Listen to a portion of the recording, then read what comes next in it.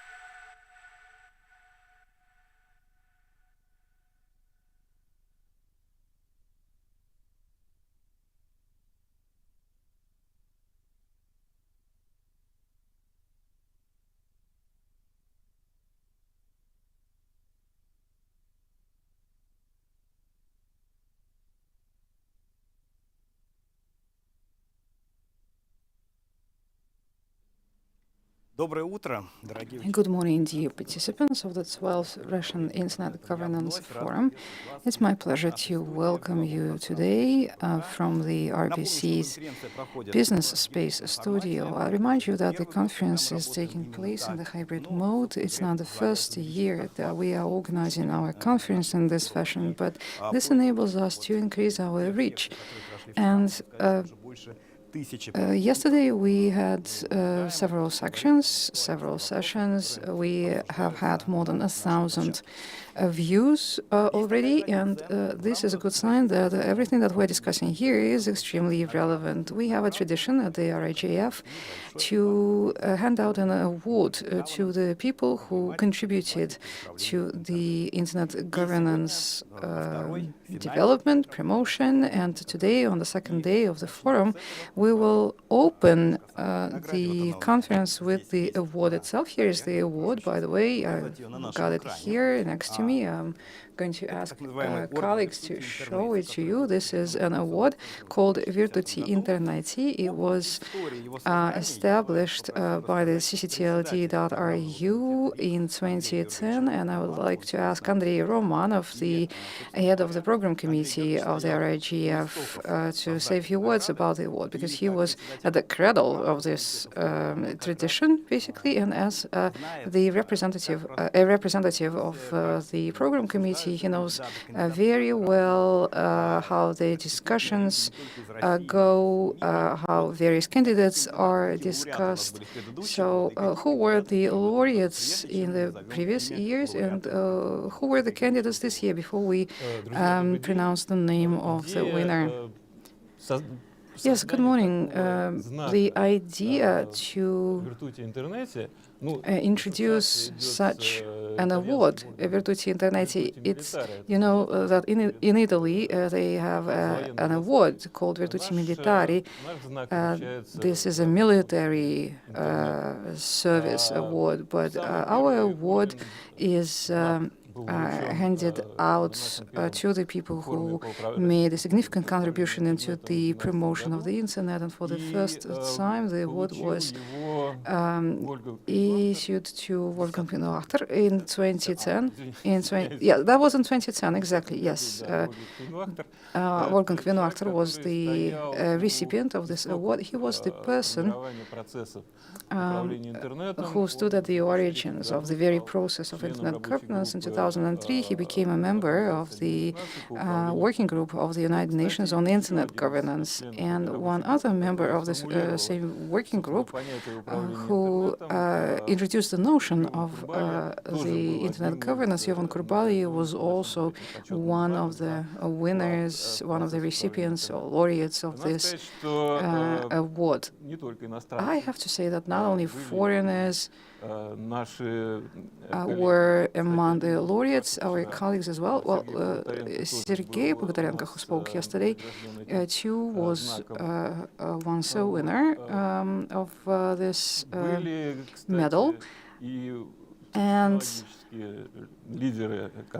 technology leaders who made an input into the development of the Internet technology were among the recipients. Last year, Bertrand de la Chapelle, a well-known name, an established name, was the laureate, a very well-known expert. He is actually the head of the Institute of Internet Jurisdictions, and they make a significant contribution into establishing the principles of the international internet governance. And yesterday the lecture was absolutely inspiring and encouraging. We had many views of the video later on. And we used this video, by the way, during our summer school, during this learning exercise, which we organize every year. And last year's presentation of Bertrand at the forum today is used as a textbook, really, for internet governance. Okay, let me, yes, this year, let me do it. This year we had many different ideas and we discussed many candidates on the program committee. Well, actually we thought that we will be having this forum in April, and then we had to postpone it to September. But the idea was that we should find someone from the Russian community. Why? Because, well, it's been a while since someone from Russia would be receiving the award. And also we know that there are many people who promote not just internet governance, but the internet technologies, meta universes, artificial intelligence. And finally, it was decided to hand the award to the person who does a lot to make sure that the young people choose the internet and new technologies as their future profession. So it is a pleasure to tell you that Olga Uskova, a well-known entrepreneur and the founder and the president of the group of companies Cognitive Technologies, the general director of Cognitive Pilot, the leading developer of artificial intelligence for self-driven cars, is the laureate of this year. Yesterday, Olga made a presentation at the forum. She is one of the leading experts on AI. She is the graduate of Engineering and Cybernetics department of the university. She has a PhD on the subject. She is one of the leading entrepreneurs as well. The company that she founded and that she has made contracts to develop its own software with the world's leading brands, and many of the international brands are using the technologies developed by Cognitive Technologies. And a couple was, well, what else can we say about Olga? A big project was started to equip trams that are supplied to the city of St. Petersburg with artificial intelligence technologies. Another contract that this company won is computer vision for one of the leading manufacturers of automotive parts, Hyundai Motors. And they well, I better stop at this and give the floor to the laureate herself, because we have this tradition also to organize a lecture of the laureate. We used to do it on day 0 when the speaker would come and choose to some university, for instance, and give a lecture there to the students. But now we are going to start the second day of our RIGF with the laureates lecture. Please welcome Olga Uskova. Well, dear friends, it is a great pleasure for me to be receiving this award. I'm very honored that the expert community decided that I was worthy of this award. And for me, in the current times, this is very inspiring. It tells me that you believe in us, you have trust in us. This is extremely supportive. Together with the Institute of Internet Research, we made a video of us, about who we are, and about how we create new artificial entities, how artificial intuition is designed, and how public transport can be enlivened, if you will. I do not know another time where perhaps when what we do would be as useful and necessary as now. We help agriculture, we help railways, we help municipal transport to advance, and we are working in the field which holds a lot of promise for the future. So instead of a lecture, let me show you a video that was a movie, really, that was made with the help of the Institute of Internet Research. Thank you for this award.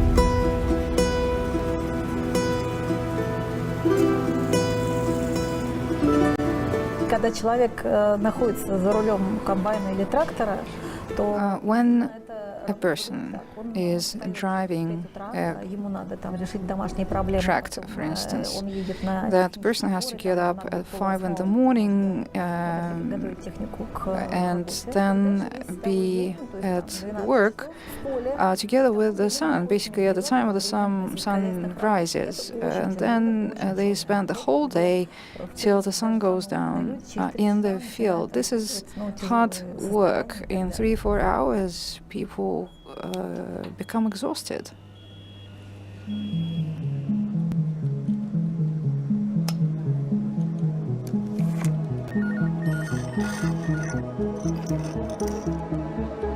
В нашем московском офисе, где мы сейчас At the находимся, Moscow office, this is where we are. создаем будущее.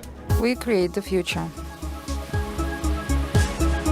Здесь мы This is where we design artificial intelligence убирать хлеб, that will разработки, later drive in the fields and но потом переключились на разработку gather the crops. для сельскохозяйственной техники и множество, чтобы We are now making solutions for agriculture, and much of our experience that we gained in the past with other means of transport was transferred to the combined machines. It's like flying a Boeing. You are not driving really, you are just monitoring the indicators, you are monitoring the quality of the grain collected. This is not mechanic work, this is intellectual work.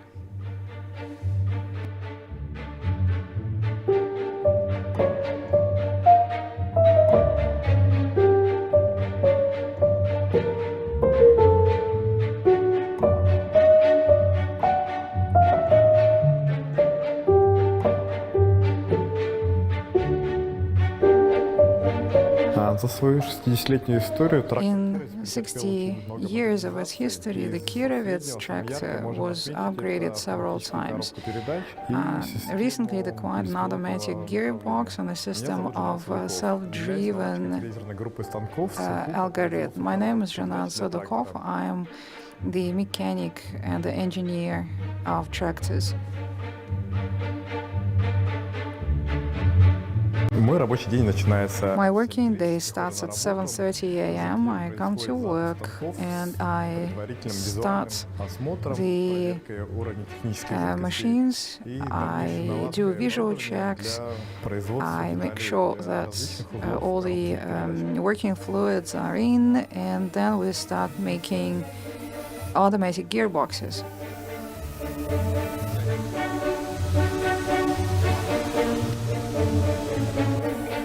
Нынешняя кризисная ситуация на нашей работе отобразила следующим образом. The crisis does affect our work. For instance,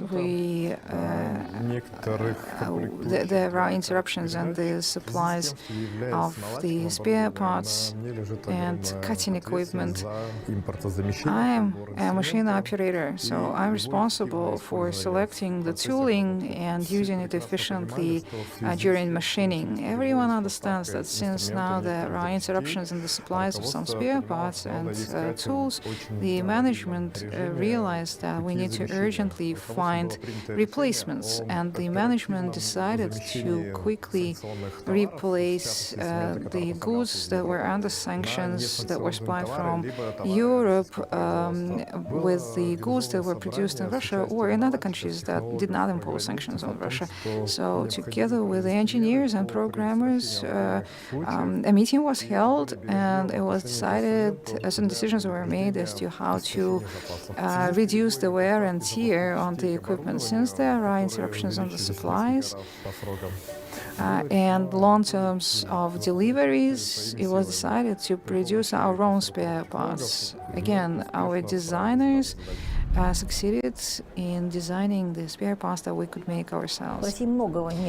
Russia doesn't have many of these spare parts, and when we started this into production, we didn't expect that we would be without the spare parts. It all happened at the start of the pandemic. We had three options. Russia was a substitute option. We had agreements with Taiwan and with China, but the price was not very attractive, so we decided to set up our own production in Tomsk. People are also very important. So, I mean, in this kind of production, you have two critical components: people and machines. And the people who we employ are highly skilled, they're unique specialists. And Tomsk is a university city, and the level of students there is extremely high. I think it's higher than in California.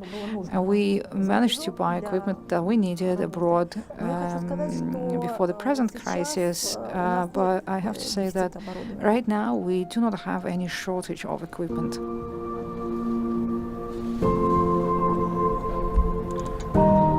Это там анализ надежности, к примеру. Был определенный интерес и отношения. People were interested, people were excited to be a part of it. And switching to the domestic, say, equipment and tools, well, of course, people, there is some resistance in them because they're still hoping to be getting, I don't know, American-made components. Probably this is the greatest barrier, and it's much bigger inside the country. That resistance is greater inside the country than outside.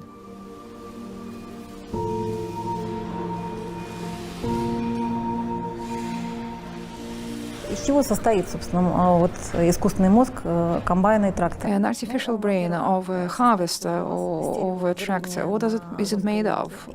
Eyes, stereo vision on a railing, hard railing, and we managed to introduce import substituted cameras. We started with Swiss, and then we switched to Chinese cameras, and in just a year we managed to produce an alternative camera to the Swiss Smart Eyes. It's a camera that can also operate at nighttime. The longer is the time that the image can be processed, the longer we can operate the machine itself. It means it can work at night as well. And also the brain. We use an anthropomorphic model, which replicates the human brain, and the data goes into the cloud. All the robots around the world, they can communicate via a special cloud system, and the robots tell each other, I saw a rabbit today, this is how a rabbit looks like, or I saw a giraffe. Yes, there are people there that teach the neural networks that collect the data from the fields, that label the data, and then the networks learn from this data. It is a place where hardware and our software come together. We can test simultaneously our devices and our software, regardless of whether it's raining outside, whether there are crops to be gathered or not. We have a special computer aircraft which flies all the hardware. The hardware actually controls the virtual harvester on a virtual field, and we can test new functions, we can add new functions, we can try them out. How much is agriculture robotized in Russia? Well, better than in other countries of the world. In Russia is in the first place? Yes, we are in the first place. Why are you surprised? Latin America, United States, China, they buy systems, which is only natural because, I mean, those countries for whom agriculture is a real business, of course, they're investing heavily, and the Americans started it. The Americans were the first to buy, and in Latin America we are talking about contracts in Argentina and Brazil. In Brazil they have the Corn Day. It's a special festive day before they start collecting the crops. They build mazes in the crop fields, they play games there, and they equipped 3 harvesters with our autopilots. The crop or the corn day was over, and the next day the harvesting started. But there was this 4-year-old kid, and he was in the maze. He went out again into the field because he played there the last day, and he went there again the next day. But if not for the autopilot, the kid would have died. The human would not have had time to respond to this new input.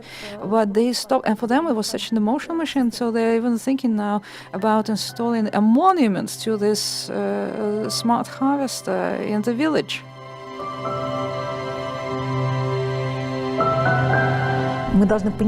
You have to understand, the world is interconnected. No one lives in isolation. And food security is an extremely relevant topic which cannot be dealt with without robots. I think it will take about 5 years to produce a revolution, to introduce a new paradigm. Traditionally, agricultural workers were sweaty, wearing high rubber boots, but now it's a beautiful looking job. It's the same as managing, an investment fund. And people who who want to live a comfortable life and who value themselves, they can go into agriculture. Today, it's an environmentally friendly solution. It's a good economic solution for countries. It's a new reality. It's a new type of economy.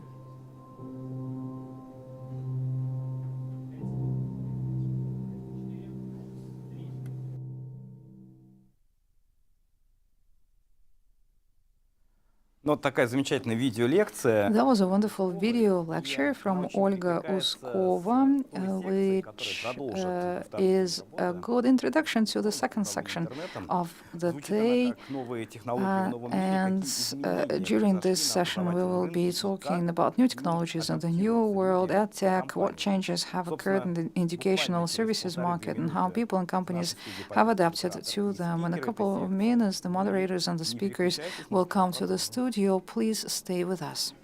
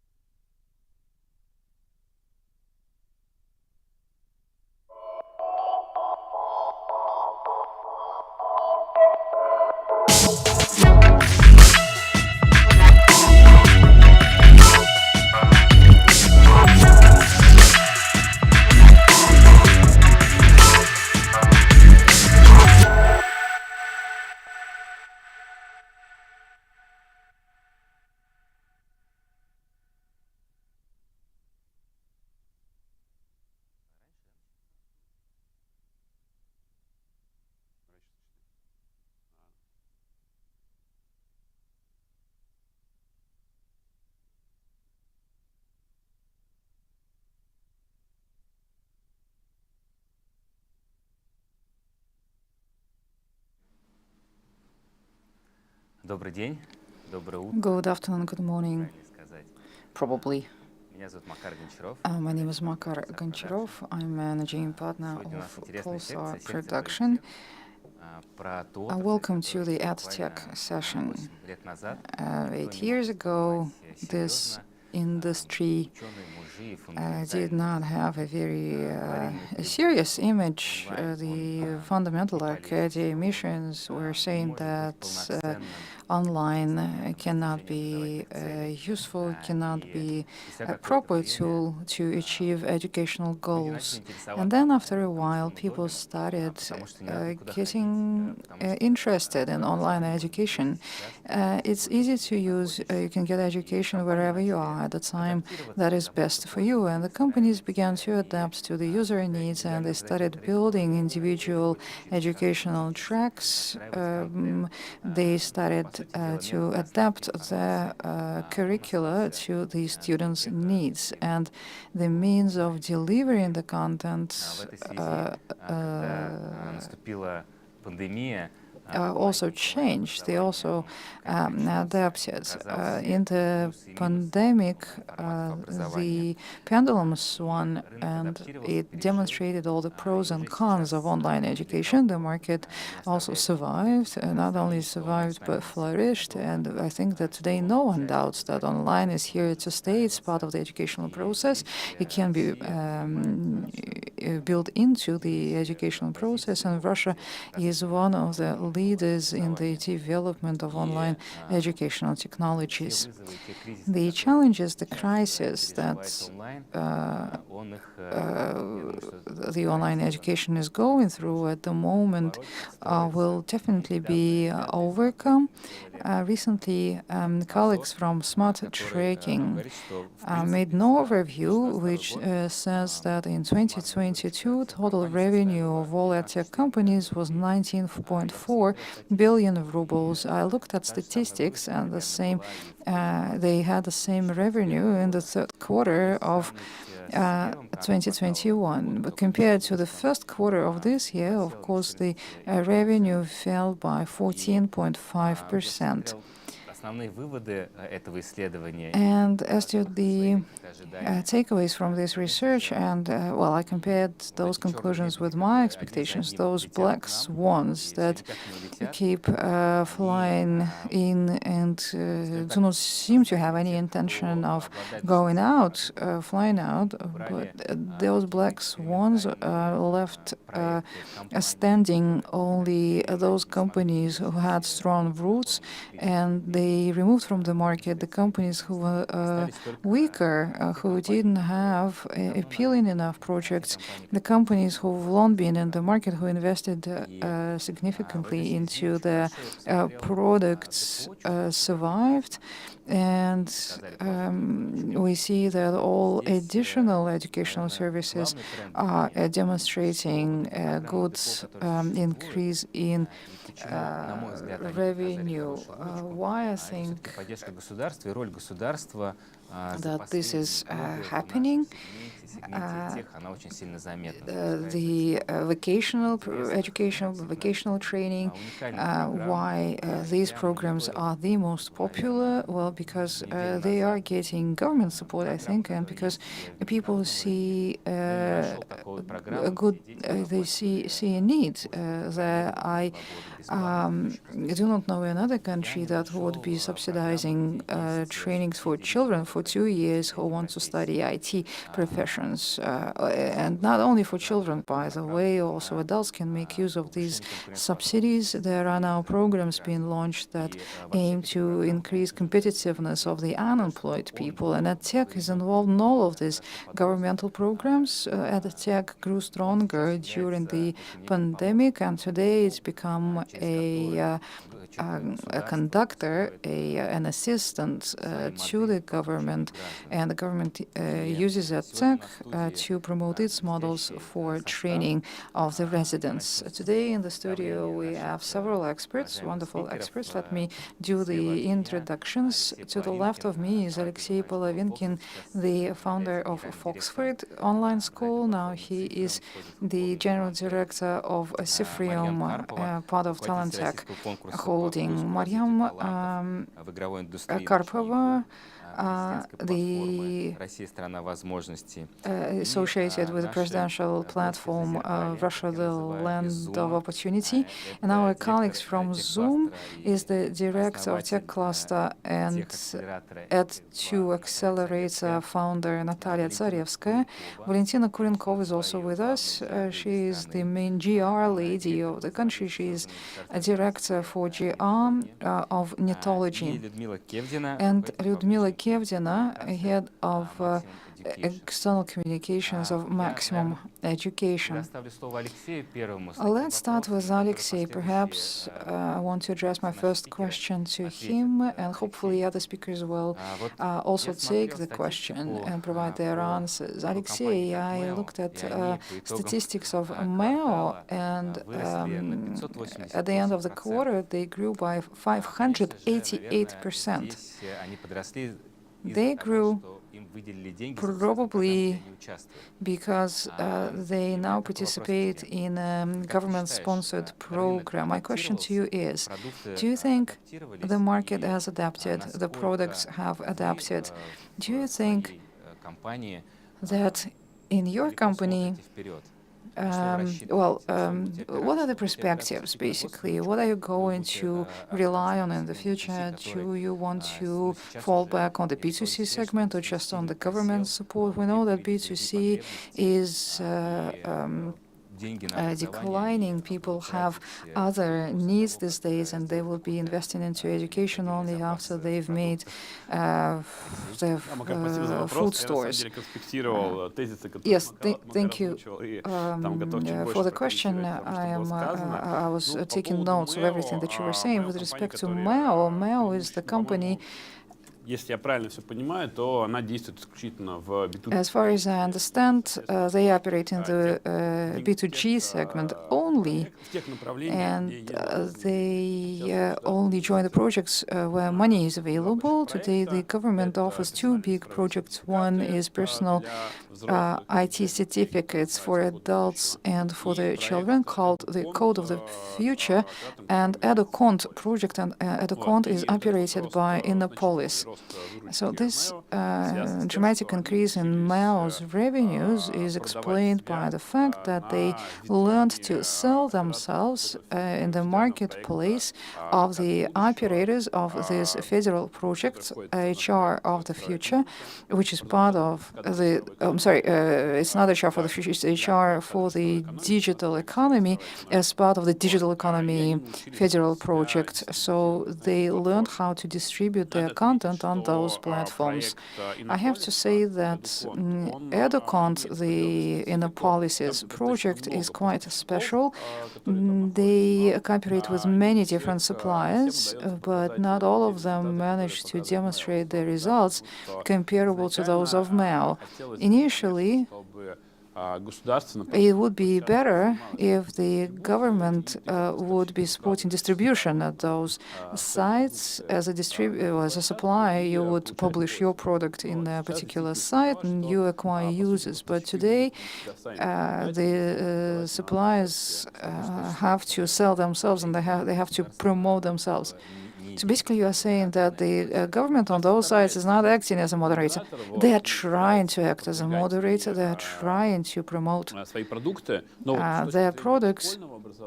But from the perspective of school education, the Innopolis platform, EduCont, is intended for the teacher who wants to get additional materials for the main educational process. For a classical teacher, an average teacher, the teacher doesn't need any help, doesn't need any assistance. The teacher needs to be left alone, just do things that the teacher is used to doing, and not interfere into the normal educational process, the conventional educational process with new technologies. So you have to come to an agreement with teachers.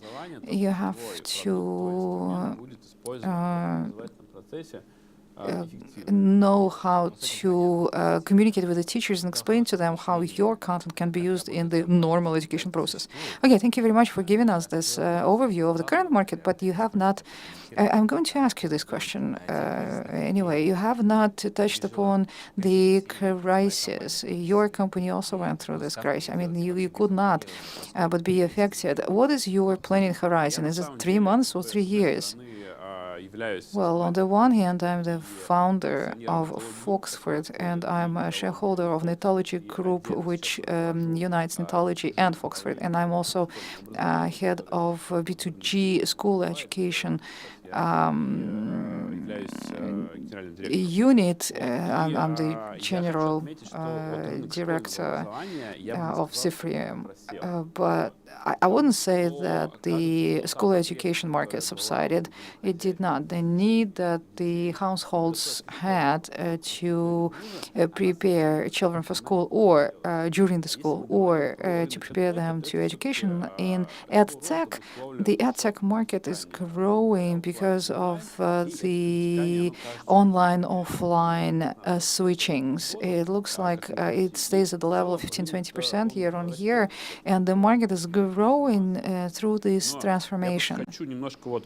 I wanted to counter one of your statements that the B2C is subsiding. I don't think so. Yes, I mean, you can look at the numbers and they seem to be falling, but since it's crisis times and there is a risk of losing revenue, probably you will not be investing into InfoBiz stories, but you would be planning your budget in a more cautious manner. Yes, business education dropped.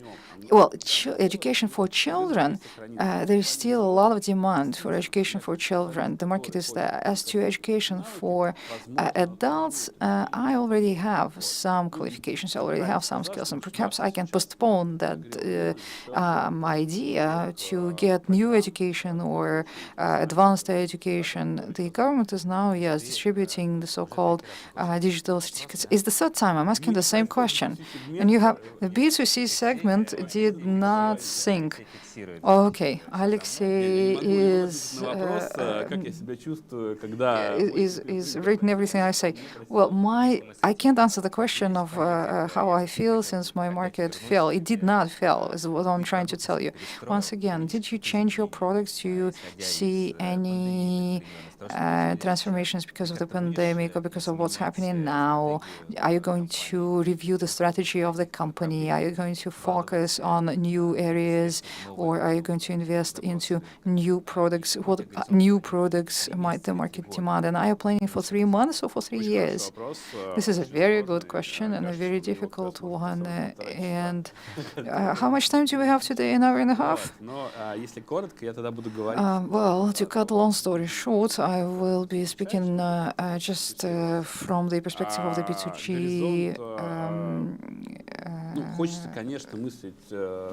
product line for which I'm responsible. As to the planning horizon, of course, I would like to plan for longer, but now we live in the times of uncertainty, and you need to have some short-term goals as benchmarks, because if you are not making any money right now, you will not have anything to invest into the long term. Today, the venture capital market is indeed going downhill, and all the investors are exiting into cash or into some liquid assets, taking investment very cautiously. They are investing only into things that are already making money. So basically, the strategy is to make money right now and invest them to the maximum into B2G, into the products that will be required given the current market situation.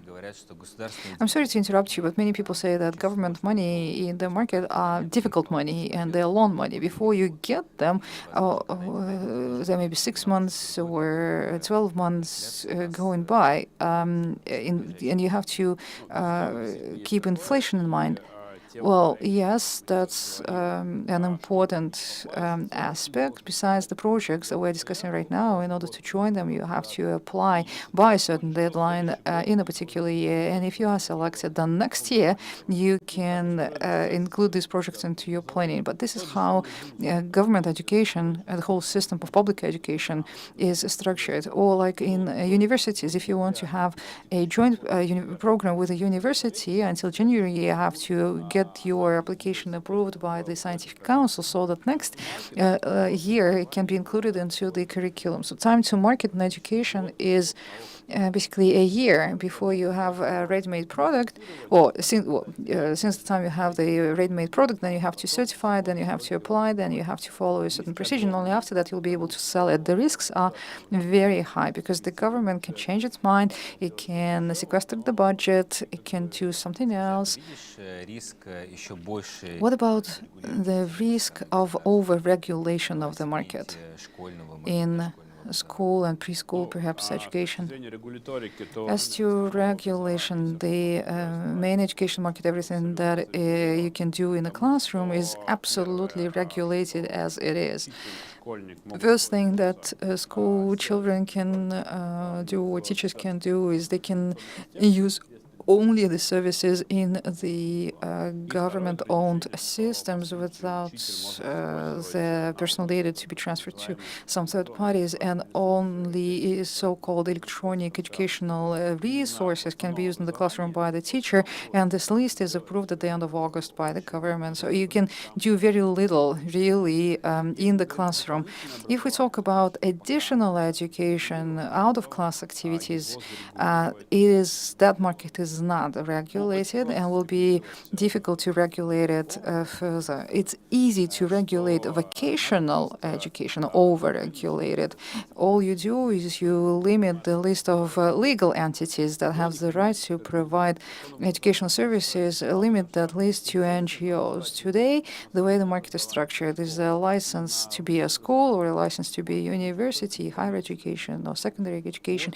It can only be given to an NGO. A commercial, a for-profit company cannot get such a license. A commercial company cannot make money on education, but a legal company, a legal entity, can acquire a license for additional or vocational training. So if this license is withdrawn, then the market can be cancelled, because that's one action that the government can take to cancel the whole market. Okay, thank you, Alexei. From the third attempt, I managed to draw the answer out of you. Yes, I finally said that the risks are there. I would be happy to hear your further comments to other questions, but now let's turn to Ludmila Kevdina. Ludmila, can you hear us? Yes, yeah, quite well. To go back to this rating, maximum education grew in the children's segment. Do you know something that Alexei doesn't know, or other colleagues? Well, first of all, Alexei has said that children's education is not declining, and we totally agree with that. We did not notice during all this time any critical decline. There were times in February, for instance. It's hard to say now when we would see a pause. Perhaps our clients paused for a while. We mainly, until now, we operated mainly in the B2C segment, and only recently we went into the B2G segment. And the parents, there was a pause. And in our segment, secondary school, high school, parents do not try to save on their children's education. They continue to invest in their education. And we organize offline fairs, and both in spring and now in the fall. Last weekend we had a fair in St. Petersburg, and we are establishing records. I mean, 15, 20,000 people coming to the fairs, 100,000 registered. What is this fair you're talking about? It's our traditional fair. It's called Entry Navigator. It's for the high school students. The universities promote themselves there. We set records in spring, and now in September we had a fair in Moscow and then several regions. And last weekend we met in St. Petersburg, and again we set a record of attendance. And you are going to join the programming project that is launched by the government. Last year in the pilot, no, we did not participate in the pilot, but now, yes, of course, we joined it. It's a natural process. We understand it. I agree with Alexei. What I can say is,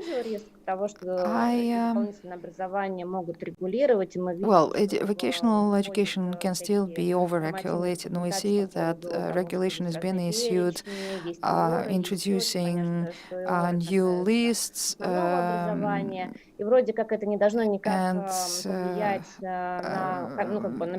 new norms, new requirements that probably will not affect the B2C segment, but we understand we also work with schools, and we understand that that's where the barriers may be erected.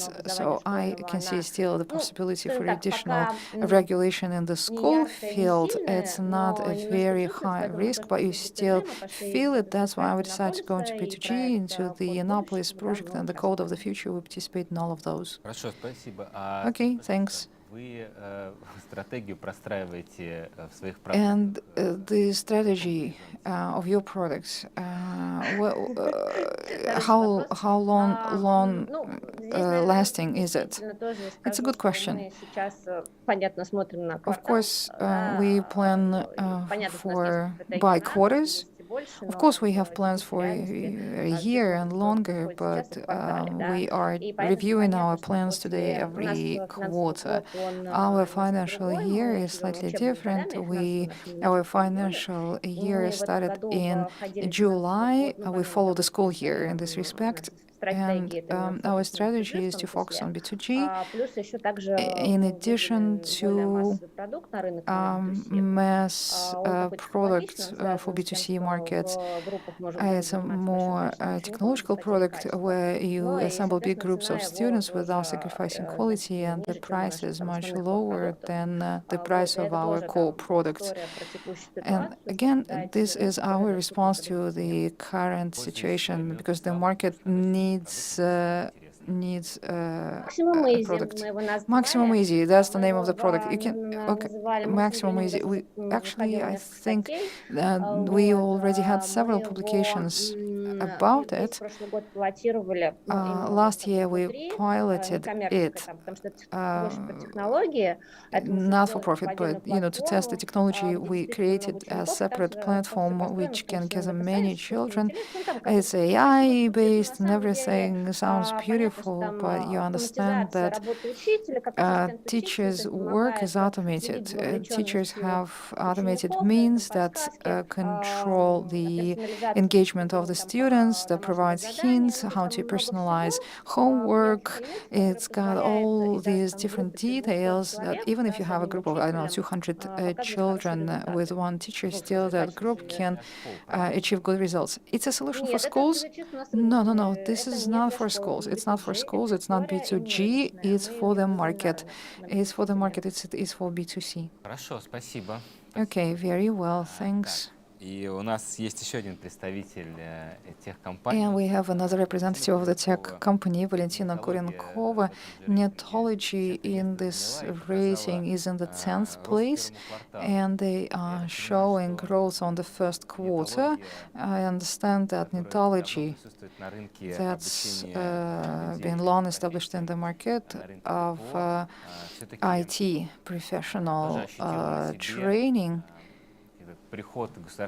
You too felt the inflow of government money in September, the time to pay back for the previous year. Valentina, yes, there? Yes. Yes. Is my intuition correct? You showed this growth because you did well with digital professions, the government project? I'm going to give my first answer will be no comments, and the second comment will be I'm very curious about how Smart Ranking does their calculation. It's not a very transparent methodology. I do not trust it fully. So what's your question to me today, in addition to this tricky question? Well, if you don't want to answer the tricky question, here is another one. 2 года непрерывной адаптации, 2 года For 2 years, you were adapting continuously. You've been walking through this valley of death. You survived. You are adapting. I know that you participate in various B2G and B2C projects. Did the products of your company change? How do you adapt? And what is your planning horizon? What do you want to do next year? Yes, thank you for the question. Alexei has already provided his point of view on B2C, B2G markets. B2C, I think, is going down.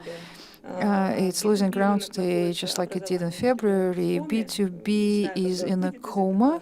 I don't know when it's going to come out of this coma, but B2B is very much in a coma. And B2G, despite all the praise, it's surviving rather than developing. There are 2 cases there. So on the one hand, federal and national projects until 2024, and the main B2G market for EdTech. If you've been through 100,000 checks and inspections by the regulator and by the operator, you can join the federal projects. This year we participated in 4 different national projects. 3 of them were a success. 1 was a failure for the reason that either the regulator or the operator can change the rules in the course of the game. And unfortunately, you can't do anything about it. And basically B2G, if you start going into B2G, or if you continue with your B2G efforts, it is still a high-risk business. The company shouldn't place all its bets on the B2G market. The black swans are everywhere this year. They're swarming, and we don't know what lies ahead. We can only expect more black swans, and no one has any protection against black swans. However, if you meet one, all you have to do is adapt. In the B2G segment, you need to breathe out and think less about startups, tech, smoothie, IT. In the last 7-10 years, we've been training IT professions mainly, especially in the last 3 years. We've been focusing too heavily on IT. Now this is going into the background, and vocational training can help the country, and you can also make money on vocational training. It's just that you need to monitor closely which professions are in demand. Don't think about well, you have to track what the country is needing. For instance, HR for industry. If we want to stay in this country, if we want to be of benefit of it, if we want as a company to continue making money, we need to perhaps focus on the on training the personnel for industrial facilities and also small regions or provinces. The product that we are offering today should guarantee quick reskilling and also guaranteed employment, which is a trouble with EdTech. I mean, you can provide skill, but if you will be the first company who will be able to find employment for all your graduates, then this will be a disruption for the whole market. That company will be the winner. And I'm about to conclude my intervention. As a company, again, we are trying to survive, and you ask people about the planning horizons. I'm planning until 2030. For the company, it's lower, it's a smaller planning horizon. But in terms of our strategy, it covers a span of 5 to 7 years. Not just Netology, but other companies, I'm sure, are going to diversify their portfolios, will go beyond traditional business models, will be constantly adapting, and we will be not panicking. B2B, B2G, B2G, as national projects grow, the sales will remain. They are a good safety bet. B2B, we hope them to come out of the coma, to be resuscitated and start generating cash again. The knowledge of the brand awareness, the more you are known in the regions, the better you are known to regular people, people on the streets, the better. And we are going to work on this. And also repeated sales, everything that's related to repeated sales, so that people wouldn't come to you just once, but you need to bring them back. This should be also the focus of your attention. And last thing, and I'm proud of it inside Netology, what you need is an engaged team, a team that knows what's happening. You can give them a day to panic, but then they get themselves together. Your team, not just your team, but the whole company who understands what they're doing, why they're in this business. If you have this team, it's a good anchor, and of course you can leave all the way to 2030, and then we'll see what we do next. Okay, please stay with us. No, I'm not going anywhere. I have several follow-up questions. You talked about HR projects, colleges, I think you meant colleges mainly, right? Maybe I don't understand something in this segment, but we have, all big employers, they have corporate academies, they have lots of projects to sustain their succession pools. They've got this, one of the projects is locomotives of growth, the standards. I think that in the last 10 years, people tried to somehow merge education and employer through the... Почему ты считаешь, что он может эту потребность каким-то образом закрыть? Это как бы что касается trial and error methods. Тоже очень тяжелый training personnel, also vocational training. This is a very heavy segment. We've got corporations working that field. So, may I also add a couple of words to what Makar is trying to articulate? I try to approach vocational training, and eventually all these exercises prove to be futile. Well, first of all, there is this professional project, federal project that's called профессионалитет.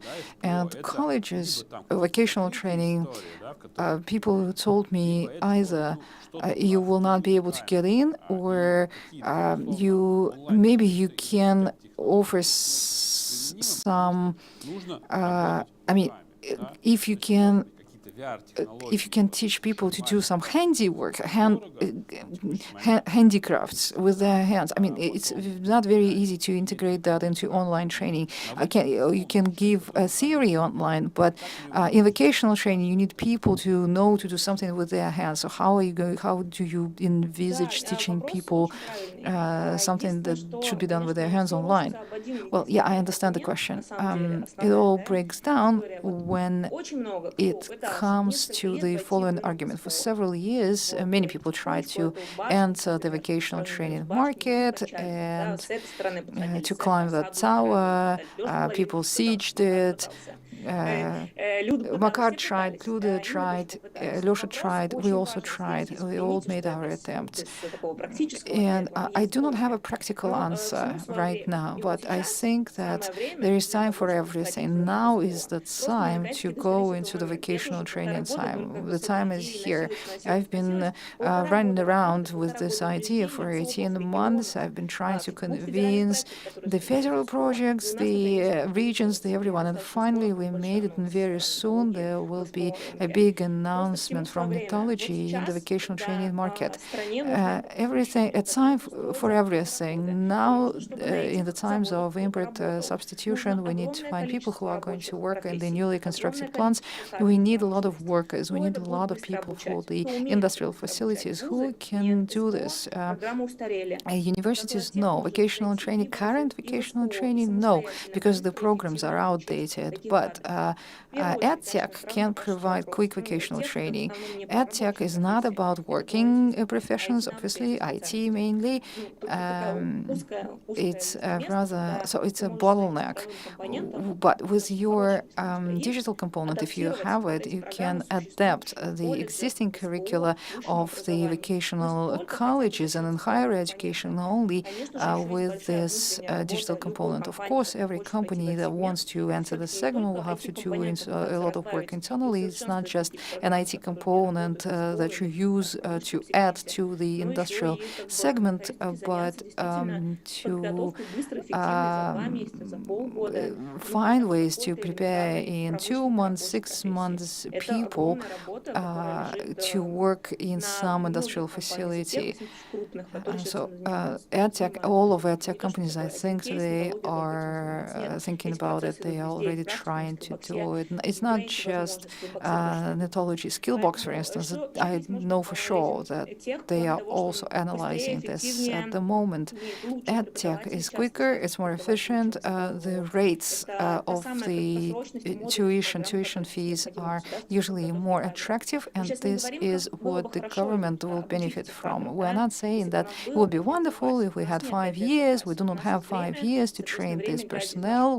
But the time is on our side, really. No one apart from EdTech can do it quickly and efficiently with good results. No one can prepare this personnel quickly. Yes, we will not be able to do it overnight. Yes, we will not be able to enter the, I don't know, the producing industries quickly, but to make initial steps so that in 5 years we could have a considerable share of the vocational training market. Maybe we can join forces with the government. We should do it right now. If we don't do it now, if 18 months ago we wouldn't have started, we wouldn't have been reaping the results today. So EdTech is efficient. No one argues against it. Probably colleagues from higher education would be arguing, but you, I know, will not argue. Now is the time, and now is the time when we can join forces and vocational training, all operators of vocational training, including colleges. And yes, the colleges are afraid of novelties, but there are colleges and there are operators who are willing now to come to an agreement with EdTech and to share the market. And I congratulate everyone on this opportunity. Valentina, thank you very much for such an inspiring speech. So it takes patience, as far as I understand, patience and labor. We are very happy for you and for your success in the vocational training market. It means that you are more insistent and you have more faith, perhaps, than all of us sitting here together. Now I'd like to invite Natalia Tsarevskaya to this discussion. Natalia, can you hear us? Конечно, я вас и вижу, и слышу. Yes, I can see you and I can hear you. I want to applaud Violet. That was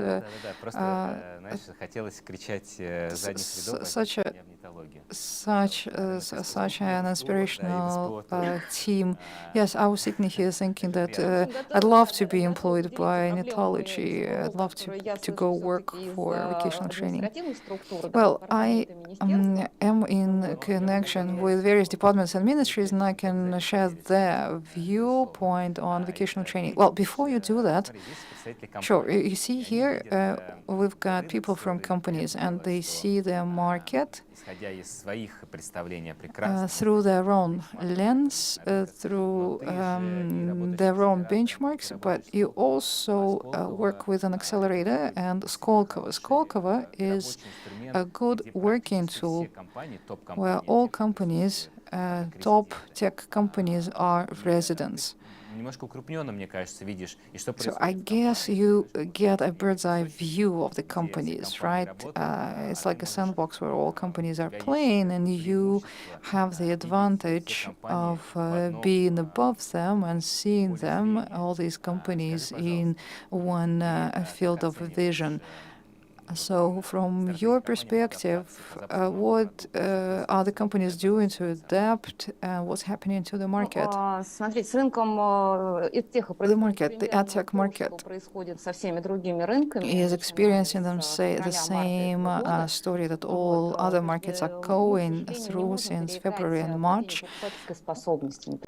There is a decline in buying capacity, and we can't overcome that. Planning has gone down from 3 months to 3 days, and the black swans that we haven't seen all of them yet. So this chronic surprise is ever present, and Valerie is right in saying that we need to learn to live with it, which is hard. In terms of adaptation, what do companies choose, judging by their actions? The Ministry of Digital Technologies did a sterling job. EdTech, who is our main ministry, right? The Ministry of Education and the Ministry of Digital Technologies. We've been sitting between two chairs, so to say. But now I'd say that we have better contact with the Ministry of Digital Technologies, and those companies who have a digital platform do better. Those companies who are in the register, who are Skolkovo residents, who can claim the status of an IT company, those companies are doing better. What do they do? By the way, they go into partnerships with national projects and all kinds of government programs. The programs that today are distributed via Gosuslugi e-government portal. 2 months ago, they started education for children. 2 years ago, they opened programs for adults. You can also cooperate with Gostech, government tech, the My School platform. I think you all know very well that to automate everything for all kinds of educational facilities, from the kindergarten to universities, in just 1 year is very hard, because this platform, this portal, it needs to collect all the data from all possible sources about the students, about the content, everything. So you can join that effort. Then there are also grants that are given to develop your methodologies, your platforms, your products. Again, we need to thank the ministry for it now. There are several types of grants for input substitution in EdTech: LMS, HRM systems, the systems for career development, career design for employees. So that segment is growing recently due to the exit of many of the foreign vendors, especially SAP, that had an 80% share of that market. B2G, Valentina has already given you a good description of the current state of affairs. And startups, you need people with entrepreneurial spirit who can respond quickly to all the new announcements. After my school was announced, the businesses that focused on school education basically disappeared. But instead, new projects emerged. There are now many projects that are linking education with employment. All these projects quite weak Yes, but these are the projects of early vocational training and internships, communication with employers. Vali is right. We should stop working with B2B, B2C, but instead we should work with customers directly. New territories, government projects, industry. There are startups now that in their niches are building their products based on demand, which is the correct approach. But again, it's a very fine. I'm not sure if I'm expressing myself clearly, but we see a lot of new projects, young projects in that area. Also, additional training in schools. We know that the lion's share of these projects are preparing kids to state exams. And this share is growing, the numbers are growing. We keep our analytics at Skolkovo, and I, as a mother of 2 school children, I see it too. The older is my child, the more I'm paying. And I'm an expert now on Skyeng and Foxford, and I can act as a recommendation engine, really. So when people say that 50-60% of parents are supplying additional education through all the automated additional school education platforms to prepare their kids for exams, it's absolutely true. There are projects now that help kids do homework. They are Uber homeworks, or homework Ubers, rather, that help kids deal with a particular exercise, with a particular homework, some piece of, because, I don't know, children didn't understand something in the explanation of the teacher, the children were sick. When this theme was explained in 15-20 minutes, they can find university students who can explain to the school children that particular exercise very quickly in the language that the school children understand. And parents are willing to pay some subscription for such services, and it's an interesting experience, really, a new kind of project in education. So, in conclusion, I can only say that, yes, new technologies, new concepts are entering the field of education for children, and preparing for exams, and in the adults market is B2B, and also work with big orders coming from the national economy. Well, I can refer to Alexander Larinovsky, who always said that IT is a buffer for government's mistakes. It's a statement I like very much, and I use it everywhere I can, at every opportunity. Okay, state exams, a big demand for that part. Does it mean that the government is failing, or is it because those state exams are getting more challenging every year? They're getting more difficult for the kids to pass? Maybe one way to develop is to find mistakes in school education, government education, and help the government overcome those mistakes. Well, as far as I understand, in August, ministerial orders, the exams were made simpler. I think they were made simpler. No, not exactly. In fact, well, I can say that the ministry analyzes the exams and the results of the exams, and they are taking out the exercises in those exams, the tasks that cause most of the problems in the interpretation. And so it's not that the exams are getting simpler, but the exam is getting more objective. I know that there is still a lot of criticism of those state exams, but it's not a test anymore. You know, in many subjects, it's a good, adequate knowledge check. And Makar, can I go back to your question? You asked whether additional preparation for state exams is a buffer for government's mistakes. Well, on the one hand, the government school keeps insisting that we are not preparing you for the exam. We are going through the school curriculum. You are learning everything that you need to learn in your 10th, 11th grade.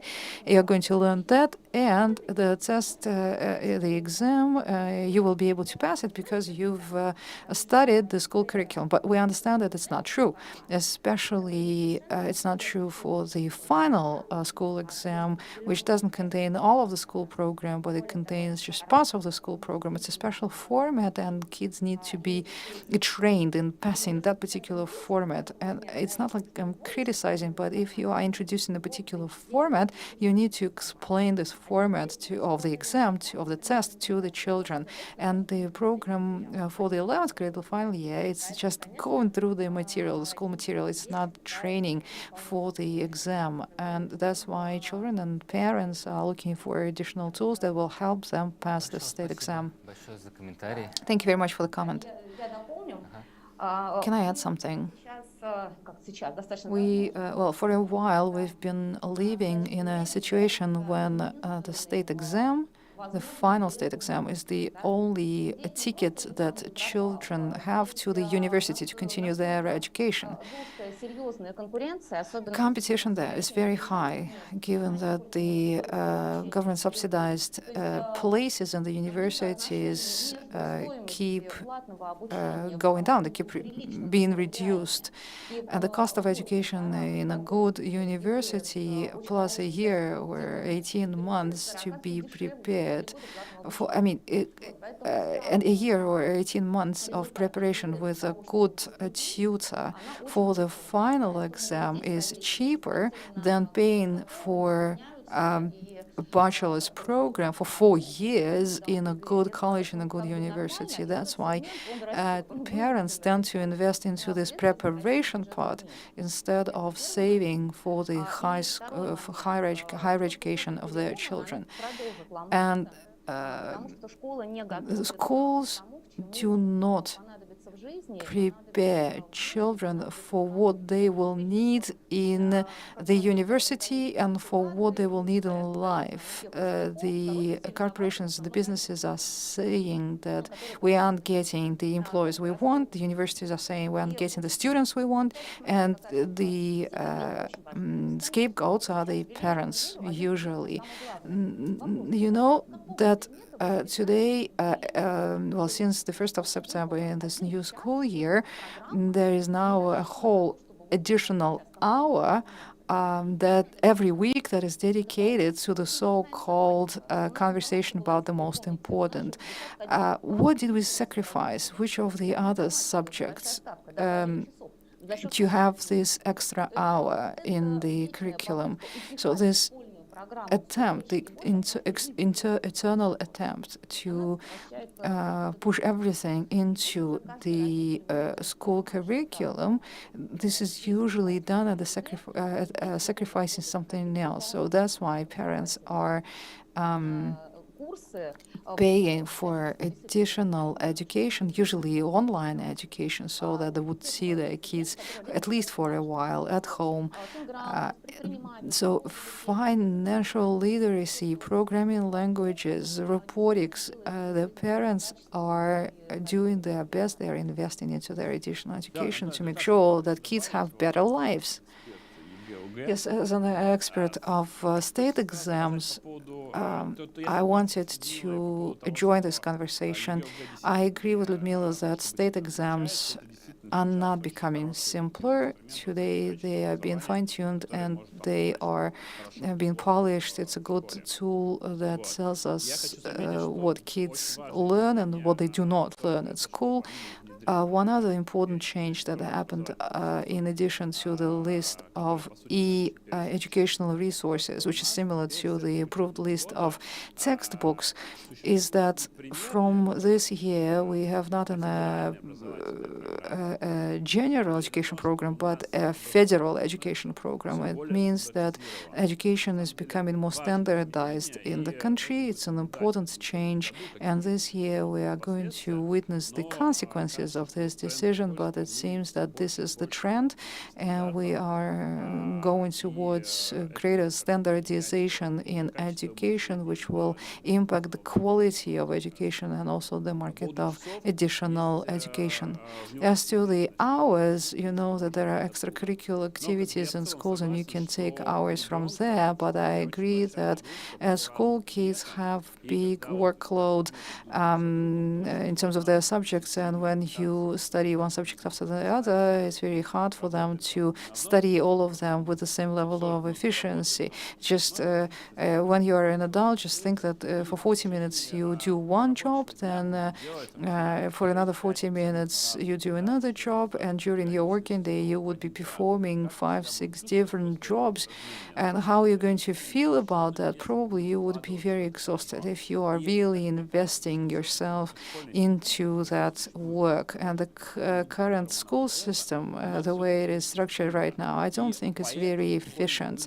And that's why school children need to learn more somewhere else. Probably if the school is really good, the school children can do without additional education. But for a regular school child in a regular school, education is not enough. The hours are not enough, and that's why they need to study with a tutor or with some educational platform. Probably we need to think about changing the educational technology as such. Makar started this discussion by using the word online a lot. Our education also likes to consider edtech. It views edtech just as online education or distant education, which is not a synonym of edtech. Edtech is technology. It's new technology, more efficient technology. Today, school children are different. I have kids in different age groups. I have my own kids in different age groups, yes. And some of the kids in the preschool age group, I've got 4 kids, okay, in this area, in this age group. They study a lot on YouTube. My kids learn to count looking at videos on YouTube. They learn to count. They learn to divide and multiply and add. They're preschool kids. Another kid learned to do a Rubik's Cube with hints on iPad. In 5 hours, the kid learned to, in 4 or 5 minutes, do the Rubik's Cube. So the kids, I think, are ready to new education technologies, and they can study themselves independently using open sources of information like YouTube. And if the school starts restructuring its process to greater efficiency, then the technology and online and all systems that are developing the XP context, the developing the skills and competencies will be in demand. I liked what Natasha said about this connection between the university and school and university and employer. This is indeed one of the areas that hasn't been cultivated yet, and this is what can give a school child motivation and a target for which to aspire. And if we change the form also to something more efficient, when kids are, sitting in a classroom and they are reading the textbook, if we change that to something more efficient, like project work, teamwork, the approach can be changed. Not the content, but the approach. But it's not like you do 6 different lessons in a day. Maybe you can do 1 lesson in 1 day, and maybe this is when we are going to see better results, and the education will become more efficient. Thank you very much. Я вышел. Alexei is no longer waiting to be invited to the discussion and shares his comments without the moderator's effort. But yes, thank you very much. You are a real expert. You've been long in the market. You see all its strengths and weaknesses. Mariam, you are our cherry on top. You have seen other experts speak before you. They are all people who've built their careers in education. And you have also been long in the industry. Yesterday, when we spoke to Mariam, ahead of this session, I started talking to her about Russia, the president's platform, Russia, the land of opportunity. She said, well, you don't need to praise me for this platform. Well, companies cannot afford such large-scale programs. Only governments can afford something like that. And that program in particular is very cool. Actually, it brings together the youth, the employers, the universities. They appeal to different strata. You are the head of the project, of a federal project. And I was not aware of this project, to my dismay, although we work with children and grown-ups, and that can you give any feedback to this discussion, what you've heard, and as someone who represents the government, the state, basically you are the one who sees this agenda from that side, from that perspective. So what will be your feedback to everything that was said here?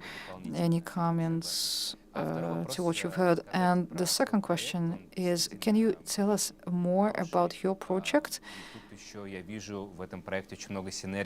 I see a lot of synergy between your project and EdTech and government programs. Let's start with the first question, okay? So, what will be your response?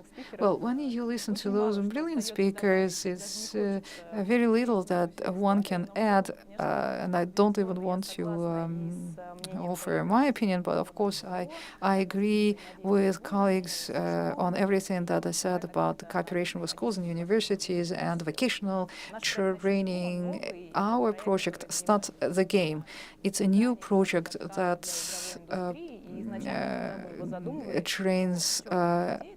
trains personnel for the gaming industry. We conceived it before the Black Swans, and the gaming market was growing, and there was high demand for new personnel. The market was 180 billion before everything, and it's a big number. It's a number that is bigger than the industries of music and movies, and people talk about that always. And in response to this gaming market demand, we decided to offer a project where people can be trained on real cases from gaming companies. And our idea was to invite the gaming studios from Russia and ask them, what are your tasks that you have to deal with every day? Please share them with us. We'll give them to our students, and they will be able to learn on them, and then these people will be able to join your companies as interns or employees. And so before the past events, the demand was very high from the industry and from the school children, from the university students. And we did a research in 21. The Kaspersky Lab, they also did a research. They asked the gamers who are playing, actually, right? Whether they wanted to be developers, and 63%. And again, it was research performed by Vanda and Kaspersky Lab. 63% of the gamers said that they want to be game devs. And since we have very little specialized education in this area, this is a very niche kind of education. How do we satisfy this demand, and how can we make sure that every person who would like to try themselves in games, you play games, we all play games, you play games, I play games, the gamification market is surging everywhere, and of course to miss this opportunity would be stupid. So again, in response to the demand from the market, we set up this project. Second part of the story, and I agree with colleagues who were saying that it's important to communicate with schools and with universities. Before the launch of our project, we polled the universities and the schools, and we are still in close contact with them now. It's very important for us to produce a social elevator, because we have a federal project called the Social League for Everyone, and the Russian Land of Opportunity is a project that's aimed to create equal opportunities for all residents. The gaming industry is one of the most appealing to the youth. It's a tool that is easy to understand, and that easily communicates different meanings, also with a view to national interest. And as the head of this project, it's very important for me to make national products so that kids would study this free of charge, regardless of their age, regardless of where they are, to study this free of charge. Game design, and programming are three specializations that we are offering this year. We want them to study and then come to us to project accelerators. Natalia, I'm glad to see you today, because we cooperate with Skolkovo as part of gaming project accelerators, and Skolkovo has a special grant to build teams that have game components in their projects. We also contribute with the or cooperate with the Institute of Internet Development, because they too have this project involving the gaming components. So again, demand is still there. It's very important to hear the response of our participants. Their eyes are shining. Today things are hot. We see that the gaming market is down, and there are many different problems these days, so probably we will be refocusing from game dev to gamification of different processes. In the past, we had partners, and there are still partners from the real sector of the economy, from the industry, who are saying that we want to invite youth to work for us. But many people think that we are working in old factories, very dirty, people are dirty. It's like they imagine a factory as it was at the start of the 20th century. But our facility is actually very modern. It's clean, it's hygienic. How can we invite children, or not children, the youth to work for us through gamification? Well, we can offer something like that too, and why not attract the youth through games, since they're already spending a lot of time on gaming. We have a quick video. Can we start the video? Well, probably we can watch that video now. We have this platform, Start the Game. Let's see how it works. I'm sorry, a bit later? A bit later. Not at this point. Okay. The platform, we will see the platform. It's a gaming quest. You can earn internal currency. Your experience is scored. Those scores are in your portfolio. Your portfolio is built up with the task that you performed at the request of our partners. Your skills are also recorded. There are different quests, authorized quests by Russia, the Land of Opportunities. It's a serious quest. So at the end of this competition, you get a portfolio that you can show to your future employers. If the candidates are often asked whether they have any experience, so this quest gives you that experience. It's not a major experience, perhaps, but still. And the scores that you earn during the game, you can also get rewards from our store. So it's all gamified. It works just like in games. We want to train, but we do not want to call ourselves an online university or anything. And it's very, I'm very glad to say that we work with colleagues online, and we want to be an aggregator of opportunities for kids who want to do game deving. Skolkovo, Skillbox, they are also into meta universes and everything. Why not we produce a platform where kids play, but they play for a reason. It's not just a game. You see, it's not just for entertainment purposes. It's a game that builds skills. Okay, we are told that the video is ready, so we can perhaps watch it now. Да, ну, собственно, вот так выглядит наш So here is the video. This is the beta version of our platform. This is your personal account. In your personal account, you see your dashboard. This is the tower of knowledge that you are claiming by solving tasks. You get scores. The stars are our partner tasks, and the cubes are the general tasks. This is how one of the tasks looks like. You need to break a game down into elements. We have a knowledge database that is attached to every task. You can read what we have in the knowledge database first and then do the task, do the exercise. And Knowledge or Skillbox, if they have any materials or tasks, or you can come to us. We can place your materials here and people will be coming to you too. So here are the three professions: Unity, game design, and design. This is the store of rewards. You do a task, you can earn internal currency, and you can use the currency to get different rewards, including trips, traveling. So that's how it looks like.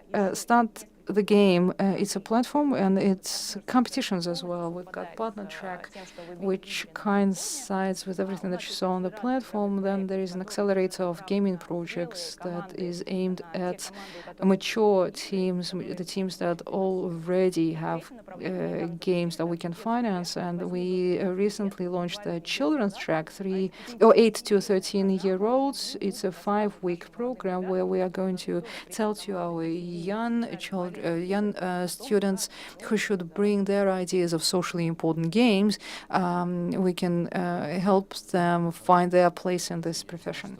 It's a wonderful project. Alexey, I know that you have an offline program.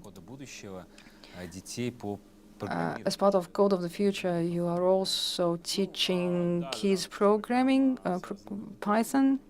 Yes, there is Python. We also decided to add #games because this is popular, but we try to package this program in a way that makes it vocational, career navigational, programming on the basis of Python, so that school children get a better idea what the programming world is all about, because basically any programming language would have done, not necessarily Python, but we are showing, using the example of Python, of what can be how it looks like. Basically, this program is already available. Yes, you go to the Code of the Future, right? We cooperate with schools in the Moscow region, and this program can be attended offline via your school, and we also have 4 programs online. So all of this is available at 2035 portal, and you can subscribe your child to that program. You can use one of those programs. And by the way, IT and game dev are closely related. Very often, game dev is seen as IT, while game dev people say that they are not really IT, they are more creative industries. We have this wonderful example, the winner of the Digital Breakthrough competition. It's a competition for IT.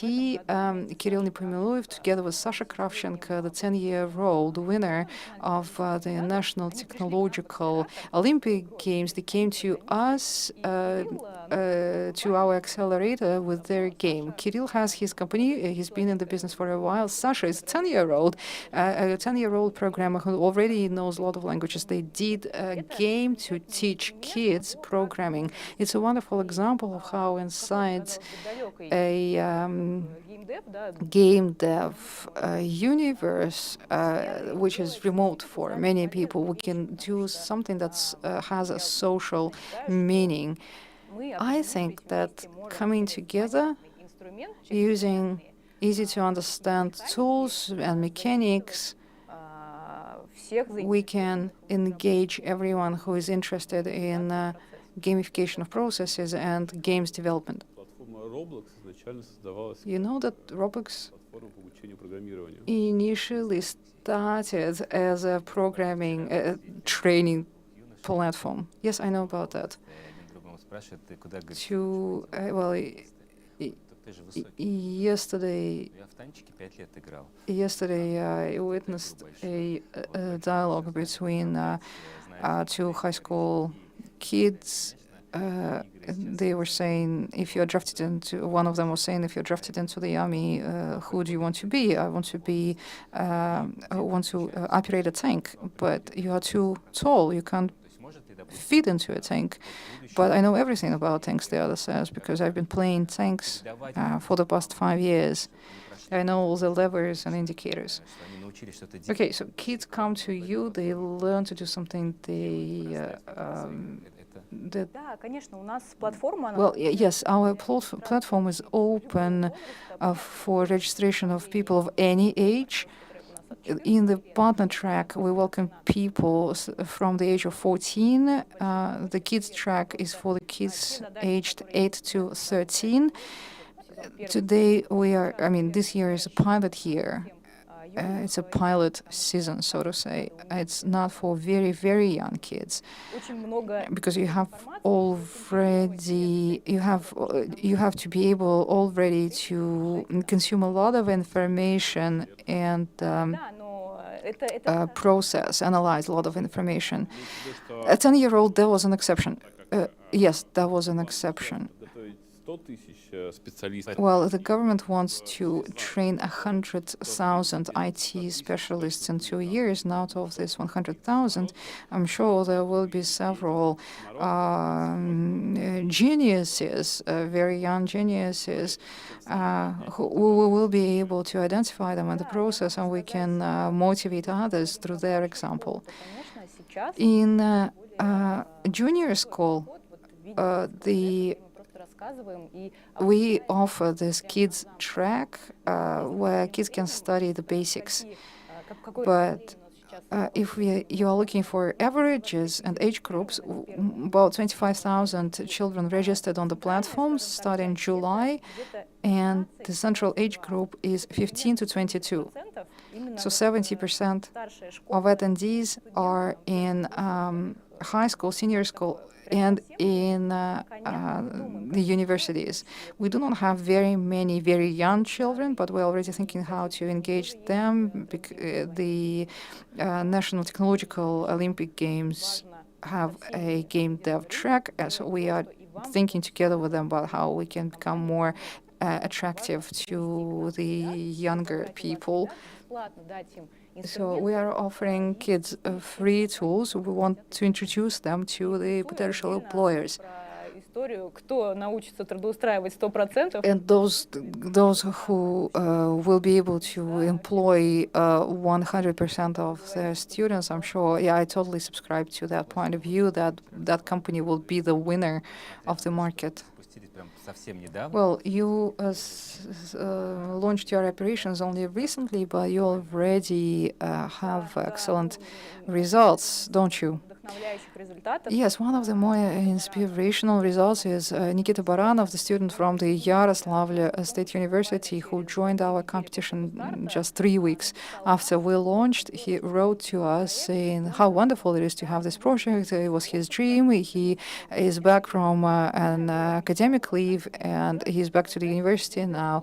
And he was writing to us that he was always interested in not just playing games, but starting in a games dev club at the university. We talked to Nikita. He became our ambassador. We supported him in his aspiration. In just a month, Nikita started a game devs club at the Yaroslavl University. He's got a sign, he's got banners, he's got public, he writes news, he talks about it. It's amazing if we can ignite children, we are doing the right job. It's very important for us to develop local communities, осуществлять социальный лифт и not only to provide a social elevator and find employment to the students, but we want them to change the environment around them.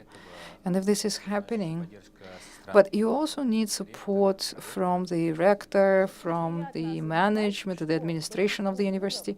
Well, the majority of universities are already set on this track, and many of the universities are willing even to offer extra budgetary funds to support students in such initiatives, which is absolutely wonderful. Of course, not every university responds positively because there is still this opinion that games is a waste of time. You are drawing people into time behind the computer screens instead of having healthy walks outside. But we are in favor of proactive position. If kids want to develop in some niche, why not support that desire?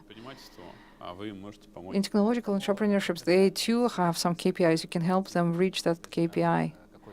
Well, not everyone thinks in this proactive way. It takes, action on your part outside of some conventional framework. You can also provide administrative support, right?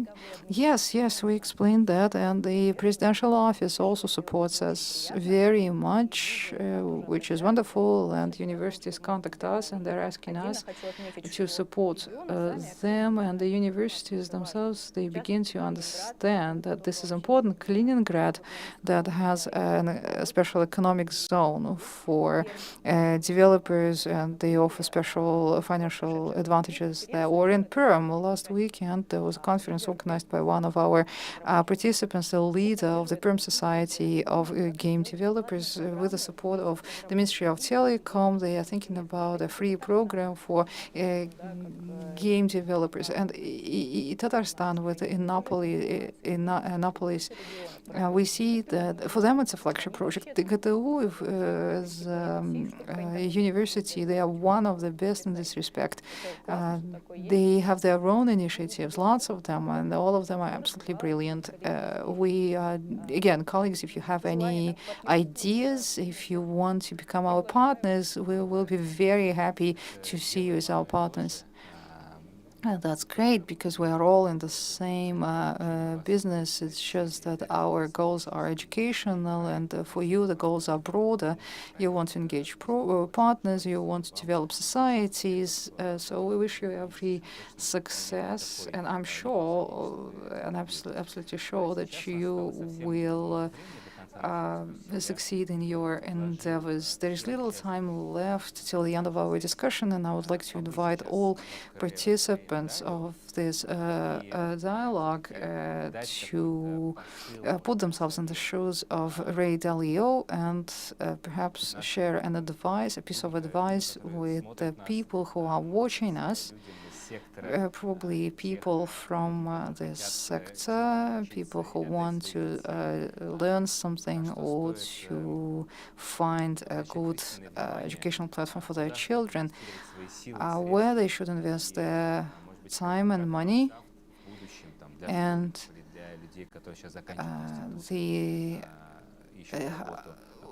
how will the landscape change for the school children and for the university students.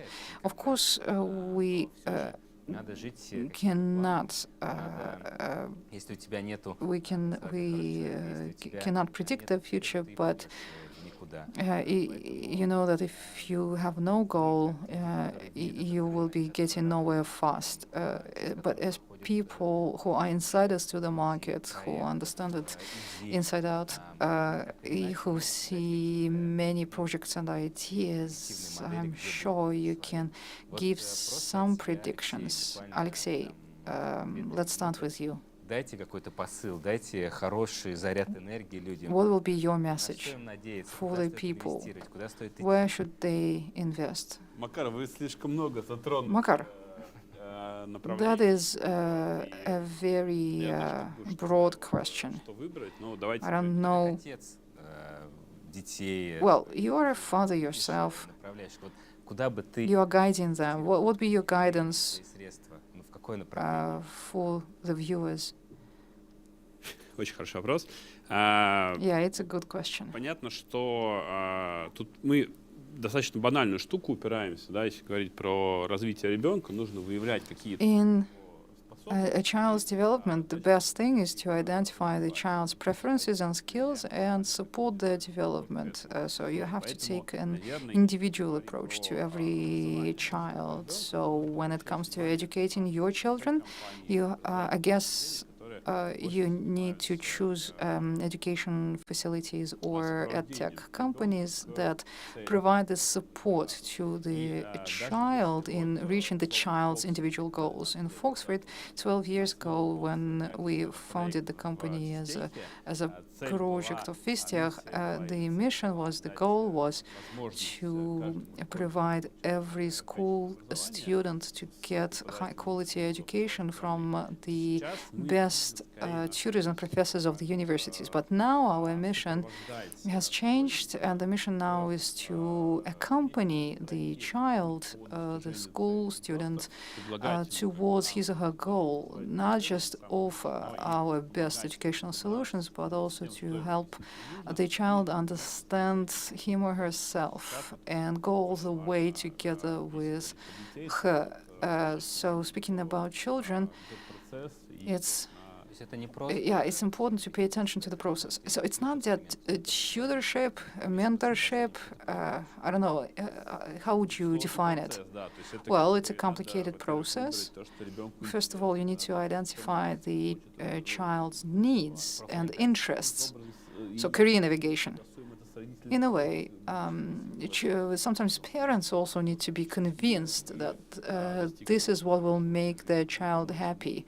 And this is what will release the child's potential. Are these solutions available in the market?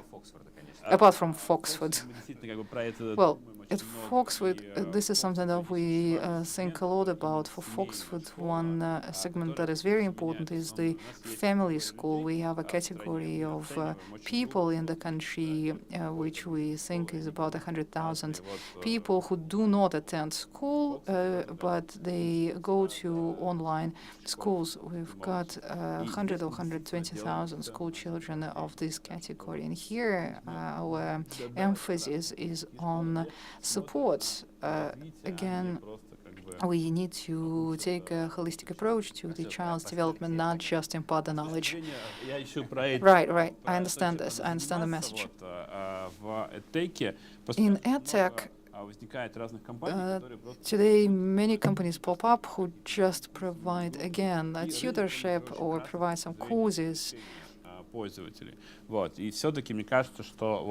I think Natalia was right when she said that you need to identify new opportunities, trends, and niches to see what's missing and where the demand is growing. Not just, again, share the knowledge, not just teach, but teach with a twist. I think that the future it belongs to the companies who will be able to motivate the school children and who will be able to explain the process to them. If we can explain the whole track to the school child and make the child see clearly this bridge between the school and the university and then employment, if the kids know that they can graduate from the school and the university and become an employee of such and such company with such and such salary and perhaps an exemption from the army service. Ludmila, in our affairs, I always go out and talk to school children, and very often even 11th graders do not understand what they want and what they dream about. So no, definitely not everyone needs to be an IT person. Not everyone has to be an IT. I'm sorry about that. One of the problems, which is a systemic problem, is career navigation. Not in schools, not in the commercial sector, we do not have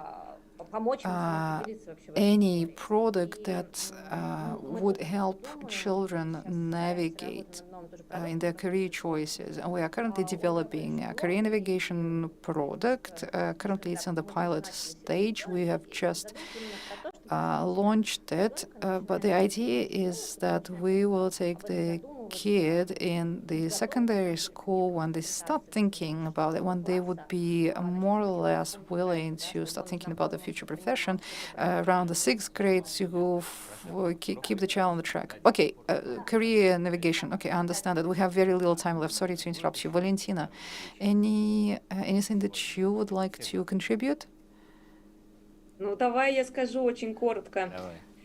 Well, I'll try to be brief. Какой-то синтез такой получился относительно и подростков, и компаний, и взрослых людей. We talked today about teenagers and small school kids and parents. We all experience hard times. Every family in Russia is affected. Regardless which side you're on, the times are hard for everyone. So sustainability of business, the sustainability and stability of the mental health and families, this is very important. And critical thinking, in addition to vocational training, critical thinking is my another landmark statement. Critical thinking of top managers, the critical thinking of decision makers. The critical thinking is important to be developed in kids, so that kids learn how to take decisions in the times of instability. Because instability is something that's very stable in health. I wish all of you to be healthy, stay healthy. Career navigation, not only for children but also for grown-ups, is very much required in crisis and post-crisis times, because all people need to be in their place. Yes, thank you very much, Valentina. Все понятно. Thank you. It's clear, Natalia. А у меня быстро, потому что вот... I will be very quick, because I keep answering this question in the same fashion for many years. You have to teach anyone to be happy, to adapt, to learn with information, to think critically, to take decisions, to be responsible for your decisions. They are soft skills that are taught everywhere, but they aren't taught well enough. They need to be embedded into any educational process, and we must focus on it. And we need to help parents and children to focus on it. Mariam, in addition to games? Well, I don't think that I will say something extraordinary. I believe that we need to be monitoring closely new models of consumption. Our future is the youth that today attends schools, plays games, and the consumption model of this younger generation is quite clear. If we don't learn as companies or universities or schools to make the processes interesting, exciting, not only for children but also for us, for grown-ups, if we do not pay attention to the modern technologies that can be used in education, then perhaps we will be missing out on various opportunities. So I'm all in favor of creative industries and development of the creative component, and to enjoy the process as much as possible. So I wish everyone to find pleasure in what you do, and if there is no pleasure, look elsewhere. Makar, how about finishing this off with a gamer's phrase? Галахафе. Да. Спасибо за мнение, за участие. Yes, thank you very much for your opinion, for your discussion. It was a brilliant conversation, an open dialogue about the crisis in the market and the situation in the tech market. Thank you to all the speakers, to our experts. Thank you for coming to the studio. Thank you for joining us online. And on behalf of the forum organizers, I'd like to express my gratitude to all of you. 2 weeks ago, I spoke at the Army College, and many kids who study there, they want to continue in the Army career, but in the humanitarian field. And 80% of those people want to be military interpreters. And I tell them, hey, kids, go to technical colleges, go to technical schools, and then you will learn critical thinking. You will be in demand in the next 3, 4, 5 years, especially if you stay within the law enforcement or the army field. They have very little career navigation. They hear something, they read about different professions, but you can tell that they have very little career navigation. They do not understand themselves really. They don't know what will make them happy. Где угодно, где бы ты ни находился. And we need to help kids to understand that. Ровно 12 часов. и мы Okay, it's noon, and we are finished with the section, right? Right? закончили? Are we done? We are done.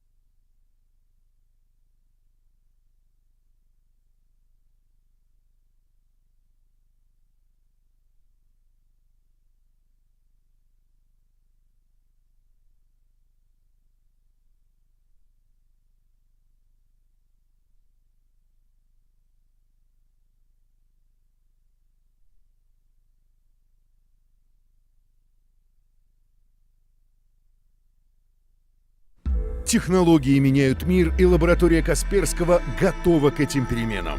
Наша экосистема решений для защиты бизнеса — это слаженный оркестр продуктов и технологий. Они постоянно обогащаются лучшей в мире аналитикой об угрозах и дополняют друг друга. С ними вы сохраните устойчивость бизнеса и стабильность ваших процессов. Лаборатория Касперского обеспечит защиту вашей компании в любых условиях. Касперский Симфони. Кибербезопасность в виртуозном исполнении.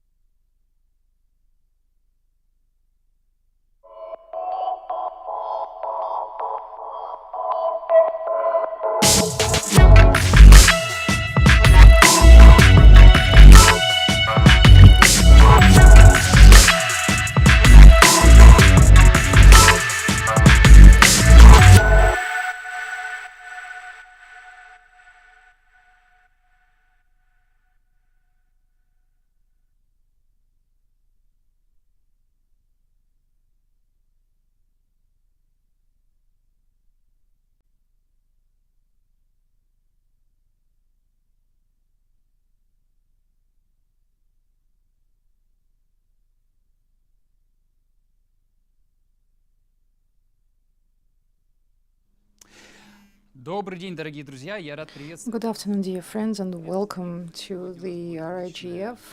We are going to have an absolutely great panel discussion, and first of all, I want to pass the floor to our moderator. Добрый день, уважаемые коллеги. Спасибо всем. Good day, dear colleagues. Thank you for finding time to join us today. Интересная, насыщенная секция.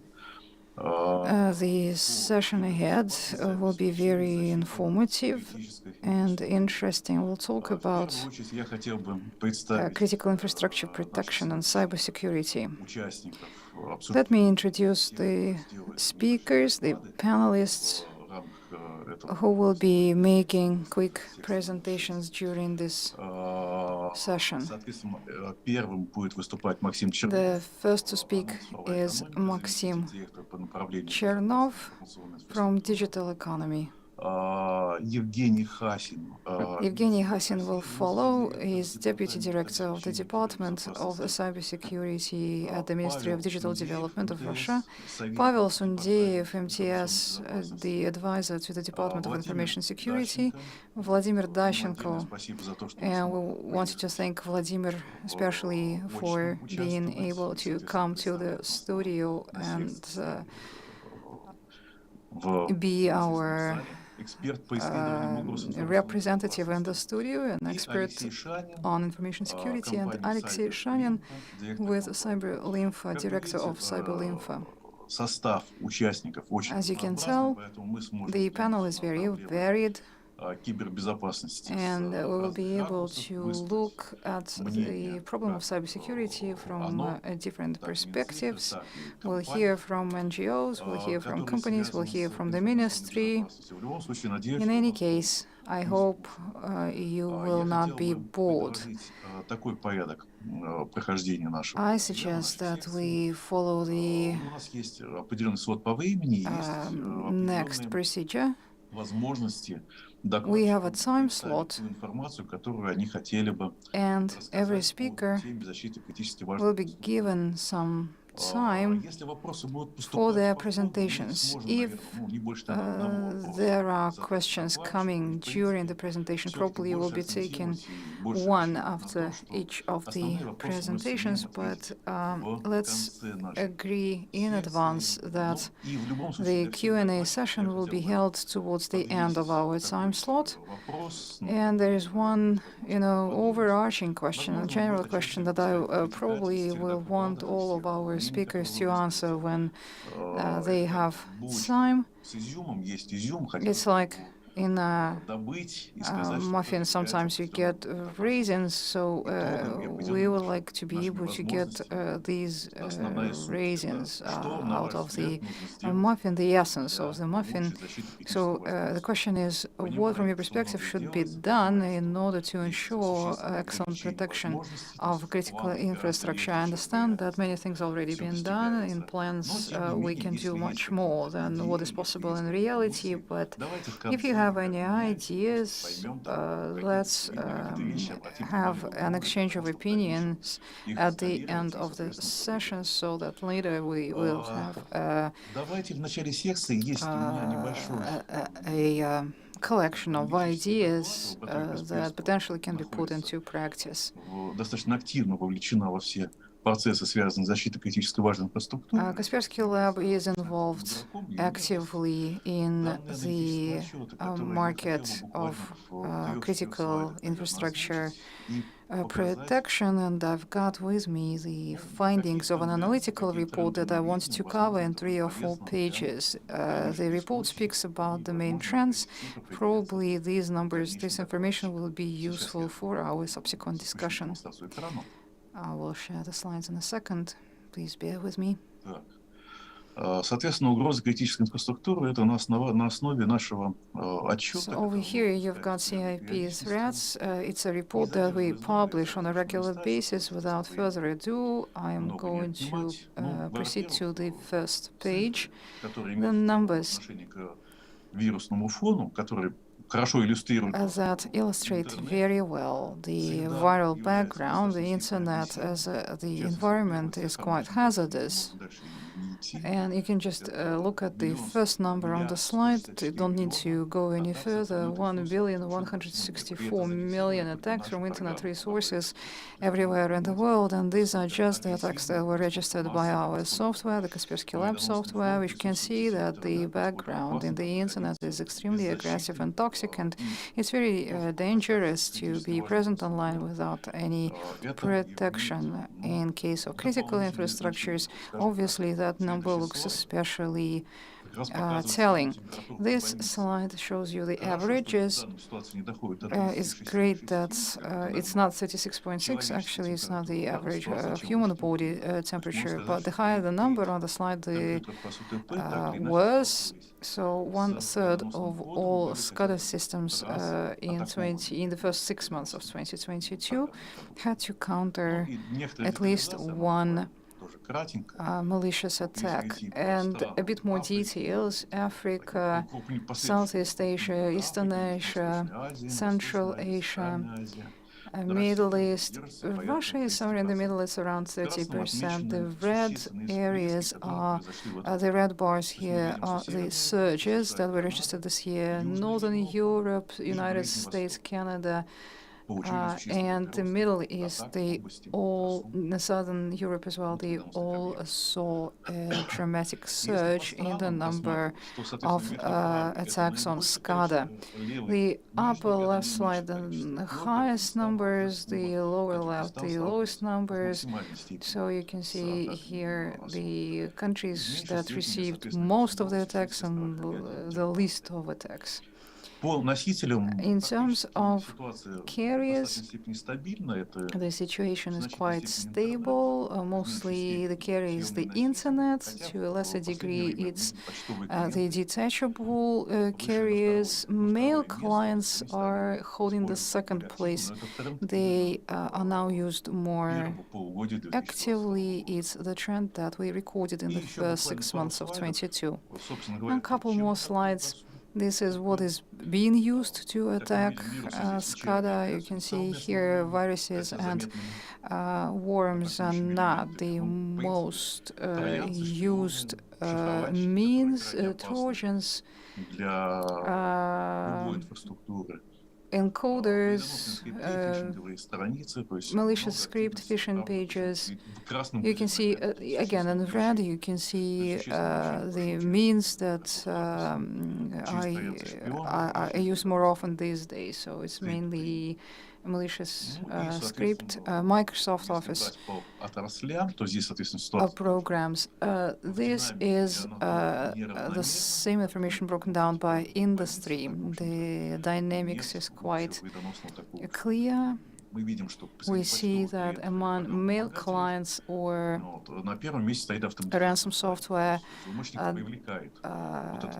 it's the building automation that is attacked most often, and they see they are used on them very often. Energy, oil and gas production. I mean, everything and anything can be victim to these attacks. In terms of detachable carriers, oil and gas is leading. This is data from the analytical report on mobile statistics, and I'm showing here that top 10 mobile banks and top 10 ransomware after the word Trojan, and then banker or Trojan or ransom, you see the word Android. So Android devices in all ratings are leading. Unfortunately, they are the most attacked. Usually Mac users at this point will say that, hey, we are safe, but here is a slide specifically for Mac users. They have their fair share of threats. Again, Trojans, downloaders, anything. So we will close the introduction here. I think that during this panel discussion, Да, спасибо. Hopefully you do not see the slides anymore. No, we don't. You don't. Okay, good. В ходе круглого стола, в ходе нашей So секции, я during думаю, this panel discussion, during this session, мы ее также еще будем касаться. I'm sure we will be returning to the topic of threats. We have several speakers who specialize in countering information threats. And now I'd like to invite Maxim Chernov from Digital Economy and GEO, Deputy Director for Safe Information Infrastructures. All speakers, please remember that you have about 10-12 minutes so that we can have time for a discussion and a Q&A period.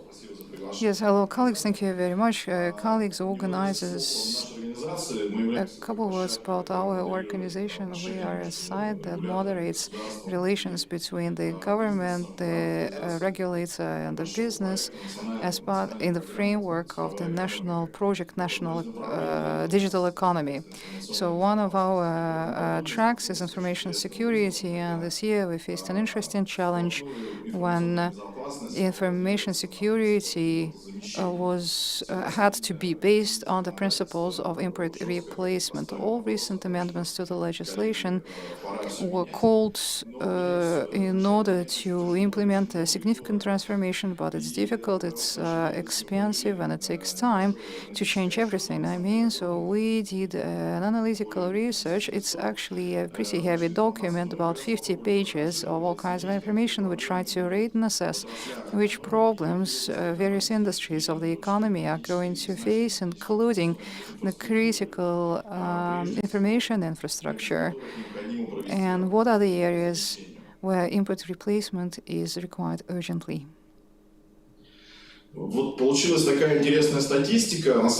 This is our statistics. It coincides to a great degree to what Andrei showed in his slides. Energy and fuel sector has most of the facilities of critical infrastructure. Therefore, it is a natural target in terms of number of attacks in the world. As Andrei demonstrated, it's a red flag for all the perpetrators. And not only the perpetrators, but also cyber armies, cyber troops of different countries. Healthcare is in the second place. This is data of the Russian Federation. Right? Then telecom. Telecom is also easy to explain, and the remaining 10 industries share quite a small share of all of the CI facilities, which we think amount to more than 50,000 different facilities.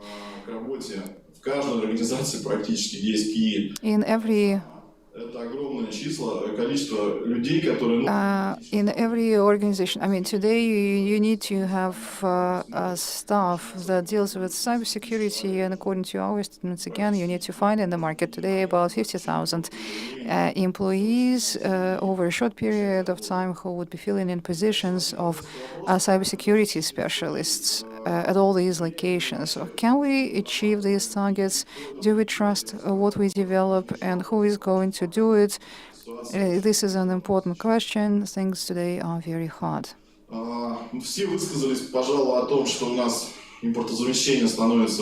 Import replacement today is a priority.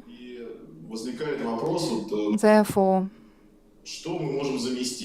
what can we replace? There are different estimates. We talked during our work to the Center of Competencies in the field of oil and gas. This is a Center of Excellence for import replacement in oil and gas. And according to their estimates, 60 to 80% of the software of foreign vendors can be substituted with domestic products, which is 1/3 of the positions, including 1/3 of those positions that already have 2 or more domestic analogs. The experts claim that the quality of the analogs is comparable, we are talking about the quality of domestic products. The quality of domestic products is more or less comparable. Compared with the Western counterparts, of course, there is a big difference. 90% of non-stop production facilities in Russia use foreign systems that can't be replaced easily. And in Russia today, and even in the short period of time, will not be available. So we'll have to understand that for a while we'll be existing in a situation when critical infrastructure runs appliances and software that will have to be labeled at a certain level of trustworthiness. So what is trustworthiness? How much can we trust these products? Can we somehow improve the situation and reach the goals of import substitution? Here's another question. Very often, when we say trusted, we mean that it's domestic. But even if the companies say domestic and its programmers are in Kazakhstan, can we trust this product if the programmers are located in the territory of a friendly country? Can we still trust this product? So the question of trust is very relevant. Trust was undermined. The open code has many security gaps, as we can tell from our experience. Another question is how trusted software and hardware should be certified. Colleagues, Pavel Sundeyev, I'm sure, is going to talk more about legislation, but we understand that FSTAC is going, the regulator will be assigning the criteria of trustworthiness. So we will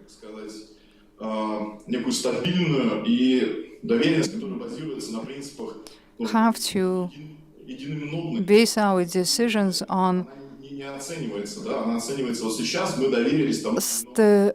we'll have to base our decisions on the trustworthiness that exists at a particular point in time. So it's not a lasting trustworthiness. It's the trustworthiness that will have to be reassessed all the time.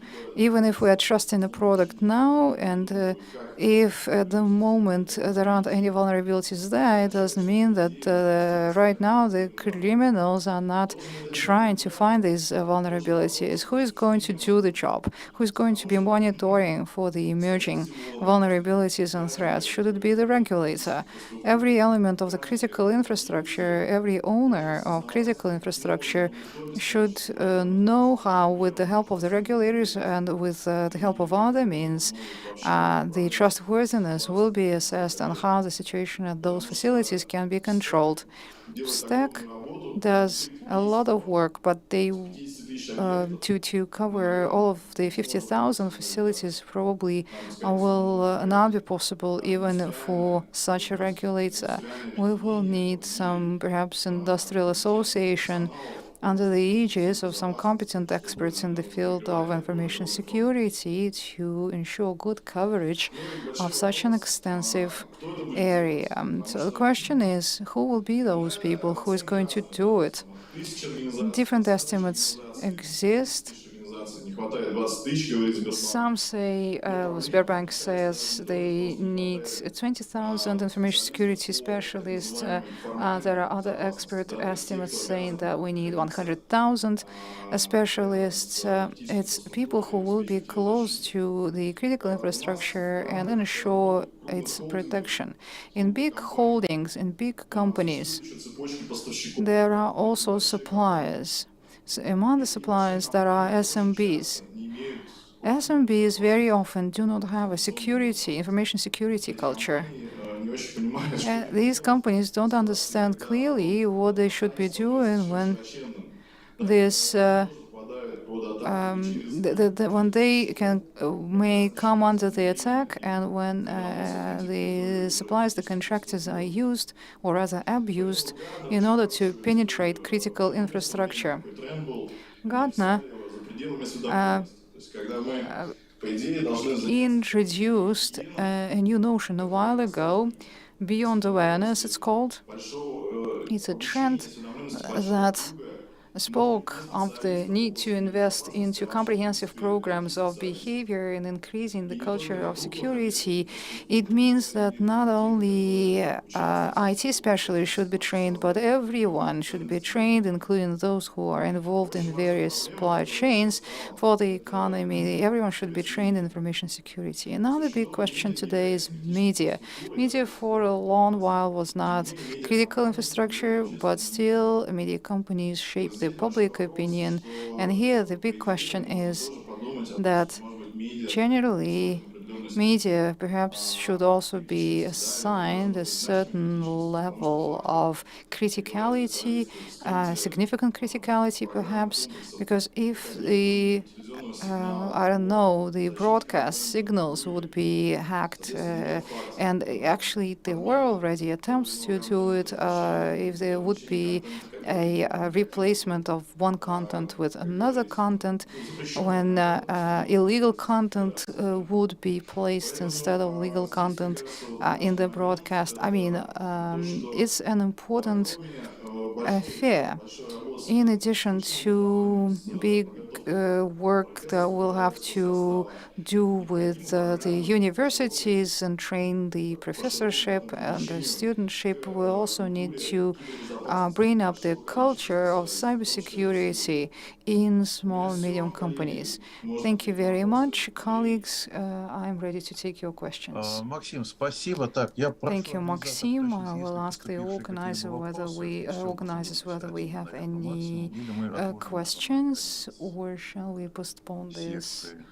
to Да, я понял. Ну, the end of я the хотел бы session? поблагодарить Okay, за got хороший it. доклад, Okay, информативный thank you доклад. very much for your Максим, мы, наверное, informative тогда в конце presentation. So let's save вернемся all the к дискуссии. questions Но, насколько я till знаю, the цифровая final экономика discussion. делает очень много And для I защиты know that человеческого your NGO, Digital части Economy, does a обучения, lot части практикоориентированного for обучения, protection of части critical гигаполигонов. infrastructure. You have cyber важная, она хорошо polygons, Давайте cyber перейдем тогда к следующему докладу. sandboxes, test Евгений benches. You Хасин, provide training. цифры России, Let's turn to Evgeny Khasin now, Deputy Director of Cybersecurity Department with the Ministry of Digital Development. Evgeny.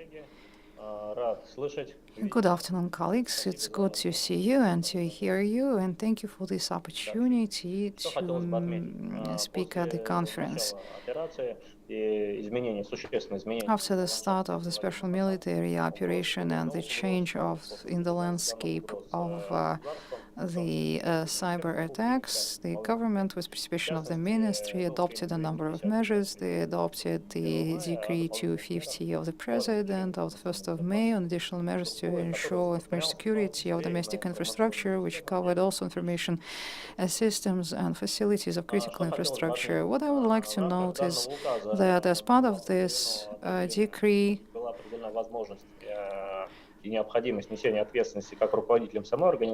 the responsibility of the heads of the organizations and the deputies also was introduced. The deputy head of the organization will also be liable for information security in the companies. We are not discussing compliance with the requirements, but ensuring information security rather than just complying with information security requirements. And there was also an accompanying decree of the government on the special deputies of the heads of the organizations for information security and their authorities. One of the salient features of that document is that the deputy director should not only be an expert in information security, but that person should know the information infrastructure, the business logic, and the processes, the technological processes of the facility itself. This is important. We also analyzed certain information systems. We continue analyzing information systems. This was done by engaging various contractors, but we can already conclude we've made certain conclusions. Although the work continues, like I said, but the main current conclusion is that in general There was good quality in installing the relevant positions and procedures. It's just that in the industry, there are already regulations and mechanisms for information security and auditing, pen testing of information security, but usually they are very versatile. They are general and they do not take into account industrial specifics. There is a whole set of systems used to control industrial systems, process systems, SCADA, for which the mechanisms are not applicable or they must be adapted. The adaptation should involve knowledge of the specifics of that particular industry. What are we afraid of? Who we should be protected from? Which threats are most important? What kind of information should be protected as a priority, where we should focus our attention, how our resources should be spent.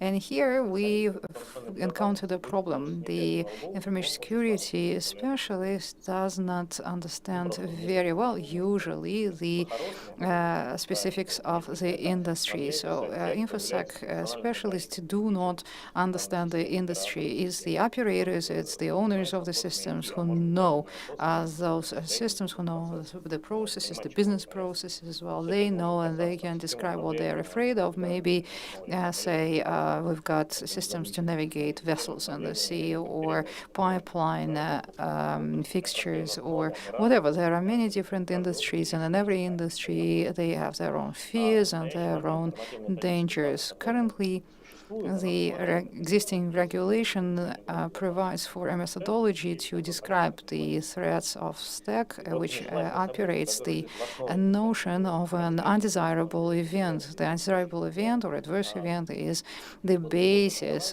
for planning of countermeasures, and the specialists in the industries need to be guided by this methodology in order to describe what threats exist for their systems. After the decree was released, there were many meetings and conferences with representatives of different industries, from retailers to industrial facilities, and people did not understand.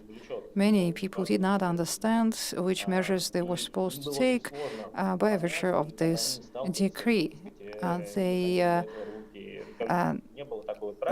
didn't have the practice, they didn't have the experience, they could not explain to themselves and they couldn't explain to the specialists of information securities what problems, what threats, what fears they have. And here another question arises, as the previous speaker noticed, and I think that many people mentioned that already. We have a serious shortage of InfoSec experts, and we're talking not only about critical infrastructure facilities, but also strategic facilities, industrial facilities, government facilities, more than 100,000 facilities of this kind. It's just that it's not possible to get to find that number of specialists within any reasonable period of time. The available universities, the on-the-jobs training, knowledge of the industries, etc., etc. There are many different aspects of this training, but we can approach this task from a different angle. In order to act on this decree, the managers who are responsible for their information security, you can take either an existing information security specialist who has an understanding of the industry, or someone from the industry who has an understanding of information security, who can speak the language of the other party and who can give a description of what they need. So basically here we're talking not about initial training, primary training, but instead the reskilling and advanced training for the specialists that already are employed by various industries. So now we are focusing, and I think that for a while we'll be able to implement it. We are focusing on information security as a subject that is taught at the universities, at the departments and specializations that are not specialized in information security, but information security should be taught everywhere, in logistics, in transport, in oil and gas, etc. And for those who are already, who has already graduated from the university, they should learn about information security as part of their advanced training. They need to understand what it means. We have enough disciplines that are not core for the engineers, mathematical analysis, for instance. I mean, some engineers probably need more of it, others need less of it, but still there are some non-core specialists for the engineers, and people having studied those subjects will be able to speak the same language with the people who specialize in those subjects. So information security should be the same kind of discipline, subject that should be taught everywhere, so people would be, regardless of where they are employed, regardless of their profession, would be able to understand the language of InfoSec. We see very clearly that main work and the results were, even if people took that very responsibly, work that was done in the past, it was very formalistic. It was, and for me, that is a disadvantage. So again, we need to create those junctions at the level of industrial training. Thank you. Да, Евгений, спасибо. Thank you, Спасибо Evgeny. за доклад. Я хотел бы согласиться с тем, что, ну, слушая And предыдущую yes, секцию, I там, и вчерашний will день, probably эту agree with программу, you. I've been конференции, listening которые to дальше the последуют, везде видно, что earlier просто красной нитью, discussions, наверное, золотой and нитью проходит you тема can tell that того, что нужны кадры, что one от людей зависит все, что по большому счету это самый такой ресурс, one который idea сложнее that всего сразу одномоментно требуется большое stitches количество all the специалистов. different sections И together слышал is очень важную вещь, что на самом the деле idea of training. It's так хочется personnel, it's поддержать HR. государственными руками о том, что And преподавание there was another информации thing that security you said that I в want to непрофильных subscribe to, вузах, поскольку, в to общем-то, я provide и сам training, тоже at least some преподавал training in в information факультете security журналистики, объясняю, at что other журналистам universities. понимание I принципов, was основ, по крайней мере, myself информационной безопасности teaching at the тоже Russian не повредит, Humanitarian потому что они University. I was a тоже professor многое for используют, future могут journalists, and психологически своей yes, репутации, they benefited very much from the course on information threats and information security. We talked about digital identities. We talked about, I don't know, hijacking of internet resources, etc., etc. Because I mean, I too believe that we need to increase digital literacy. We need to care for our own information security through education. Мы так достаточно хорошо движемся по программе, We соответственно. are making good progress with our speakers, and the next speaker online is Pavel Sundeyev, MTS advisor to the Department of Information Security. Yes, over to you. Здравствуйте, коллеги. Hello, colleagues. Меня слышно, да? Can you hear me? Да, отлично. Yes, we can hear you loud and clear.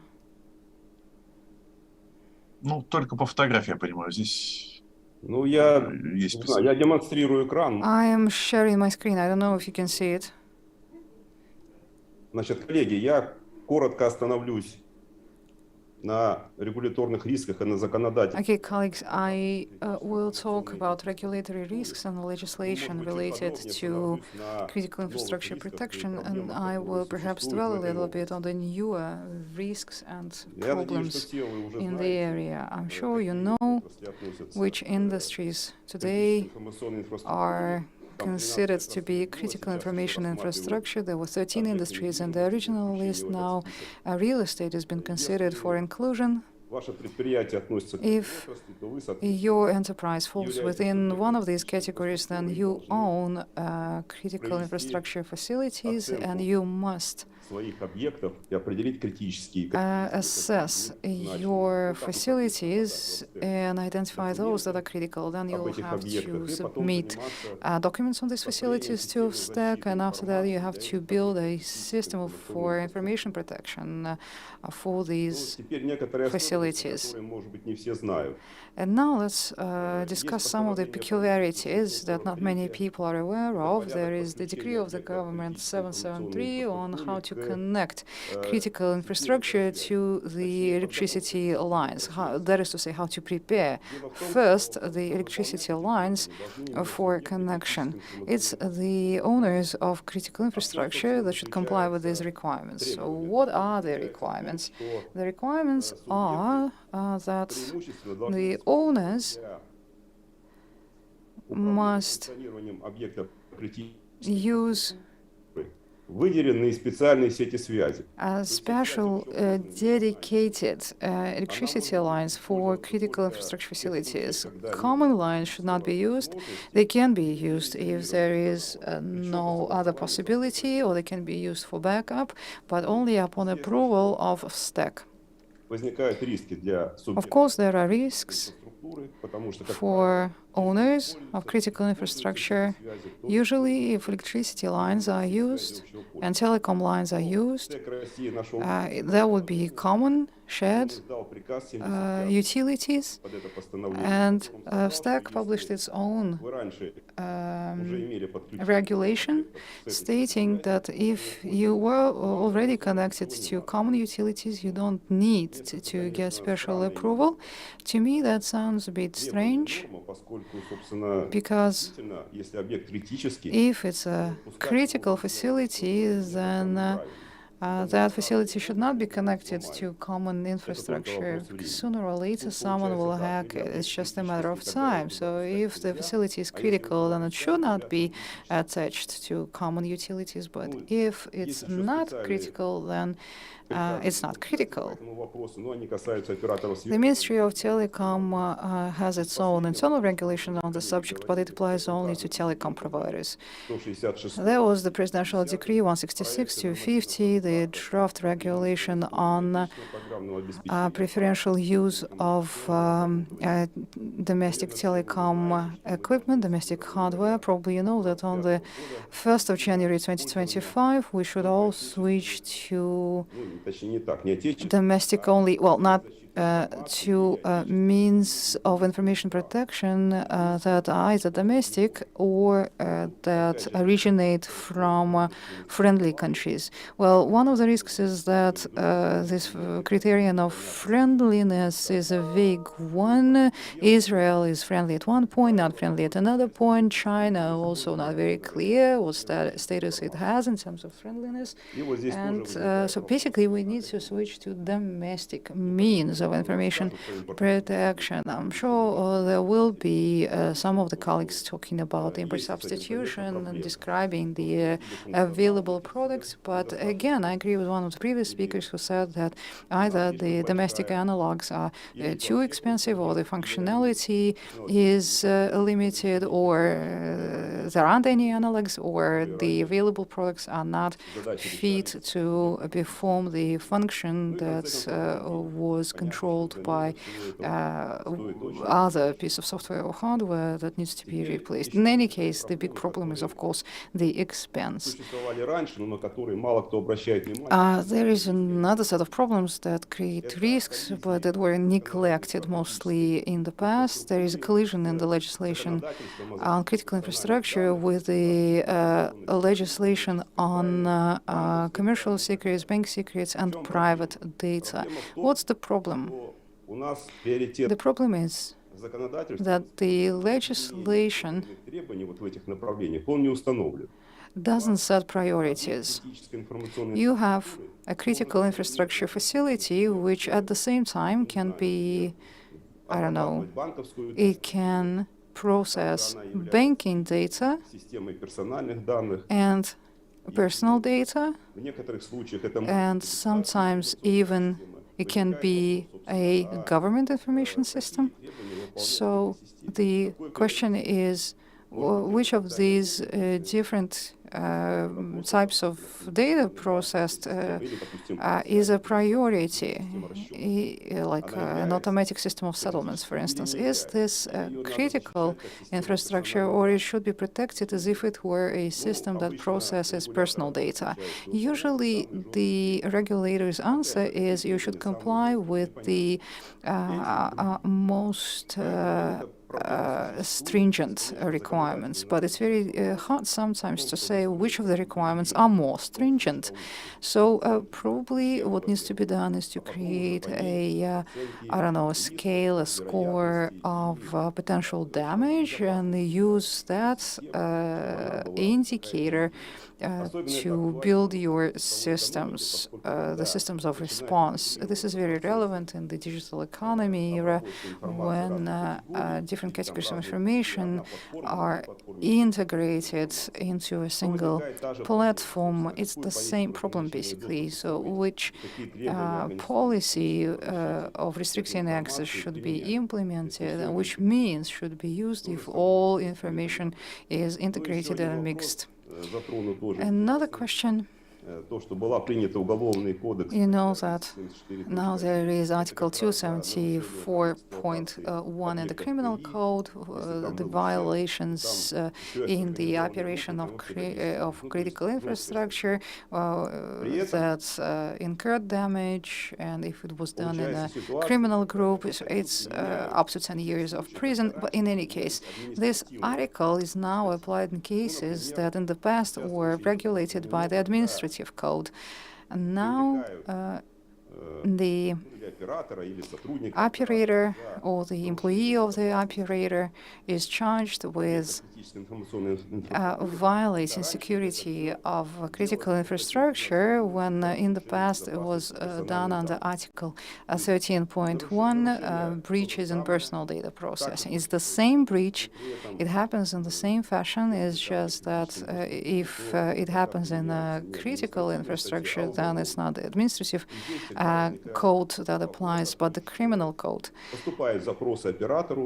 The operator or the owner receives a request asking whether this facility is part of critical infrastructure or not, and different owners will classify the same facility as either critical or not. Hence, a collision, a legal collision. It's not clear how to treat this or that facility. And I have to remind you also of the Article 19.715 in the Code of Administrative Procedure. This is the new article that prescribes the submission of the data to STAC, to FSB, on critical infrastructure. If you don't categorize your facility correctly, if you fail to submit the documents on time, you will face penalties. And there is talk now of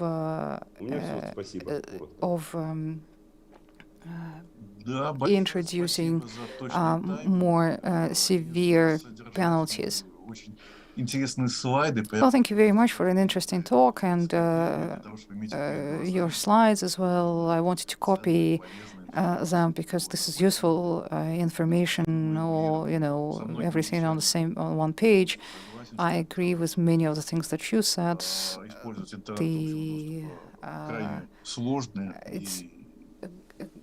Connecting to common facilities, it's dubious. It's a dubious practice, and it would be best if people's internet would be isolated from the Internet of Things. The rules are different. The robots follow their algorithms, people behave in their way. So it would be best if these worlds were isolated. Well, what I can say is, yes, the decree of the government 127 needs to be reviewed.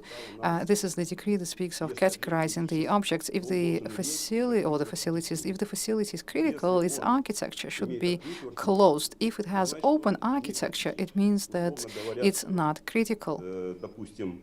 Продажи билетов, там, не знаю, на транспорт. I don't know, selling tickets, transport tickets, it can't be a critical system. It's an open system because it has an unknown number of users, software, different telecom channels, so it's not safe in any case, and you can't ensure security that has an open architecture. You can do it only in closed architecture. So I think that this is something that needs to be done. If the facility is really critical, then it must have a closed architecture, and you must have isolated access so that no one could penetrate it via shared facilities or shared utilities. Thank you. I heard one of the proposals regarding classification of critical infrastructure. Some specialists say that this should not be the responsibility of the owner, but instead there should be some kind of independent assessment and an independent auditor. It should be done by an independent auditor. Well, one of the colleagues before me said that it's very difficult to identify what's critical, what's not. If you don't understand the process itself, when an external auditor comes, then would the external auditor know if the company itself can't do it? And you wouldn't be able to provide access to critical infrastructure to an external auditor because it's a matter of commercial secrets or your own security, you know. Yes, thank you very much for this presentation. Let's move on. The next speaker is Vladimir Tashenko, Kaspersky Lab, expert of InfoSec threats. So we are turning to more practical issues. Do you have slides? If you have slides, please share them. Yes, it would be great if I could see my slides. I can see my slides now. Wonderful. The floor is yours. Can you hear me? Yes, yes. Wonderful. Perfect. Today, many colleagues have already discussed the issues of the transition period in which we all find ourselves. Input replacement, HR training have already been touched upon. I prepared a very short presentation, 56 slides only. I promise, but please be mindful of the time. Yes, I'm sure I will fit into the time. No, everything is automated. No, actually, every animation requires its own slides, so that's why I have so many slides there. But in my talk, I also wanted to go through these problems, but to look at them from a different angle. Before the event, we had this quick discussion of how the information should be presented. We shouldn't be fatalistic in our talks. Instead, we should identify the problems and offer solutions. Our company has been searching for threats for many, many years. We have vast experience. We know about the threats on classical SCADA, buildings automation, cars, transportation threats. This is a short list of vendors in whose solutions we found vulnerabilities. Many of them fixed those vulnerabilities, not all, but many of them did. The ones that we identified, obviously, the vulnerabilities. I mean, we wanted to say a couple of words on input replacement and how it can be organized in this field, why we need personnel and why personnel needs to do the job properly, to take the job very seriously. I also wanted to talk about about how well the solutions are protected, how we communicate with the vendors, and what to do next. Let's start with the example of input replacement. Here is this company. They are in all of the lists. They have all the necessary supporting documentation confirming that they comply with all the criteria of a domestic product. But when we looked closer at the product, what did we see under the hood? These are their solutions. This is what they claim they offer.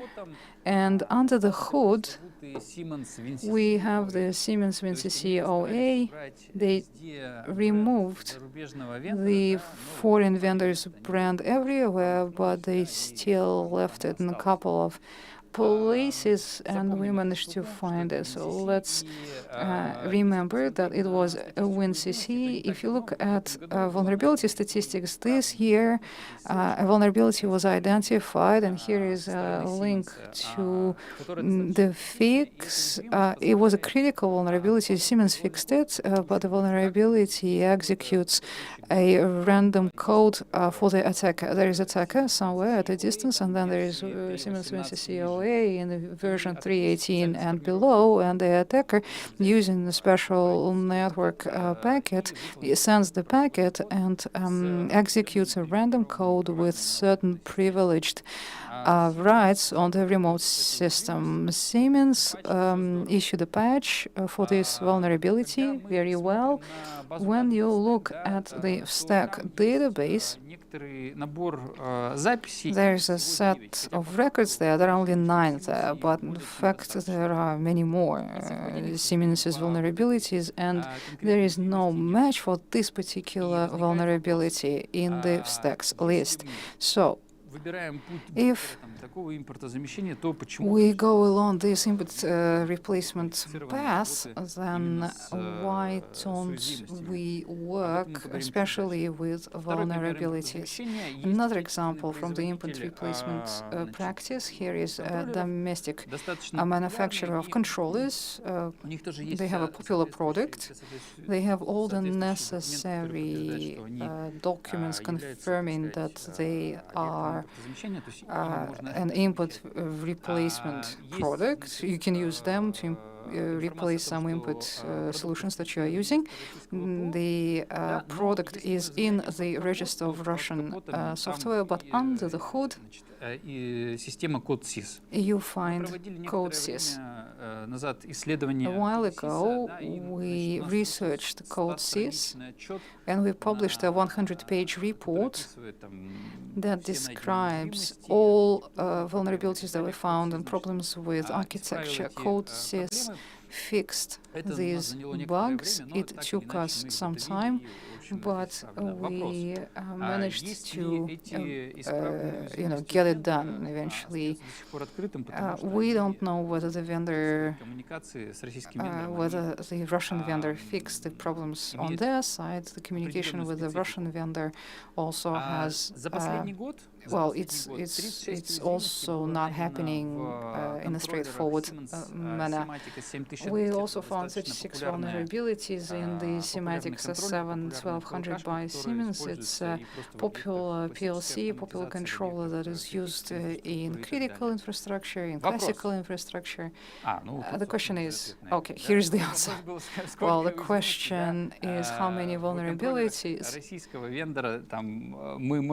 can we find in the Russian vendors' controllers. It doesn't mean that the Russian controllers are not vulnerable, they're better protected. It's just that they are not investigated as thoroughly as Siemens' controllers. When we try to assess how much time it will take to find critical vulnerability in one of the Russian controllers, it's a pity we don't have an audience here, but I would have asked the audience, how much do you think? It takes, well, it took us 1 hour after it was installed till we found execution of a random code. коммуникации с Let's вендорами. talk Значит, quickly что about есть здоровая communication коммуникация? with Значит, есть какие-то vendors. What is исследователи, healthy команда, communication? индивидуальный There are исследователь, researchers, there человек, is a который team, хочет сделать мир there are people безопаснее, who лучше, want и он, to значит, make придерживается the принципов. world a better place, and По-английски это звучит responsible disclosure, по-русски they это, значит, want to adhere to the грамотное principles of раскрытие уязвимости, responsible ответственное disclosure. Значит, он связывается с вендором и говорит: здравствуйте. That person contacts the vendor and says, hey, we found the vulnerability, here is the technical description, here is how it can be exploited. And the vendor says, yeah, great, thanks. Let's contact the developers now and let's try to fix it. After a while, we get back to the vendor, ask them whether there was any information. They say, yes, we found the problem, we know how to fix it. And then after a while, the vendor comes back to us and says, the problem is here and there, and here is the ID for this vulnerability, so that the whole world would be able to track this vulnerability and build the fixture of this vulnerability into the cycle of updates of the hardware software. And that's done. When are you going to publish? They say, we are going to publish by such and such date. And I wanted to say that publication of vulnerabilities is extremely important for the owners of the hardware and software, so that they can once again implement the update process depending on the criticality of the vulnerability, because there are some vulnerabilities that are truly critical, and then the update, the upgrade should be prioritized. And here is an example of not very healthy communication with the vendors, and we do come across it quite often. We found a vulnerability. Here are the details. Silence is the answer. Do you need any help from us? Did you manage to replicate the vulnerability? The Russian vendor says, yes, we are working on it. Thanks. When are you going to publish? When are you going to issue guidelines to the customers? Silence is the answer. Are there any news? Do you need help? We don't need help. And this continues for a while, and the only methods is to escalate the matter to the regulator, so that the regulator would re-establish proper communication with the vendors. The question: how many Russian vendors have information about vulnerabilities on their website? Okay, getting ahead of myself. 0. How many Russian vendors have email, a special email address or a special page where they disclose information about vulnerabilities? 0. What can be done about that? It's a big problem, in fact, and colleagues have already mentioned personnel. Yes, indeed, personnel is a big problem. But also another problem is responsible management of the personnel. I mean, you have to also manage vulnerabilities. Vendors have to manage vulnerabilities. They have to warn their customers, their clients about the identified problems. Vendors must build good communication channels with the investigators and with the customers to inform them about the found vulnerabilities and the fixes. And you also have to inform the regulator. We have the wonderful stack database, the database of vulnerabilities that must be updated regularly so that everyone knows about the critical problems. And you must also look for new vulnerabilities in your product. The more mature companies have their own InfoSec teams that search for vulnerabilities and analyze them. Other companies outsource that work to system integrators and to InfoSec companies. They can outsource the investigation of their products. And the most important thing is vulnerabilities in the third-party components. For instance, attacks via contractors, via trusted apps. эксплуатацию уязвимости or через vulnerabilities attacked via open code solutions.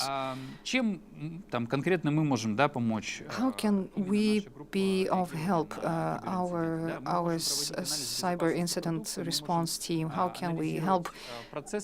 We can analyze the security of the product, we can analyze the company processes and tell that company where problems may lie in terms of InfoSec and product security. We can also help with our analytics, threat analytics. We can share information on what's happening and how it's happening and where and who is attacking what and where vulnerabilities, which vulnerabilities are being exploited here and now. And we also offer trainings on raising awareness about cybersecurity security and the search for vulnerabilities. I tried to fit into the allocated time slot. I hope I did well. Yes, you did very well. Thank you very much. The presentation turned out to be quite long, but you still managed to meet our time thresholds. We are getting questions from the audience. I'm writing them down, and I'm sure we will have time towards the end of the session to put them to the speakers. В принцип конструктивной информационной безопасности или secure by design о том, что there is a principle of secure by design, right? Everything that you've described fits that principle very well. So whenever you are designing a new product, you must start with a future security, it's cyber immunity, cyber stability of the product that's built into the product itself, built into the design during input replacement. Many new products are being developed as we speak, so you have to think in those terms, think ahead, think about the future security. Thank you again for your talk. And there will be one more speaker, Alexei Shanin from CyberLinfo. Alexei is the director of this company. Alexei? Буквально секунду. Меня Just a second. Can you hear me? Да, отлично слышно. Да, у меня будет Yes, very well.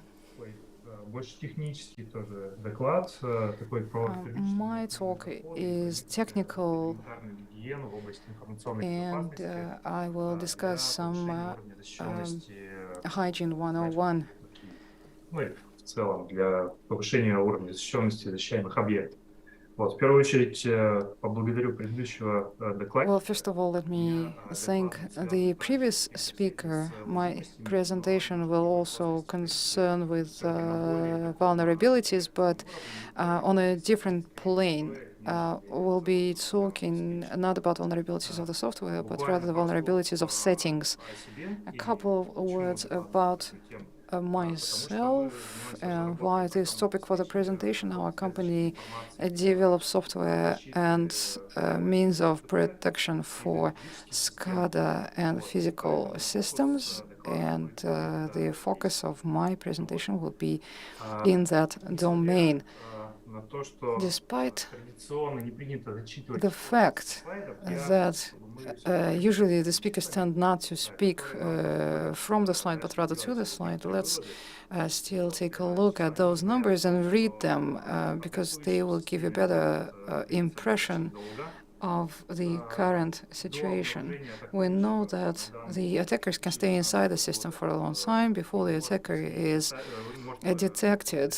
A long time may pass, up to 101 days. This is the data as of 2018, and there is also data and research as to how damages from the attack could be diminished if the attack would have been identified during the first day or the first week following the attack.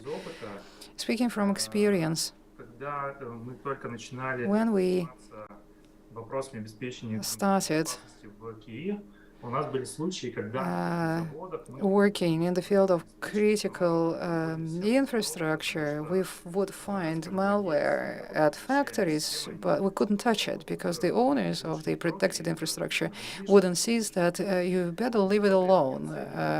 Otherwise, you try to fix it and you'll make it worse. No one assessed the malware. No one knew whether it was a targeted attack or it was something quite harmless. So that question was usually left undiscovered, but we know that attackers can stay inside the system for a long time. This is the dependence of, or rather the relationship between the time that the attacker stays in the system and the damage inflicted, and also the steps of the attack. So again, this proves that the sooner we detect the perpetrator, the less the damage is. Our main task, our first task, is to act quickly and to discover the attackers as soon as possible. But the discovery alone, discovery of penetration, is not enough. In our practice, the first thing that the owner does to protect its critical infrastructure is install some detection means which will notify the owner that an attack is going on.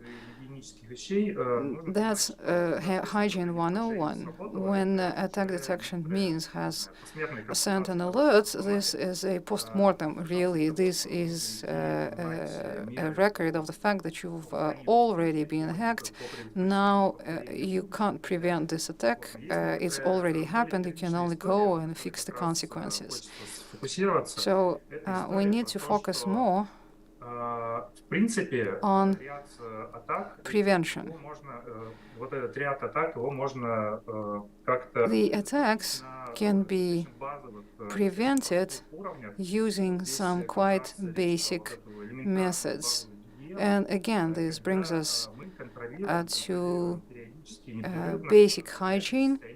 And basic hygiene means that we are continuously monitoring the degree of protection of our resources. So over here you can see an unsecure configuration that can be made secure configuration in a click of a mouse.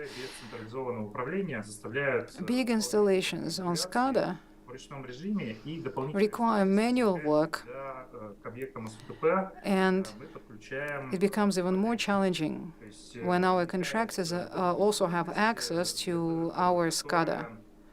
This is an extra degree of complexity. We must somehow monitor what the contractors are doing. The contractors may leave loopholes in the system after they've stopped using it. So it's wonderful to be able to detect an attack, but it would be even better to have a system that is protected from at least the elementary things, the elementary attacks. So here is a model of a protected system. This is a framework or a benchmark model, and just like all other,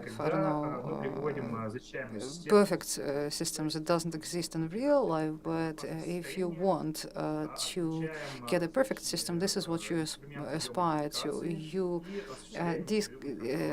disable certain configuration settings, you keep the configurations monitored for their level of security, you control for vulnerabilities, both in the program code and in the settings, and you look for indicators and signs of information security incidents. This system can be fragmented, or it can be disrupted by the simplest things. When SCADA is not secured, when we are not monitoring the level of its protection, we are worried we see that there are reasons to be worried, but we don't understand all of these reasons. But as soon as we start controlling the security of we can see the details that we couldn't see before, and that require considerable resources to be handled. So if we look at certain incidents of information security that are tied to events, the events and the incidents, they must be processed somehow by someone. They must be checked for false positives, and this is a lot of work which did not exist before we implemented continuous monitoring. So this brings us back to the idea that we are currently short for personnel. Industrial automation systems make that shortage even more critical. Around the world, we accounted about 4.5 million InfoSec people who are still not employed by various critical production facilities. That's the global deficit. And the first approach, of course, and the proper approach is professional training at the level of universities. But of course, it's a lengthy process. Of course, we are involved in it, we are supporting it. But the second approach is that the manufacturers, vendors of security means can channel their efforts into increasing the accuracy of detection of InfoSec incidents using various technical solutions, including machine learning, and possibly one of the solutions that we see today is constructing some expert systems that once they get artifacts from the secured systems would be receiving the artifacts through the knowledge about the tactics and threats and similar knowledge so that the operator, someone who takes the specific action versus the attack, would be feeding to this operator some hints or advice or recommendations or guidelines, some initial inputs suggesting a course of action. Thank you. Да, Алексей, большое спасибо за Thank you very much, Alexei, for your talk. Было очень интересно. It was very interesting. Ваша компания является резидентом. As far as I understand, your company is resident at Skolkovo. So it means that you're at the forefront of technological progress. У нас есть передний край технологий, вот с другой. Well, yes. On the one hand, we are on the forefront. On the other hand, we see the pros and cons of the current technologies. We are using both conventional techniques and some novel methods. Very well. So let's now turn to questions and even suggestions. We have this comment from YouTube broadcast from Tatiana Golovina. A proposal: information security should be part of the university degree, regardless of the specialization, and the knowledge should be tested every year. Well, yes, it's a good idea. Maybe we can test the knowledge every year. And here is a question. I invite everyone to answer this question. How do we motivate people to teach information security? Those experts can make more money working as information security experts than they can earn in the university as professors. Can I answer the question?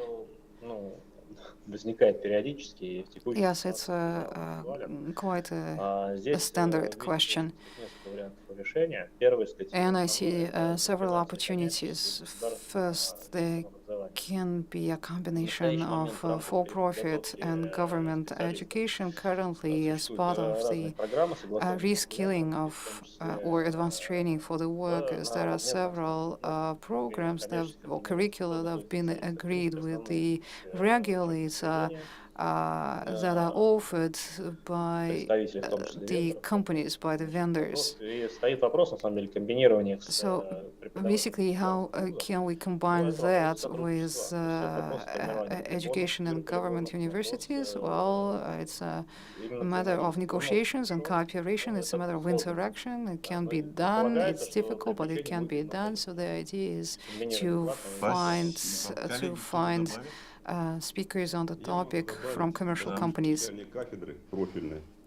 I can also participate in this discussion. I'm the head of the chair at the university, and no, it's not possible. No, the professors will, you will not find professors. I mean, if it's an existing professor, the professor will not go to work elsewhere because they don't have the time, and they can be fired for working elsewhere without informing. So I was talking about teacher, train the trainer technique. So the specialists should teach the professors, and the professors who are already employed by the universities should be imparting this knowledge to the students. Well, we also cooperate with universities, and as a software vendor, I can confirm that we are constantly pressed for personnel who specializes in information security, and we go to the universities and we become professors there in order to find students who can work for us later. This is a way for us to showcase ourselves. So basically, it's in the interests of the vendor to be speaking to the students.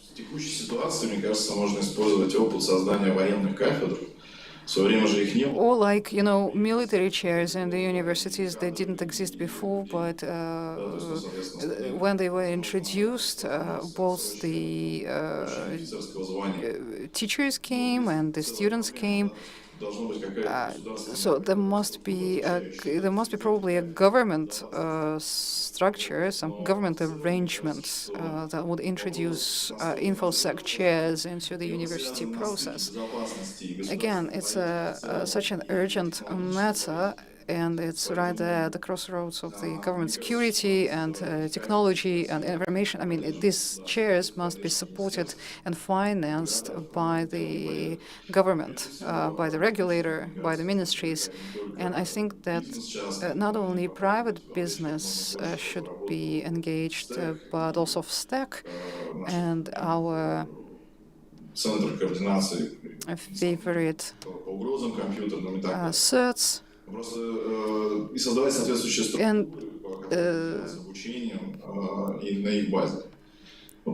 we can set up education centers, training centers there.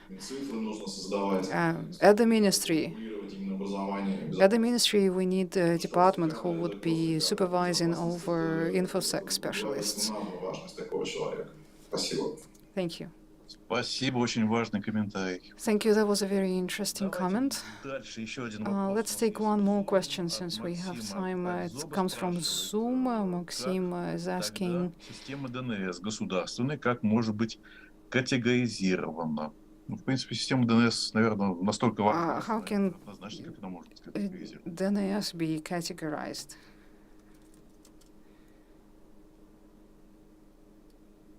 Павел, может, от вас Павел, комментарий, или это не ваш? Что такое DNS? What is DNS?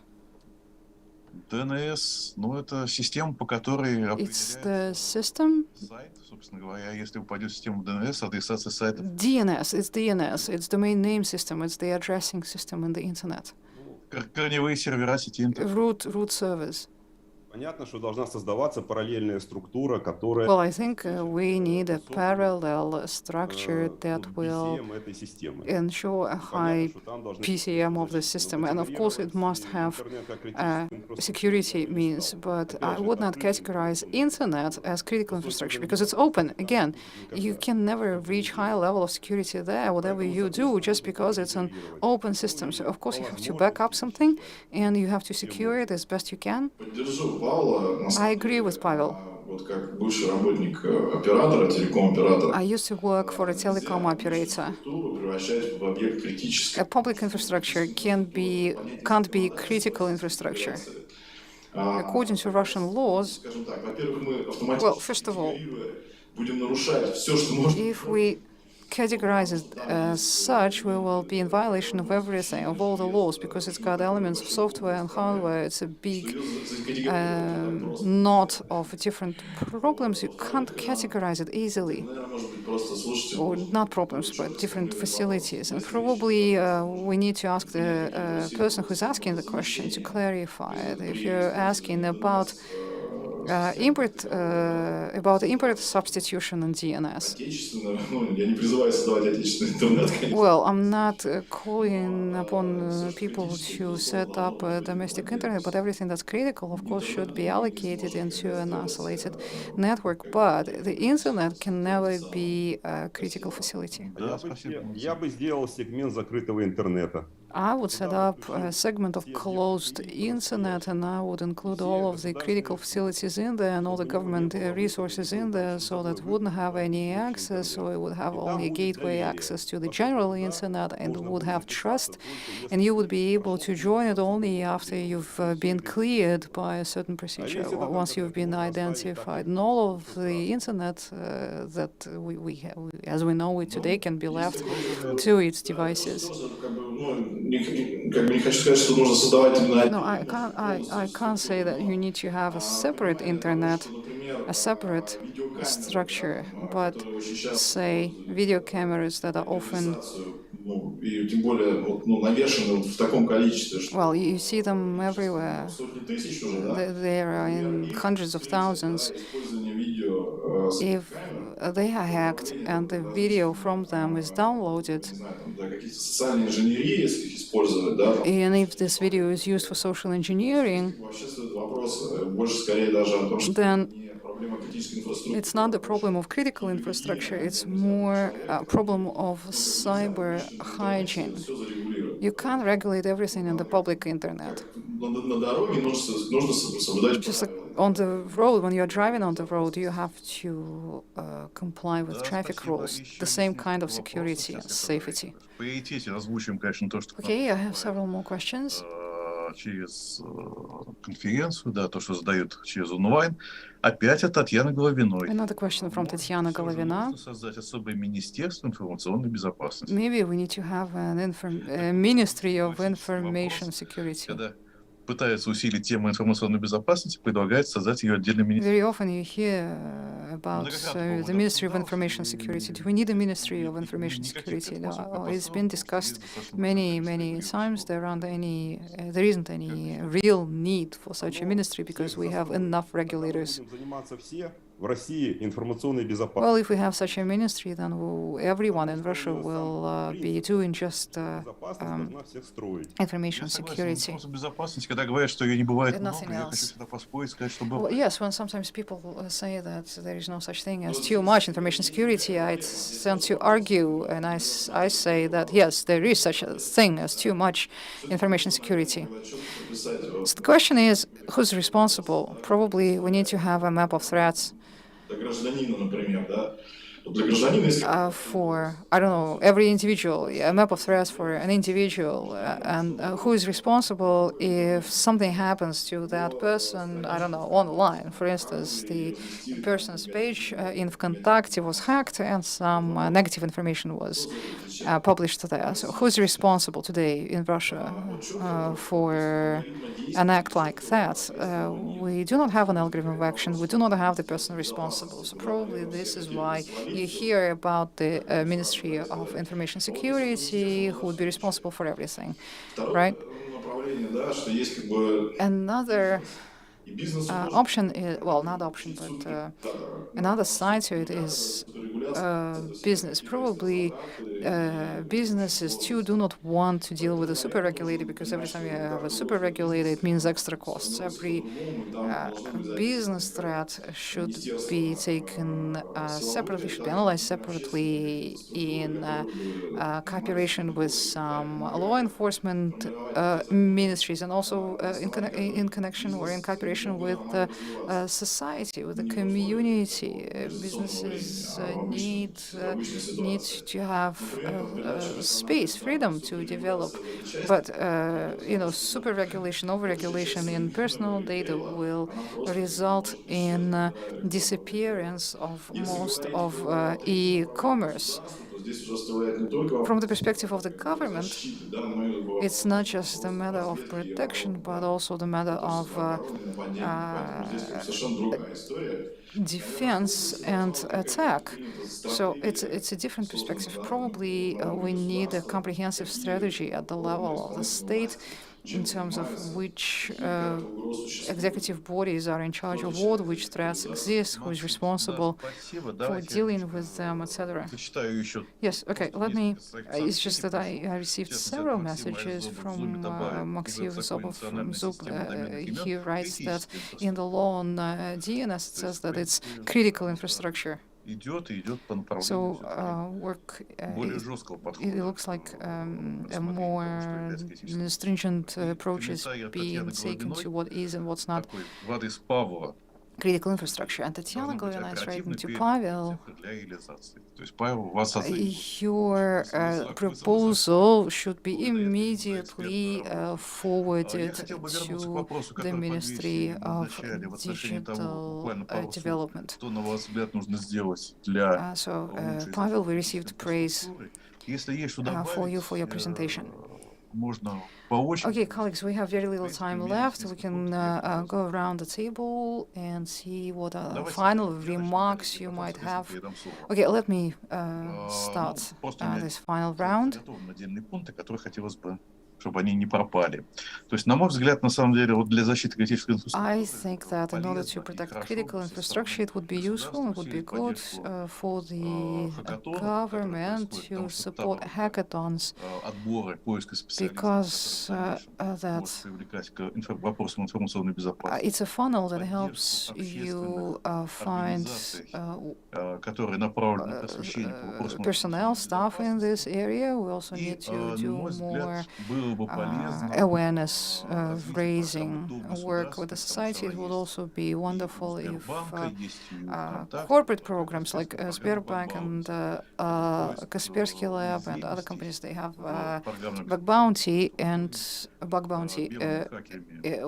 when companies invite white hackers to identify vulnerabilities. Or maybe this, private companies are already working with this mechanism, but I think that the government can also do something like this. It would be useful to have bug bounty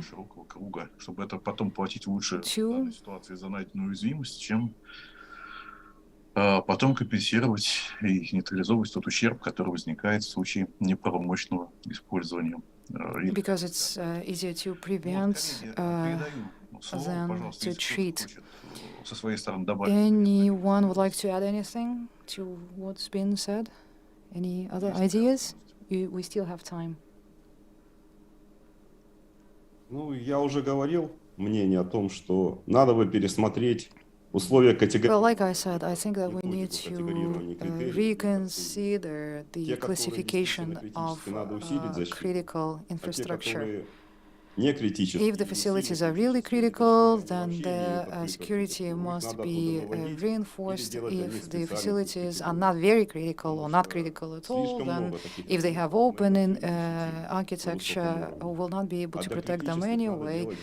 For the critical ones, we need to have closed architecture. It's something fundamental. I don't think that anyone would argue with it. So basically, as far as I understand, you also propose separating, isolating the networks. Well, this is less critical. But yes, if we need to ensure a certain level of protection online, then yes, we need to isolate it. Спасибо. Thanks. Okay, a quick remark. Given what we heard today, there is one thing that we need to focus on: SCADA, the automation system. практически все на импортных. Almost all of them today in the country are using foreign components. So the effort should be put into, of course, import replacement, but with respect to those who manufacture these components, domestic components, when under the hood, like the colleagues said, there is a vulnerability.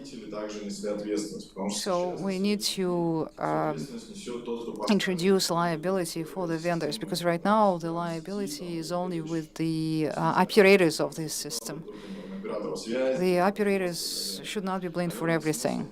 So probably it makes sense to extend the liability also to those who claim that their products can be trusted. So vendors' responsibility for timely detection, for supporting the trusted life cycle. Well, yes, something like that.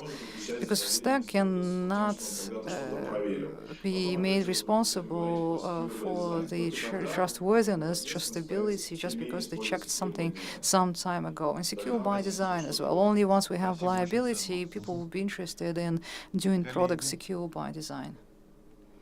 Okay, very interesting. Colleagues, anyone else?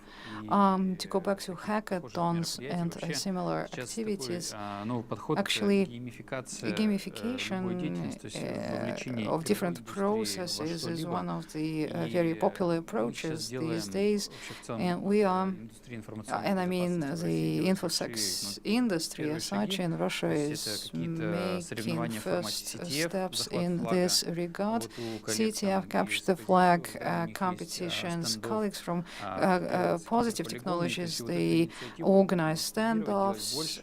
So these initiatives must be scaled out, and we must engage practical experts, specialists in securing different elements of critical infrastructure, so that in real practice we would be looking at some new, interesting, fresh attack vectors to be able to analyze the behavior of the perpetrators online, what they would be doing, so that we'll be able to adapt our defenses better. The more we engage in this gaming practices, I mean, the more we engage people in the gaming practices, the better effect we will achieve. Okay, colleagues, thank you very much for your active involvement, for your presentations. Thank you to all the listeners. We've exhausted the time for this session. We also wanted to thank the translators who were working with us, who made these presentations easy to understand to our international audience. I wanted to thank all the listeners and the organizers. Thank you for the day. Yes, goodbye, goodbye.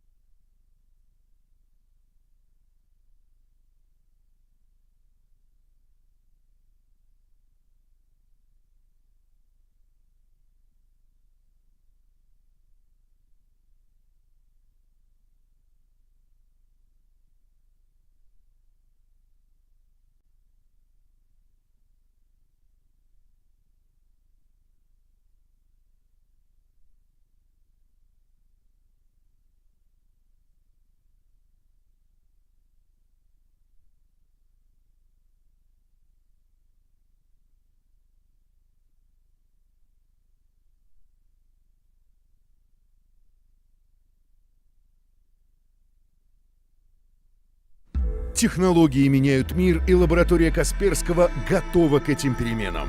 Наша экосистема решений для защиты бизнеса — это слаженный оркестр продуктов и технологий. Они постоянно обогащаются лучшей в мире аналитикой об угрозах и дополняют друг друга. С ними вы сохраните устойчивость бизнеса и стабильность ваших процессов. Лаборатория Касперского обеспечит защиту вашей компании в любых условиях. Касперский Симфони. Кибербезопасность в виртуозном исполнении.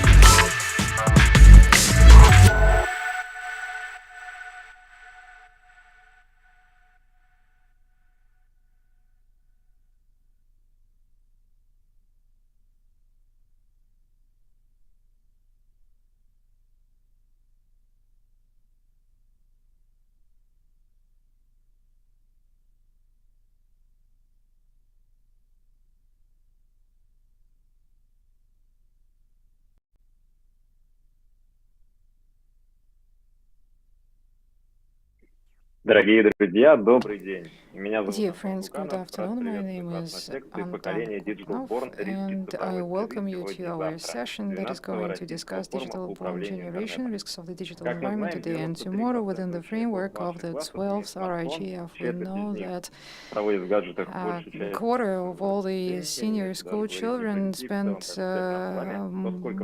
the greater part of their day on smartphones. Why are we talking just of the school children? More than 5 hours a day, an average Russian spends on gadgets, and children are no different from grown-ups, and they can give even more of their time to the gadgets. The internet for the children is an integral part of their daily life. This is where they educate themselves, this is where they entertain themselves, this is where they socialize.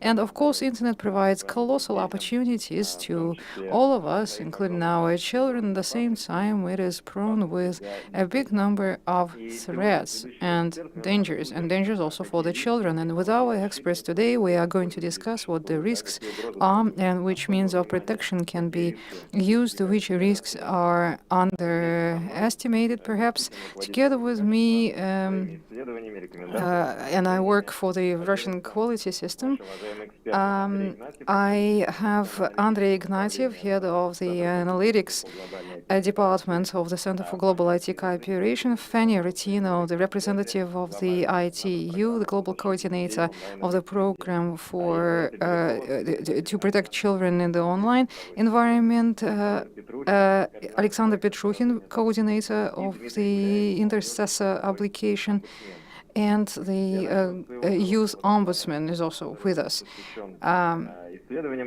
I'll start with my presentation. At Roskачество, a Russian quality system, we did a research on how well children are protected online, and I'm going to voice the proposals that we think may play a role in protecting the children better. If you don't know why Russian quality system is hosting this session and how are we concerned with protection of children, we are an autonomous NGO. We are established by the government, and our main mission is to do research and investigate everything, starting from bread and milk all the way to applications. We are the operator of the national quality symbol. This is the symbol that you see in the right bottom corner, a letter K in a pentagram.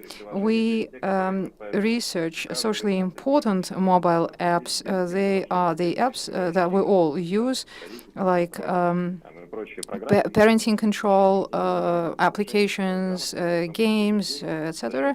We also improve the digital literacy by publishing consumer recommendations, and we also cooperate with schools. We carried out more than 40 researches, and we investigated more than 2,000 different apps. We pay special attention to the programs, to the apps that are targeting children, like parent control apps, especially those services. Most parents believe that having installed such an app, they can be sure that their children are safe. We know that many of the apps can be easily avoided. Children usually are more literate in the digital technologies, and they can bypass many of the apps. And many of the apps that we checked, only 3 provide good protection for the children against undesirable content. Many of the apps can treat pornography content quite easily, while they do not manage very well in terms of information that contains scenes of violence or that promotes drugs, etc. In terms of mobile browsers, children, or all children, use them one way or another, and we must say that many of the companies that release browsers, they give marketing statements that they can protect the user from phishing and marketing content or malicious content, sorry. And according to our research, Safari in iOS blocks 52%, only 52% of sites, while other mobile browsers are doing an even worse job of it. So you shouldn't rely on the browser, that the browsers will be able to protect your children against fraudulent or malicious content.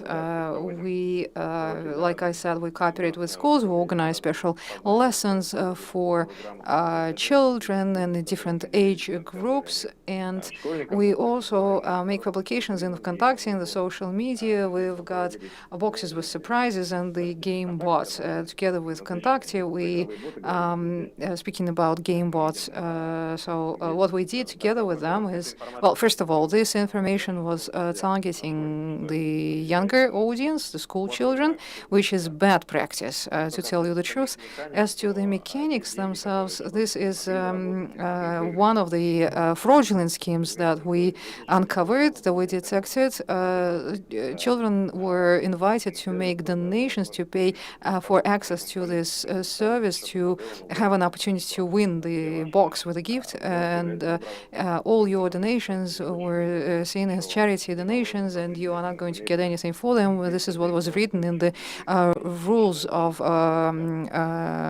this service, to which everyone, all the users, consented without actually reading those rules. So aggressive monetization, in certain cases, monetization is justified, but in games it's very easy to cross the border and get into the negative zone. All those exciting mechanics that we studied together with the experts and the psychologists, they well, we know that gaming and gamification is used in education. We're not against that, but aggressive monetization, when you have to make donations or you have to purchase something without this gambling even component, when through embedding an online casino into the game, for real money, kids can get some virtual product, some virtual object. For us, this is not very good practice, and children must be safeguarded from it. Speaking about international experience, Germany has a similar initiative where they want to label the games that have this gambling component in them.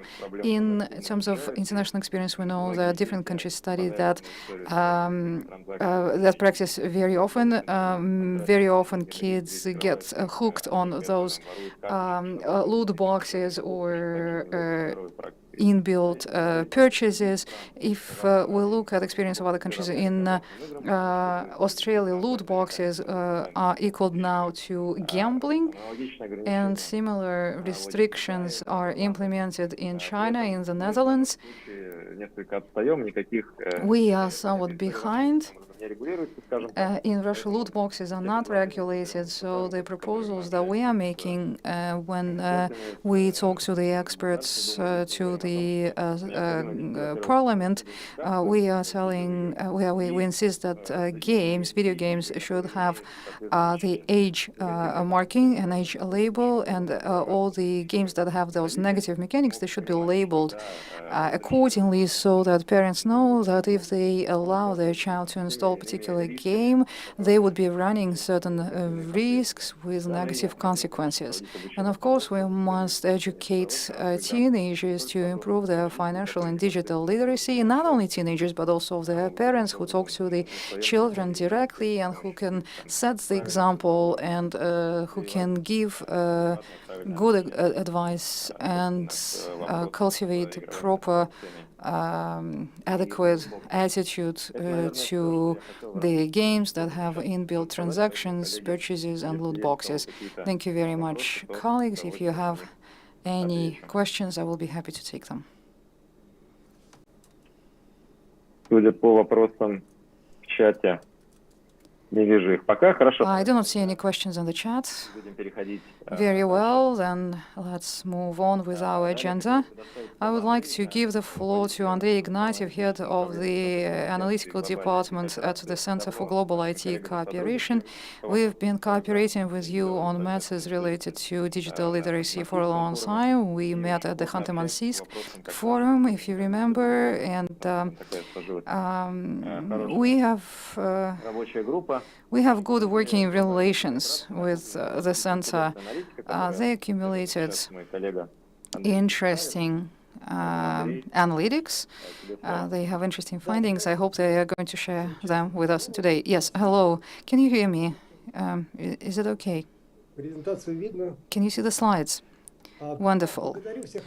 I'd like to thank the organizers of the forum for the invitation. I welcome all remote participants and everyone in the studio and everyone who is going to watch this video when it is published as a recording.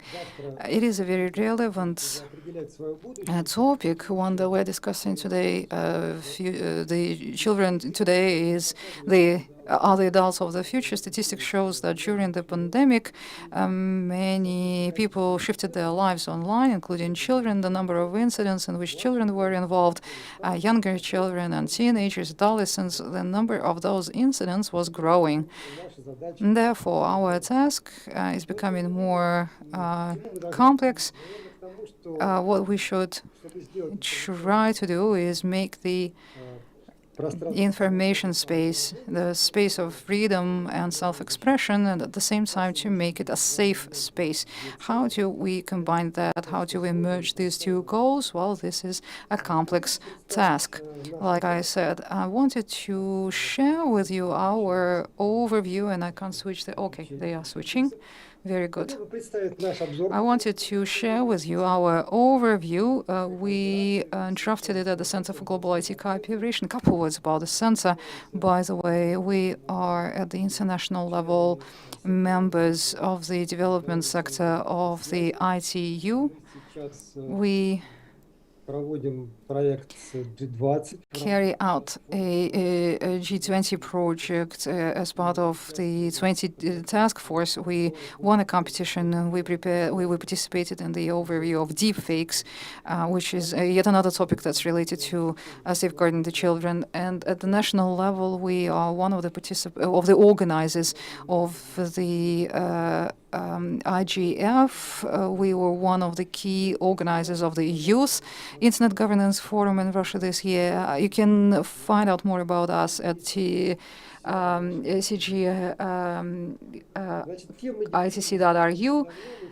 We, in September last year, we prepared an overview of the important practices and tools to secure protection of children in the digital space and in the online environment, but things are changing very fast. So for this forum, we updated that information, we updated what we know about international practices, and we are here to present our findings. As Anton has said, we participated in the Khanty-Mansiysk forum.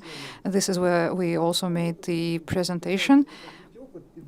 So we are gathering different experiences, we are analyzing them, and based on that analysis, we are offering some findings, some proposals, and we want to prepare a document in the future with those proposals. And of course, we cooperate with the Alliance to protect the children. In our review, we list different countries' experience. We provide information about research that was carried out around the world. We are reviewing soft law and regulation. So we started international agenda, the approaches of international organizations, global and local and regional initiatives, the experience of 7 countries, and the practice of global digital platforms and social media. Consequently, if we turned to the international agenda, first of all, we should stress that the United Nations is the main driver of many of the international initiatives in the field, and children and their role in building the future is one of the leitmotifs in the SDGs. There is SDG 4, the education quality, the United Nations focuses on the quality of education very much, again with the aim to protect the children. But besides the United Nations, there are the organizations within this framework, including UNESCO, UNICEF, then there is ILO, there is ITU, then also there is OECD and Interpol.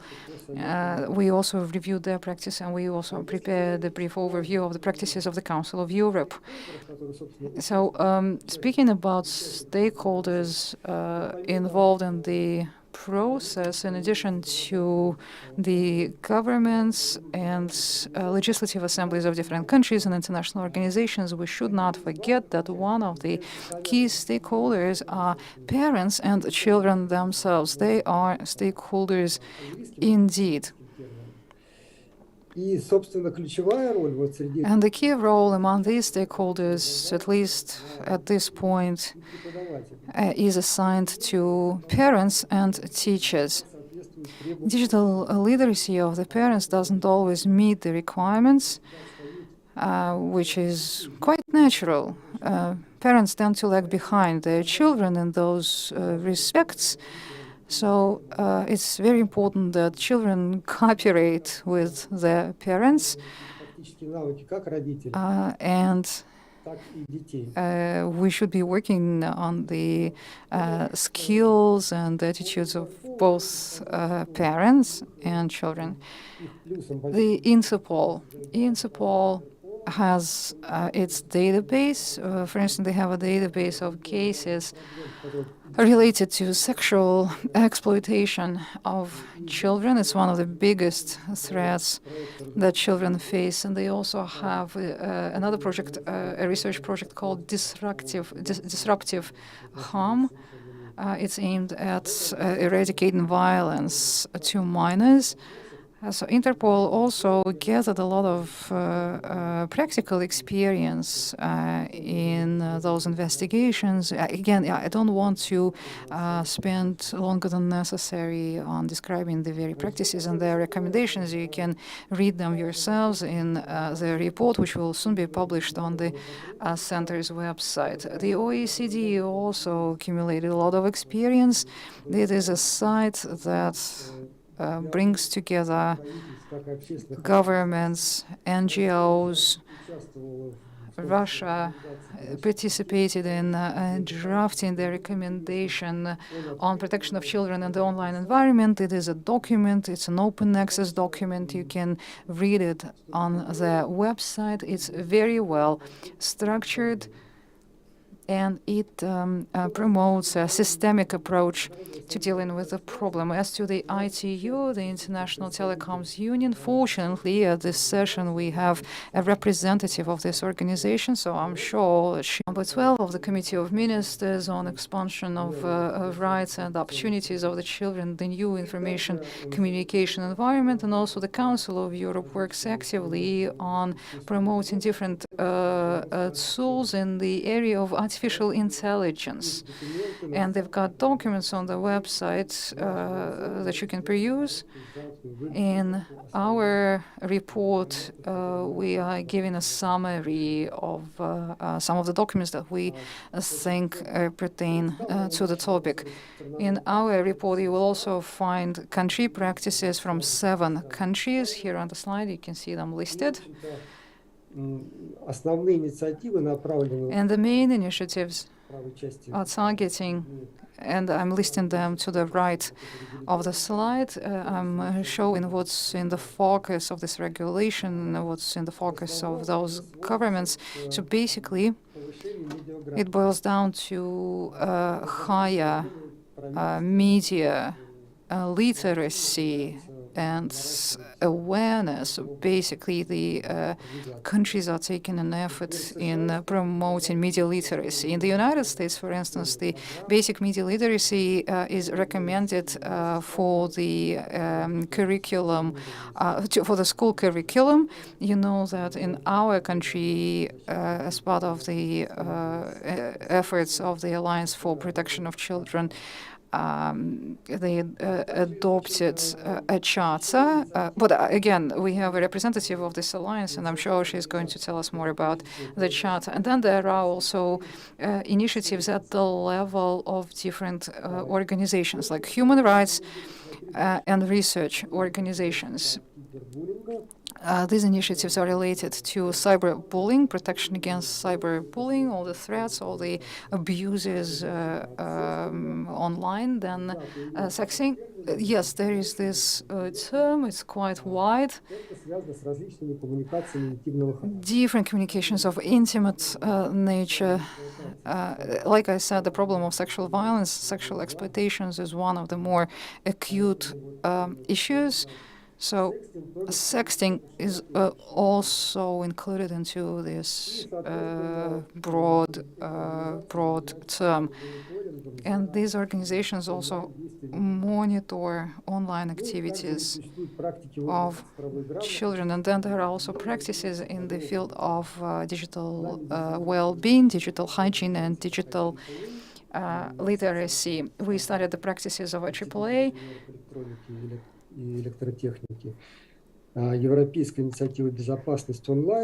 Institute of Electrical and Electronic Engineers, the European Safe Online Initiative, the Five Rights Foundation, and others. I'm not going to go into details of specific cases and practices at this point.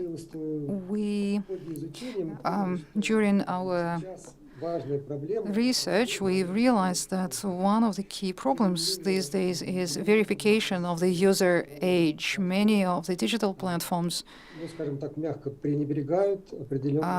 often neglect this requirement to check the user age. In one of the research of an Irish organization, Cyber Safe Kids, it was established that 82% of children aged 8 to 12 that are registered in social media and that use apps, apps actively to exchange messages, although there is a rule when kids under the age of 13 should not be using, they should be banned from using such services. Что касается такой базовой карты рисков, которую мы попытались составить. We also intended to produce a map of risks. On the slide now, I'm showing some of the key risk categories. And like I said, to me, the problem of sexual violence and exploitation is one of the more urgent and acute ones, and it poses the greatest physical threat in the online and the virtual environment. All these predators, like real predators, they are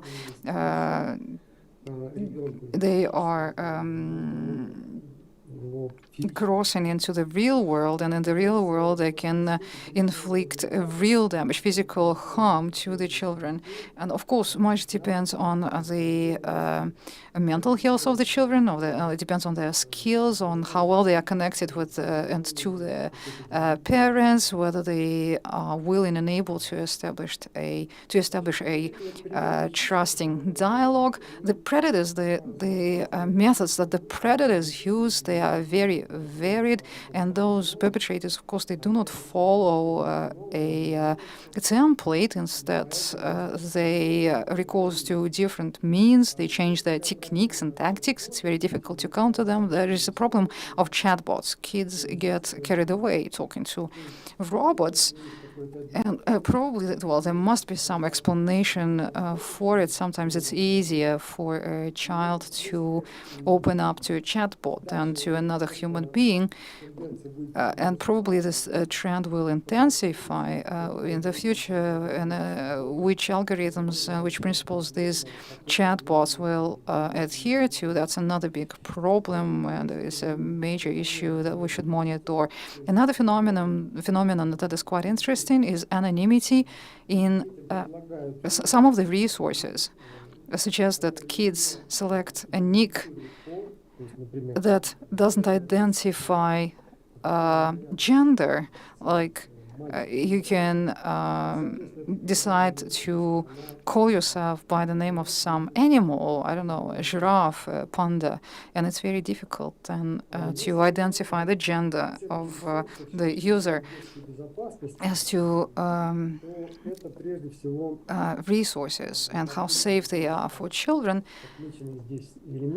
We are listing some of the elements that can be used as indicators. The list, of course, is not exhaustive, and we understand that many apps are trying to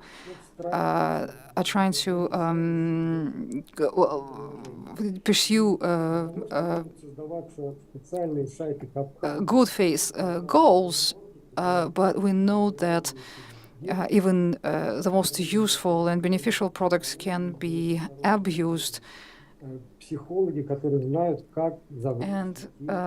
соответственно, какие-то практики, которые могут нанести им вред. And over here,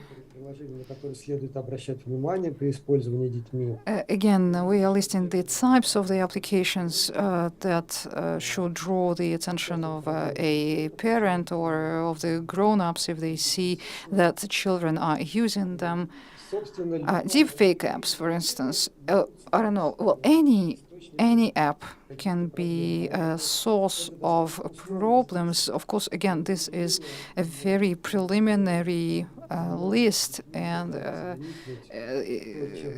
if parents are really concerned about the well-being of their children, if they want to know what the children are thinking about, what worries them, these are the websites that probably they should pay attention to. So again, it's very important that we provide consultations to the parents, that we educate the parents.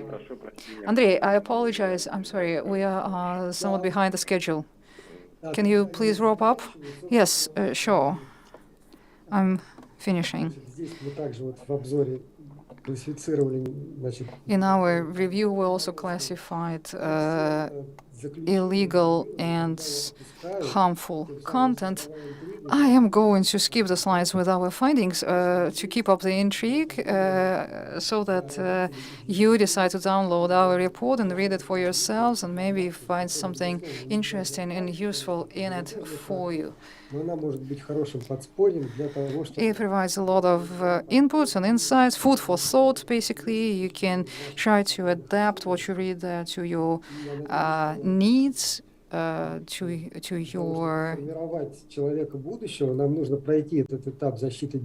your current environment. Again, the children are our future. So we should not, we shouldn't try to save on the efforts to educate them. And once again, we are very open for partnerships or cooperation. If you would like to become our partner, we would be very happy to see you among our partners. Very well. Thank you, Andrei, very much for your presentation. Thank you for giving us an insight into your report. And again, the foreign practices that you touched upon, those practices, do they apply to the Russian reality, to the Russian soil? Can they be brought in here? Well, I'd say the risks that we are discussing, they are quite global and they are quite universal. And the digital environment provides many opportunities to harm children because usually those criminals, they are at a distance and they can still inflict a lot of harm. So yes, there may be some diversity of risks by the region, because regions also differ in the types of crimes that dominate there, but still the risks are universal, and this digital connectivity makes the crimes universal. At the same time, again, there are some aspects of those crimes that are related to the internet speeds, the data transfer speeds, for instance, or the types of equipment that is used, the types of hardware that is used in different regions. You need to have pretty advanced hardware to play games, for instance. Much depends on the internet infrastructure, much depends on the devices that people use. The social environment is also important, the economic environment, the cultural environment.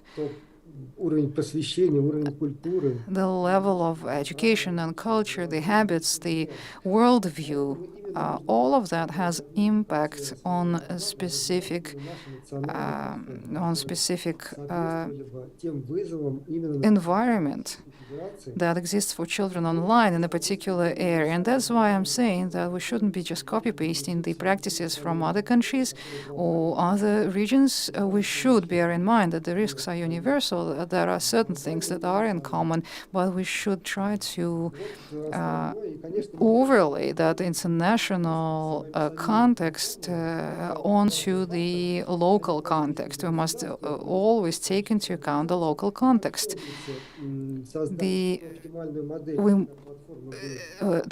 Of course, we hope one day to see an optimal model where, say, the digital platforms comply not only with the regulatory requirements, but also follow a certain set of rules of ethics.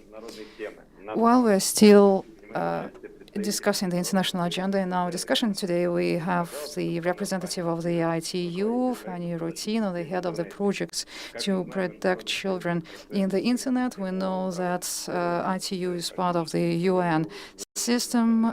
It provides practical tools for protection in the internet, which can also apply in the children's environment. The organization developed various principles and guidelines and methodologies, and they are doing a lot of work about which we hope to learn directly from Fanny Rotino. Over to you. Thank you very much, Anton. And so I'm switching to English. I hope there is no issue on the translation. So it's a pleasure to be here with you today, and thank you already for all the important references that were made by my previous speaker. So I think I can hopefully tap into that and continue on that piece. So let me share my screen. I hope you do see the slides. Let me just go into slide mode. So please let me know if you can see the slides in full screen. Okay, perfect, great. Thank you so much. So as was already said, I am basically the representative at ITU on child online protection in our headquarters in Geneva. I'm the focal point on everything that we do with regard to child online protection. It's a long list. So ITU started already in 2009 to work on the protection and empowerment of children in the online environment as one of the first organizations. But obviously since then, the online environment has changed significantly, and so have the challenges that we face. So I'm here to speak a bit about indeed our approach to protecting children online. And as was already mentioned, we are obviously very much aligned with all the international standards that exist in the global environment and in the global legal frameworks. So we do align our work more recently with the general comment number 25 of the Committee on the Rights of the Child. As many of you may know, we are guided, and almost all countries on the globe have signed and ratified the Convention on the Rights of the Child in 1989, which is obviously a time when the online environment was not existing and was not certainly as we know it now.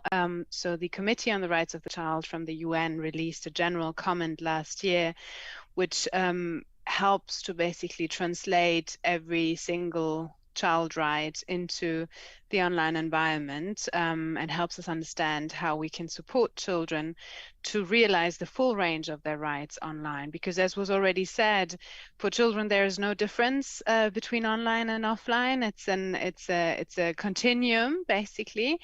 And I was yesterday in a call with a lot of young people between 13 and 18 who said that their challenge was actually that they felt they are this first generation of digital natives, but their environment does not necessarily understand what they face in terms of challenges, but also what their wishes are in terms of how the digital environment should support them in their development. And in particular, and this was also mentioned, I think we need to bridge that gap between parents and carers and educators and then what children actually understand. So we need to obviously work with children to establish these skills, but we also need to work with everything and everyone that is around them. And so I fully agree with what was said. We have a very comprehensive approach, a very holistic approach to child online protection. So at ITU, we work since 2009 in a multi-stakeholder initiative. It's an initiative that has more than 80 partners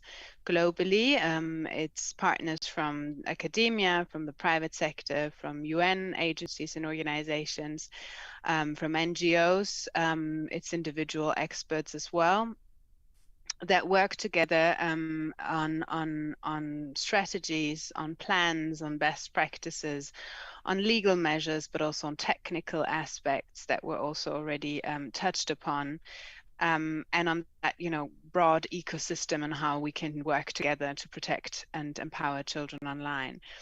We work on different objectives. I'm not going to go into detail, but there's basically 2-3 different areas. So we work obviously on skills development, on capacity building, on supporting the so-called end users in learning the skills, learning the digital resilience and literacy to safely surf, the online environment, and at the same time, we work with what is around them, so with a systematic approach. So we work with member states as ITU, we're the International Telecommunications Union, our natural constituencies at the country level as the ministries of ICTs.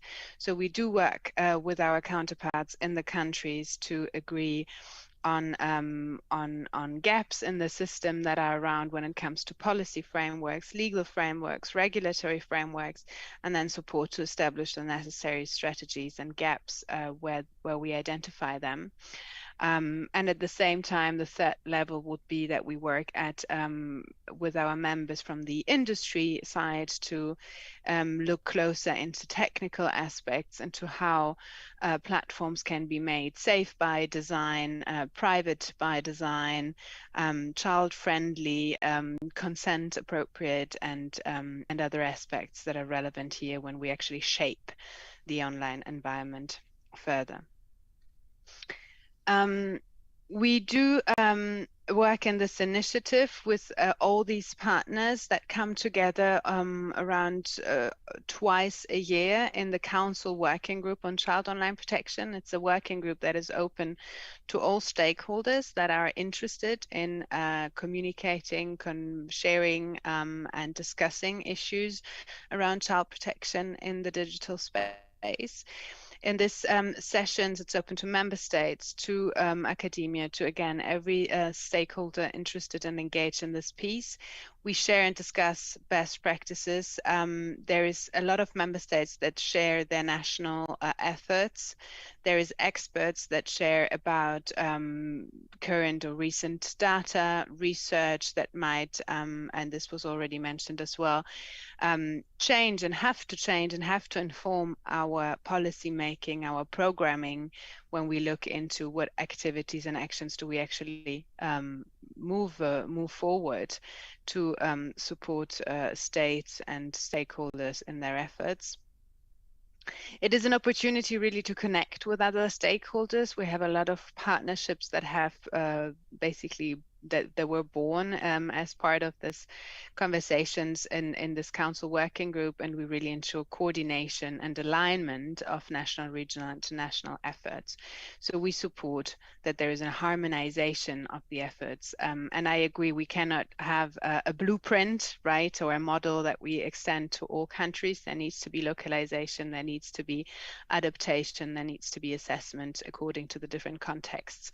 But there are guidelines and strategies that we can follow, and especially these national systems need to be aligned, need to be harmonized so that they can work together, given that online safety is a global challenge and we need a coordinated approach at the global level.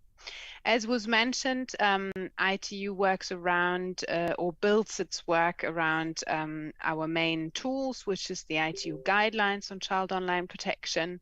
We have a different set of tools that were first released in 2009, but as I mentioned, obviously since then a lot has changed, so we completely updated and rewrote these guidelines in 2020. This is a product that is co-authored by 80 organizations in the field of ICTs and children's rights. It's co-branded by a lot of different partners, so I invite you to look into these resources. And again, we have this very holistic approach. So we do have a set of guidelines that works on policy making around child online protection. So what strategies need to be in place, what reporting mechanisms need to be in place, what support systems, how do social workers need to be skilled, or you know, what capacity needs to be built with those frontline workers with children. How do we adapt legal aspects to cover online risks that sometimes a bit in this gray area of law enforcement, and so on. And then we work with educators to skill them, to equip them with the understanding, with the knowledge to identify harm when it happens, given that they are those around children, but at the same time to also embed online safety education in their daily work, in national curricula, in school systems, to provide safe technology access in a school, to have guidelines for staff, etc. We do work with ICT ministry, ICT industry, as I mentioned earlier, to actually shape safe online platforms and systems. And we do work a lot also with children of different age groups, bearing in mind their different development and status and cognitive capacity, a lot through play, through fun activities, teaching them to think critically, to identify misinformation, disinformation, to identify risky situations, also mentioning that not every risk necessarily translates into harm, and there is harm that is incontestable, as was already mentioned. Indeed, child sexual exploitation and abuse, for instance, is one that has very, very life-threatening impact on children's lives and well-being, but there is a large scale of risks that do not necessarily translate into harm if there is resilience and literacy as well on the side of the end users. We have translated this tool basically and our approach into a program. It's a global program that focuses on two main work streams. It focuses on that capacity building aspect, really working with the communities, with children, their parents, their educators.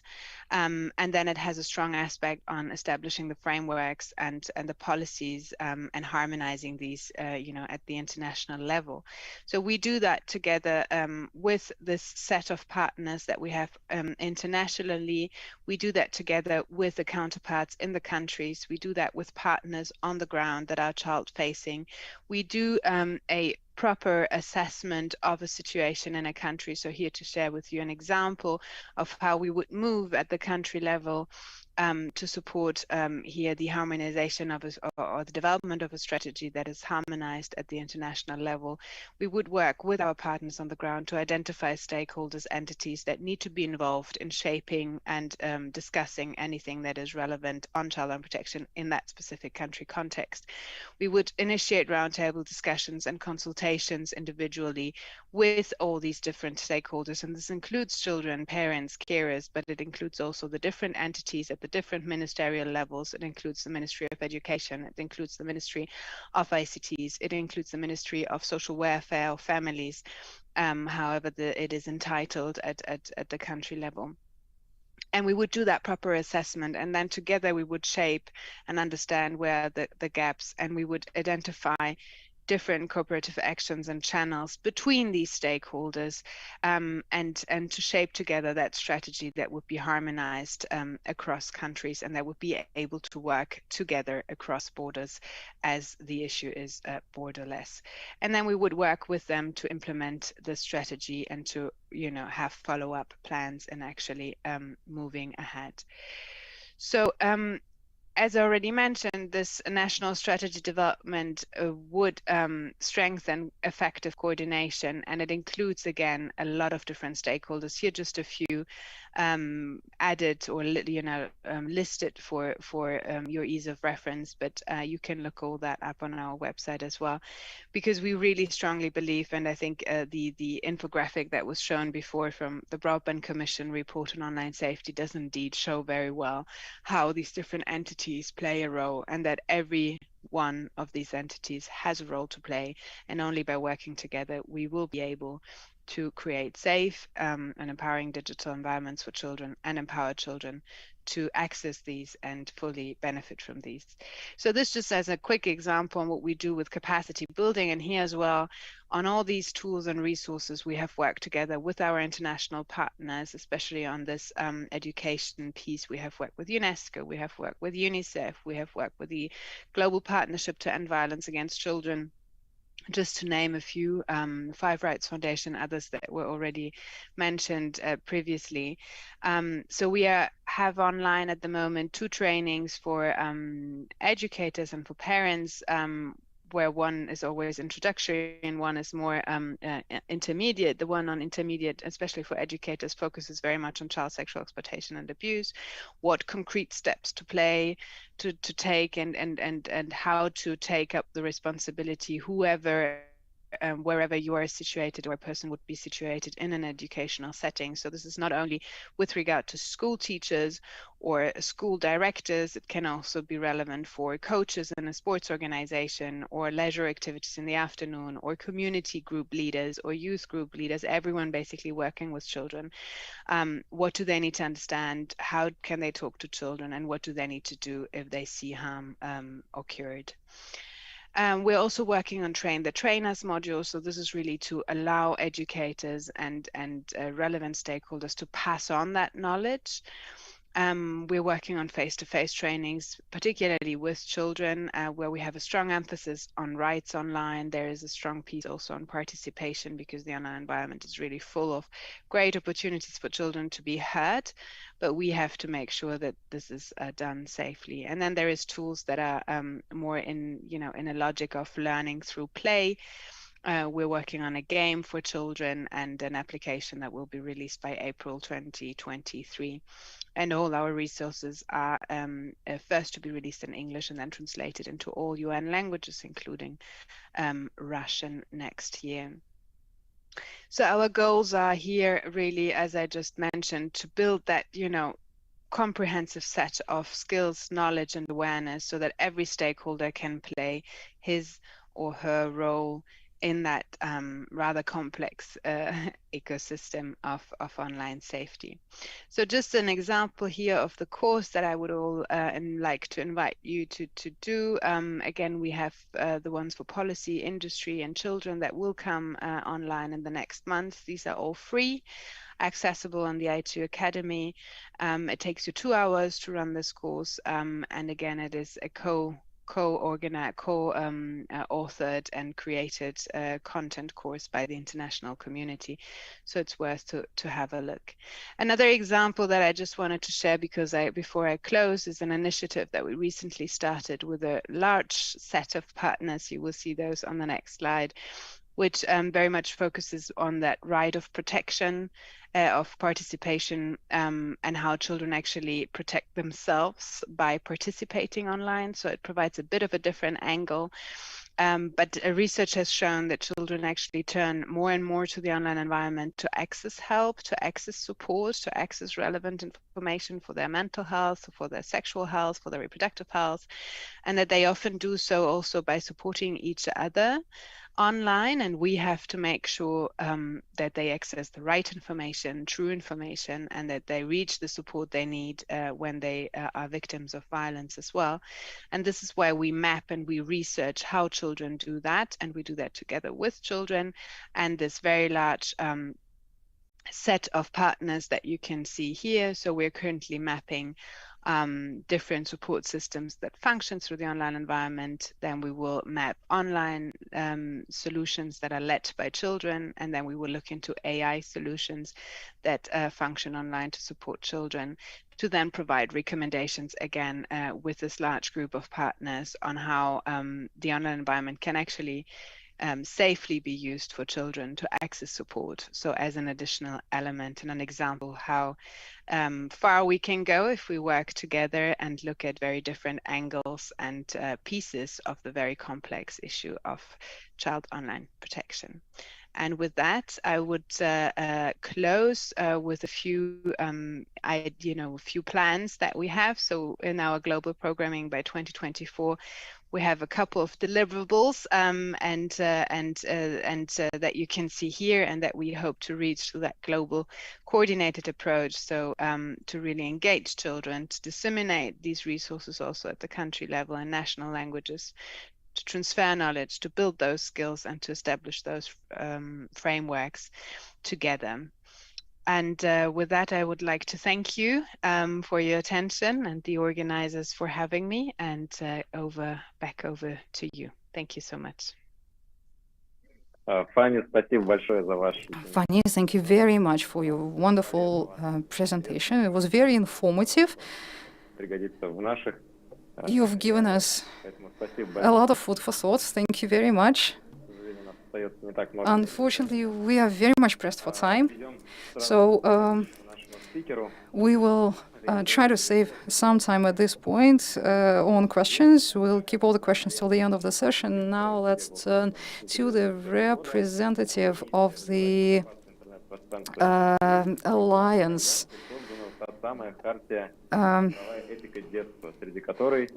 Sorry, just a second. Мы в том числе организации, представители которых сегодня у нас участвуют в рамках нашей секции, нашего форума. The Alliance for the Protection of the Children in the Digital Environment, please welcome Елизавета Белякова. Yes, thank you very much. We have just completed the first festival of the Alliance that we organized in this kids shopping center. It's a huge children's store in downtown Moscow. We had many partners and many participants there, and we enjoyed very much this activity. This is where we showcased various digital educational platforms to the children and their parents. Together with our founder, Rostelecom, we identified 23 main risks for the children online. We prepared a report suggesting technological solutions to counter those risks. We also have the digital charter, ethics of the childhood.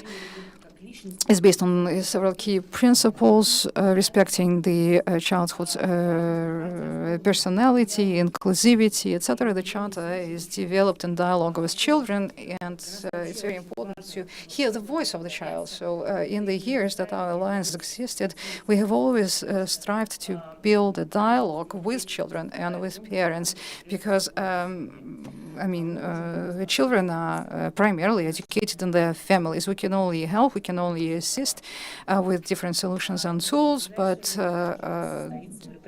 the children are brought up by their families. It's very important to have the contact with families. Dmitry Gulyaev, the School of the Digital Ombudsman,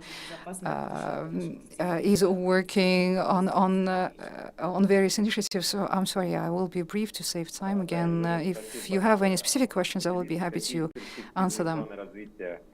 Yes, Елизавета, thank you. But what are the prospects? What are your plans, say, for the next year? Well, we are in the process of drafting KPIs for the next year. We will continue promoting the ideals of the charter so that more companies and people join it. We plan to perhaps establish a shared platform of digital security, and very soon Dmitry Gulyaev's event will take place. Супер, спасибо большое. Okay, wonderful. Thank you very much. And thank you for your work.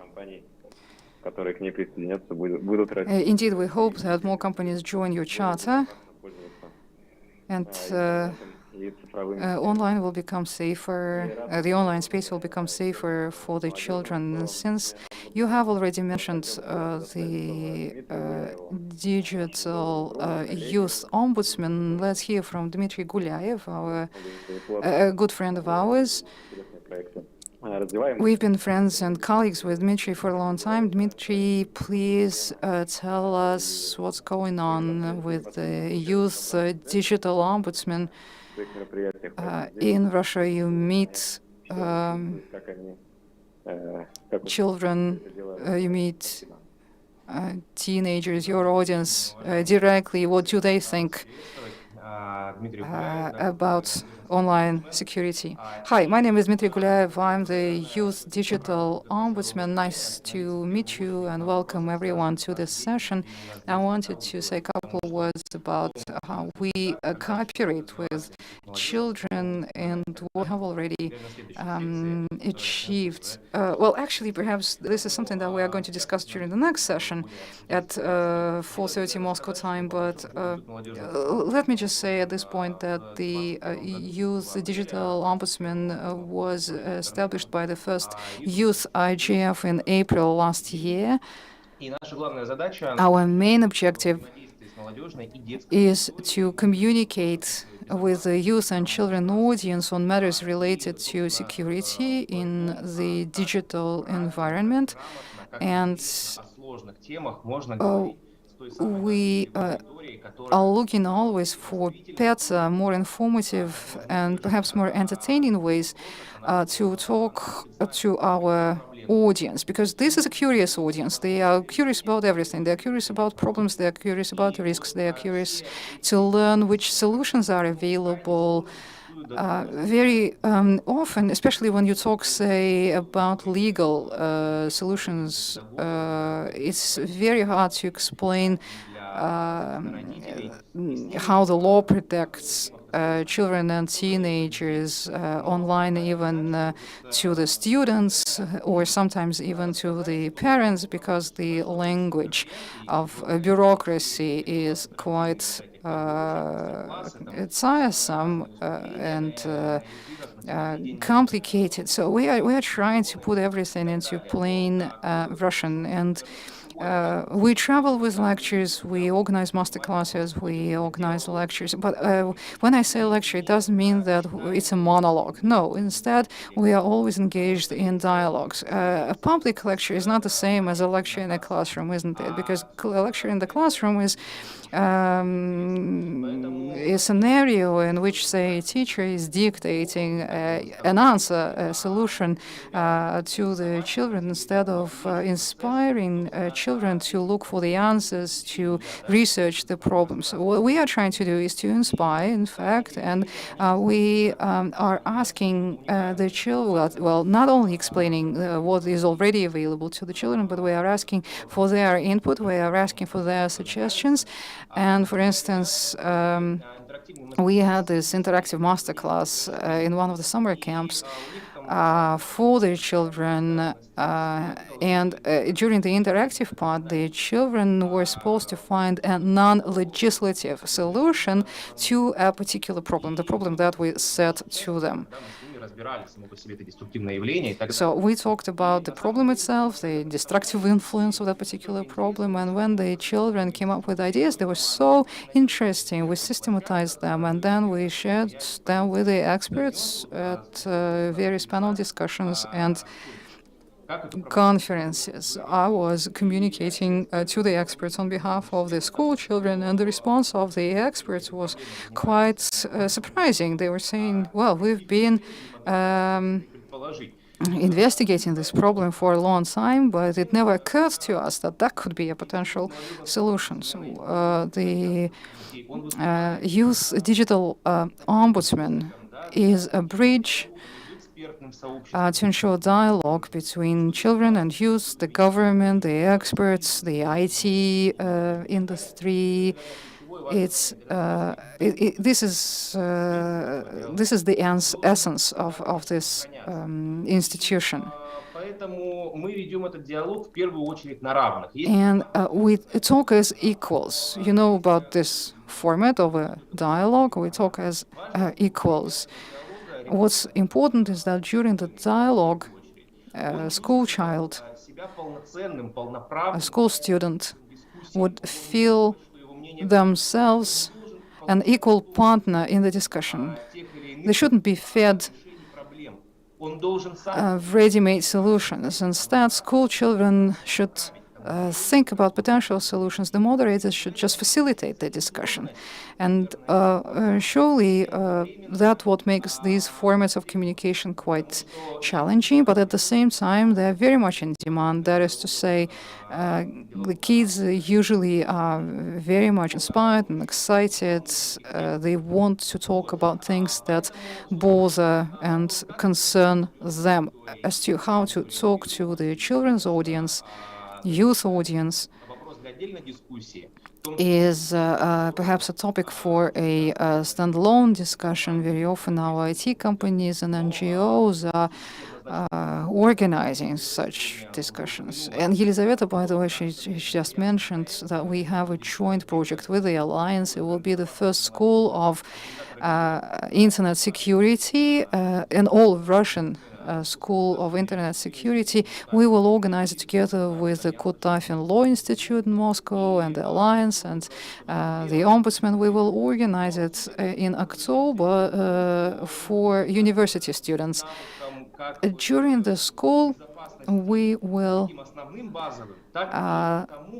learn the basic skills, and then we will bring in experts, and then we will try to see how we can deliver these skills, how we can package them, how we can deliver the skills to the target audience. So the delivery, I guess, is one of the success factors. Another idea behind the school is that the students who will be participating in discussions with the experts, we want them to be the trainers for younger children. So the students who will be attending the school, once they've acquired the skills, we would like them to become trainers or mentors to school students. We would like them to go to their schools and talk to the younger generation about those skills. At the children's central store, we had a section on basic digital hygiene. For instance, during this festival that Елизавета has mentioned. Of course, the content should be always adapted, and the format should be adapted to different age groups. So again, that's why we are cooperating with the experts like the Center of Competencies for Global IT Cooperation and the Kutafin Moscow Law University.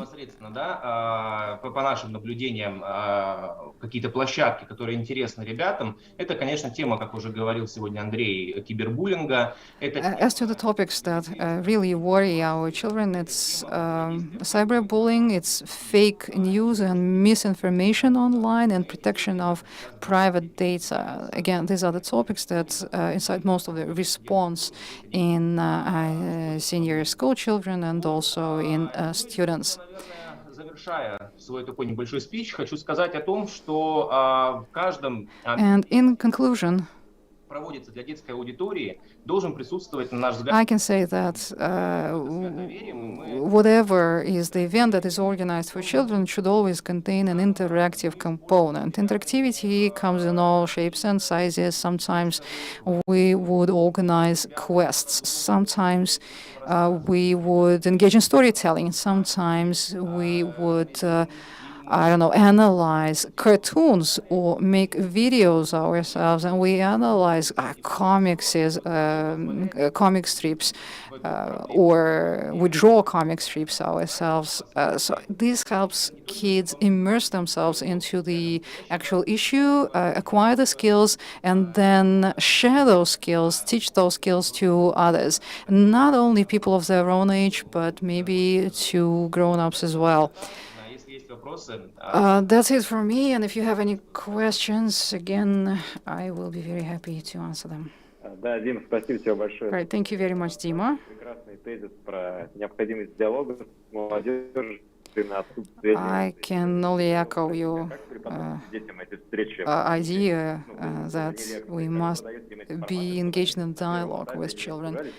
How do you invite children to these activities, to these events? How do you do it not to scare them off? I mean, how do you explain to them that they will be participating in dialogue as equals? Again, we never use the word lecture. We try to avoid using the word lecture. We organize conversations, or we just state dialogue as equals, or an interactive masterclass. These are the formats that usually do not scare off anybody, and once the kids have arrived, when they are already in the room, it wouldn't be very polite of them to get up and leave, wouldn't it? So every masterclass, once they're already there, we start with some interactive exercise. A grown-up would never come up on stage and say, "Hi, my name is, today we are going to..." No, it never happens like that. We always start with some interactive activity, and after that the kids can relate much better to the information that we've come there to share with them. Thank you very much. Now let's turn to Alexander Petruchin, coordinator of the intercessor application. The intercessor application counters the risks that are associated with various challenges, online challenges. Alexander, please tell us more about your project. Yes, Anton, thank you very much. Hello, colleagues. Well, you already know that I am coordinating the intercessor application, Zastupnik in Russian. It's a free mobile emergency help service for children. And to recap everything that was perhaps said before me, let me use my time to dwell a little bit on physical security, physical safety of children, how technologies can help in this respect. При общественной палате, у Екатерины Мизулиной мы достаточно часто обсуждаем эти вопросы и понимаем. И лично мое мнение, как отца и как человека, который... I'm a father myself. Как и двух детей, могу сказать... I have two kids. Да, могу сказать следующее, что тема однозначно ключевая, тема злободневная, And I know from personal experience that this is a very relevant product. Это достаточно обширная область, и здесь нет как... Digital hygiene is a broad domain. There isn't a silver bullet that can address all potential issues. The current state of affairs and to answer the question why our kids are so gluttonous in terms of internet content, why they are consuming this content in such quantities, probably we, the older generation, are to blame, their parents, because we set the example. And if certain content is consumed, the more it is consumed, the more similar content is generated, the wider it is spread. In order to address this issue, I believe that we need to take a comprehensive approach. It's like food habits, you know, eating junk food, or I don't know, drinking beer or something, drinking alcohol. I myself, I was growing up in 1990s and in 2000s, and I remember that there was much more problem with alcohol consumption in this country than we have today, and the problem was resolved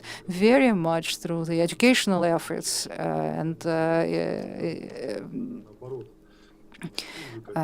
raising the awareness. Very often it's the parents who have less knowledge and less skills of being present online. So I agree with everyone who before me have said that we need to educate not just children and not primarily children, but perhaps we need to educate parents even more. Therefore, we must generate our content, make it popular. We should shape our own agenda. Currently, we are playing at other people's platforms or sites that we cannot control 100%.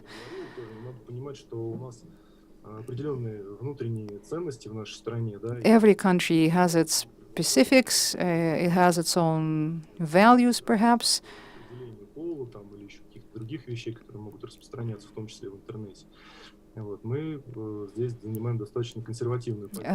Russia is the country of rather conservative values in terms of gender determination and such things.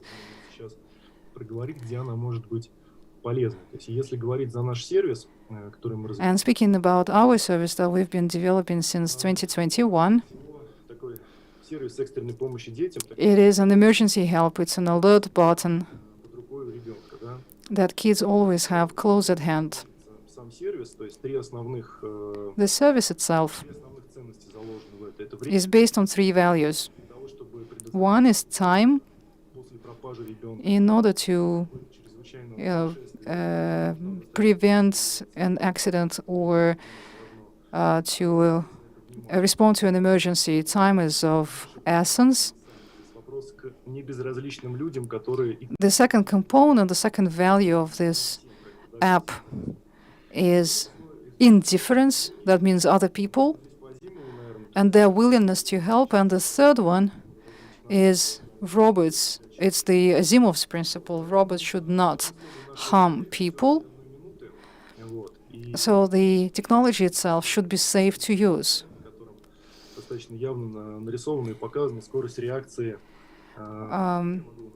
I can probably share with you some slides. It will be easier.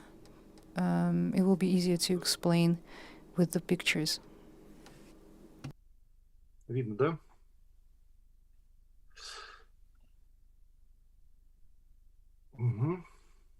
Да. Ну вот, собственно говоря, Yes, I hope you can see the slide now. приложение, он заключается в следующем, что скорость реакции на... So basically here is the idea. The speed of response, the rate of response to an emergency that has already happened, if it's a rescue team or if it's the police, for instance, well, it depends on who is responding to the emergency. But in any case, all experts agree the sooner you respond, the quicker you will be able to help, and the higher the chances that we will be able to help. So the time of response is probably the cornerstone of this project. I'll explain in a couple of words how it all works. The app should be downloaded to the smartphone of the parents and to the smartphone of the children. The parent creates a circle of trust, and in case of an emergency, the signal first goes to the parents and to the people who are included into the circle of trust. The parent reviews the situation. If the parent cannot help, then the signal will go out to the community, and then the child can can be helped by other people who are registered in the app. The people who register in the app are usually people who are also trusted, sisters, brothers, I don't know, coaches in sports schools, a teacher of drawing, I don't know, relatives. They're all verified and trusted users who can get the signal for help. And parents can see who's received the signal, the alert, and you can see who's responded to this alert. The audio recording is also enabled on the child's phone. You can also see the route that those who are answering the call for help are taking to reach the child. And of course, you can also have volunteers among those people or law enforcement authorities. So in this way, this is how the app works. The app is free, obviously. And I guess I explained the principle, the technology. It's the community that responds. It's either the circle of trust or the wider community that uses the app. This is it. I enjoyed very much other speakers' talks. Actually, I was hoping to get in touch later with the speakers to perhaps discuss some cooperation projects. For us, the city of Omsk in central Russia is the test ground. We are going to pilot the city-wide app there. When do you intend to go beyond Omsk? When are you bringing the app to Moscow?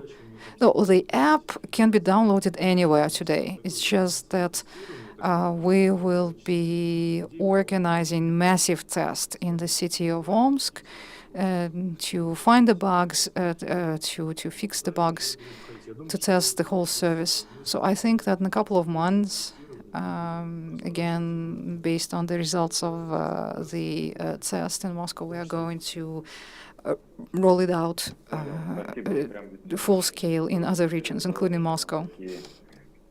This is a very interesting project. It's wonderful that we have these apps.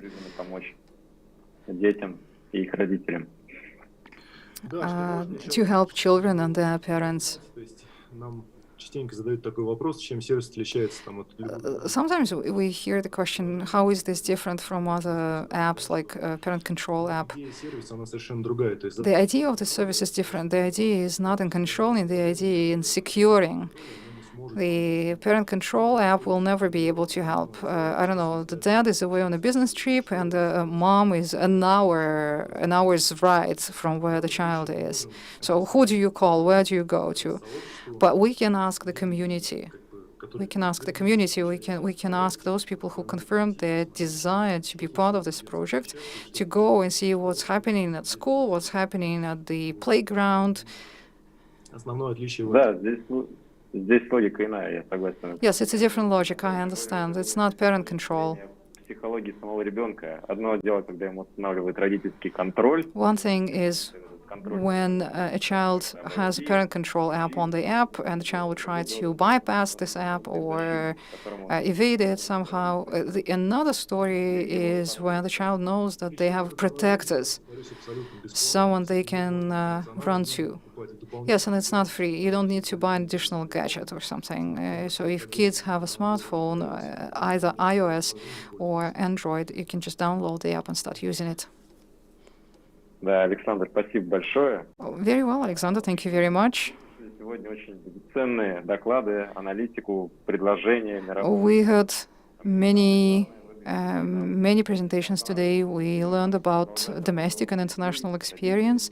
The important thing is not to let the grass grow under our feet, not to stop at what we have already achieved. Things are changing all the time around us. It's important that we continue educating children and their parents and develop new services and engage companies and organizations and other stakeholders to the process of securing the children's well-being and their personal data and their safety, basically. So I think we will stop our work at this point.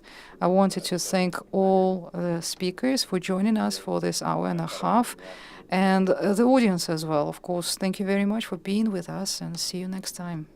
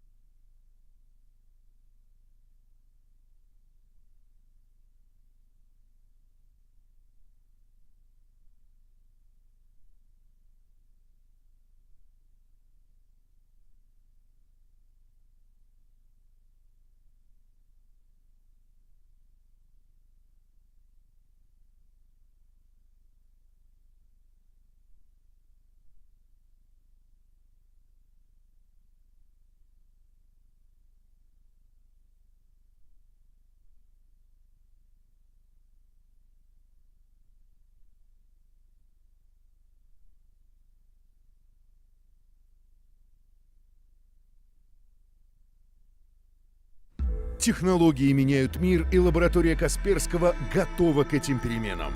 Наша экосистема решений для защиты бизнеса — это слаженный оркестр продуктов и технологий. Они постоянно обогащаются лучшей в мире аналитикой об угрозах и дополняют друг друга. С ними вы сохраните устойчивость бизнеса и стабильность ваших процессов. Лаборатория Касперского обеспечит защиту вашей компании в любых условиях. Касперский Симфони. Кибербезопасность в виртуозном исполнении.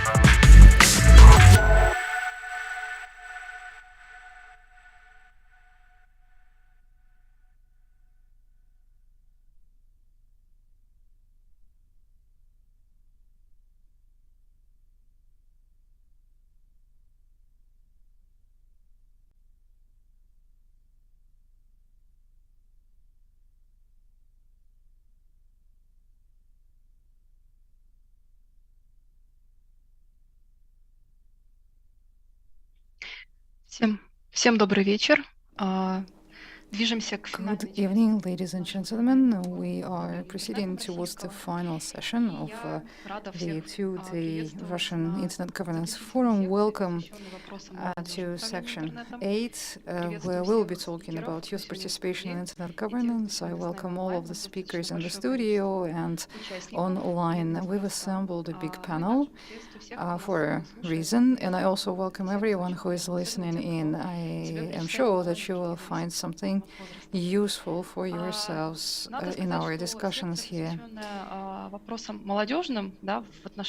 The youth session at the forum is a relatively new initiative of the forum. In retrospect, we have made the right choice, and we will be sharing with you our results, what we have been able to achieve in recent years in terms of the youth involvement in internet governance, and the whole conversation will be structured along 4 different dimensions. We'll talk about the forum, we'll talk about the Russian and international forum as one of the platforms. We'll be also discussing the institutions. Now looking now at the Youth Digital Ombudsman, we'll also consider the personal experience, because we have many young people at the session who already have some hands-on experience in internet governance. And we will also discuss education. One of the barriers that many of the newcomers to the topic see is, we don't know how to join the process, how to get the necessary skills, where to find the information. So this is something that we will talk about today. And definitely we will also look into some practical results, the message that was prepared specifically for the forum that was to take place in spring, and other messages that the younger generation is addressing to the wider community in Russia and abroad. Now I'd like to pass the floor to Roman Chukov from the Center for Global IT Cooperation, so that he can share the outcomes of the second youth forum on internet governance. You have 2 years of experience with these events. So Roman, what was different this time? Thank you, Ilona. Thank you, colleagues, dear viewers, dear listeners. We are very happy that you've allocated your time for this session. And let me brief you on this format that we introduced 2 years ago, the Youth Forum on Internet Governance, under the aegis of the Russian Forum on Internet Governance. And we are one of the organizers of this forum, the Center for Global IT Cooperation. Last year, it was the first event of its kind for us. And this year, despite the pandemic and other constraints, we still managed to gather a wide audience. There were some lessons learned from the first year of the forum. We decided that we needed to expand our outreach, and we needed online presence. I think more than 80,000 people watched the forum in May during the broadcast. And now I would like to ask our AV team to start the video that we made for the forum.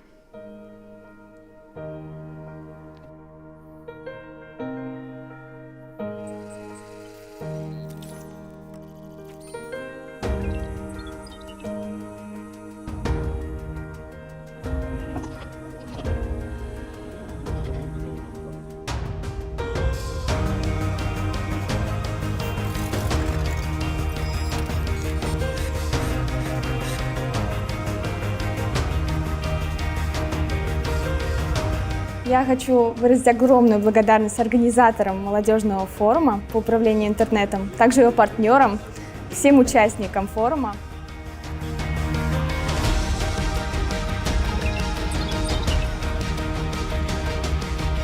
Сюда я приехала, потому что мне безумно интересна эта тема. Я хотела узнать больше про метавселенную, про киберспорт.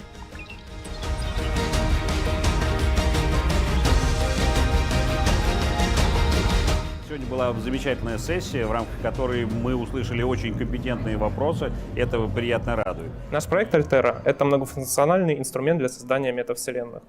В нем мы можем создать абсолютно любой мир, такой, который понравится пользователю. Проект представляет собой мобильное приложение, которое подбирает с помощью искусственного интеллекта людей с одинаковыми профессиями.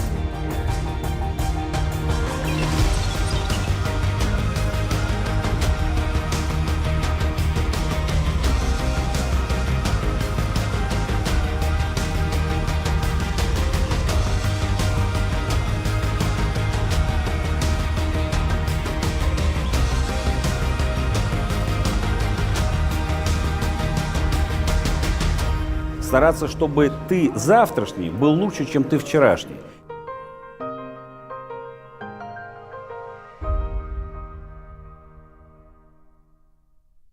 Спасибо большое, коллеги. Надеюсь, Thank you very much, colleagues. I hope you enjoyed that.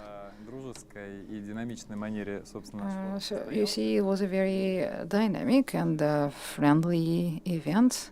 At one of the final slides, you saw that VKontakte and TAS were our general partners. And thanks to VK's input, we achieved such great outreach. It's a life hack. It's an advice to all future organizers of events for youth. The results that you can get depend on your partners, the quality of the partners. You see, we discussed all kinds of topics, multiverses, cybersports. There were several master classes, girls in the ICT. We invited well-known speakers who represent the industry. We invited girls leaders who work in the ICT in Russian and international institutes. One of the most interesting, that was one of the most interesting sections during the day. And there was also a master class from the Youth Digital Ombudsman. We are lucky that Dmitry is here today with us. The Youth Digital Ombudsman was elected last year at the first forum, and it's one of the innovations. The youth has now its representative in the world of IT.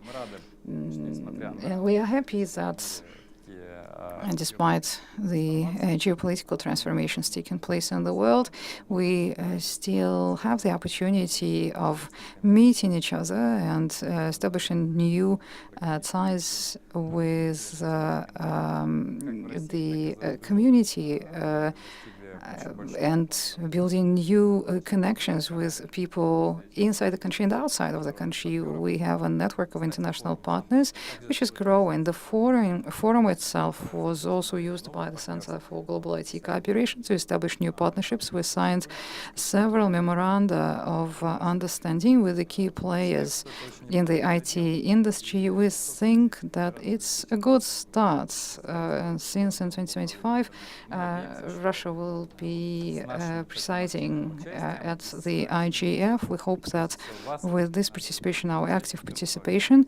with the active participation of you and our colleagues, we will be able to produce, to cultivate a big group of Russian young people who want to stay in the profession in the next 3 years. The remaining 3 years, they will become top experts in Russia and abroad. I don't want to abuse the time that's given to this section anymore, and I pass the floor back to Ilona. Thank you very much, Roman, for the recap of the 2 years of work. The results are impressive. I'm sure the forum, the youth forum, will expand its coverage in the future. Since we have already mentioned the position of the Youth Digital Ombudsman, Dmitry, could you please tell us about your work and your plans for the future? Yes, good. Good afternoon, dear participants of this discussion. Welcome everyone. Well, you have already praised me, well, more than enough. I just wanted to say right away that a youth digital ombudsman is not one person, it's a whole team, and we work with children and with teenagers and the youth and parents and educators as well. And we are strengthening our cooperation in order to achieve the objectives that we believe to be important for the future. One of the well, actually, there are three main objectives that the Youth Digital Ombudsman pursues. First, it's the digital literacy, the protection of the rights of youth in the digital space, and promoting and supporting youth initiatives in the IT domain. We work very actively, and of course, I should mention our partners, the Center of Competencies for Global IT Cooperation. They are good friends of ours. They provide us with the expert support. We also cooperate with the Ombudsman for human rights, for the rights of children in Russia, educational facilities, the Institute for Law, various higher education facilities. We have a wide network of partners. Speaking about numbers, you can see them on the slide. In just over a year, we provided trainings to more than 2,000 school children, students, and teachers. We are talking about face-to-face masterclasses and interactive sessions. I was also speaking at the previous session here at the RIGF, and this is where we discussed how to protect children in the online space. And there I was focusing on which formats we are using, which formats can be used in order to deliver the message to the difficult audiences. That is to say, I mean, how do you explain to children in easy to understand terms all the difficult things related to their protection online, to their behavior online. For us, children are not only the audience, they are also the judges of the quality of our performance. As to the main projects, the ones that we have already implemented, I should mention perhaps as part of our cooperation with the Institute for Development of the Internet and the Center for Global IT Cooperation, we are publishing a series of videos on information security. The title is Connected with the Network. They talk about various challenges that people encounter online. We invite experts who discuss various topics there, and I call upon everyone to support our series, watch it, and if you have any recommendations or ideas or proposals of cooperation, we would be very happy to hear from you. Together with the Institute of Kutafin, named after Kutafin, we prepared an expert video course on cyberbullying that we send out to all schools in Russia via the Office of the Ombudsman for the Rights of the Child in Russia, and the school teachers use this video course during the class hours. And in any case, it's a good visual aid that helps explain difficult things in easy to understand terms. We were one of the organizers of the International IT Forum.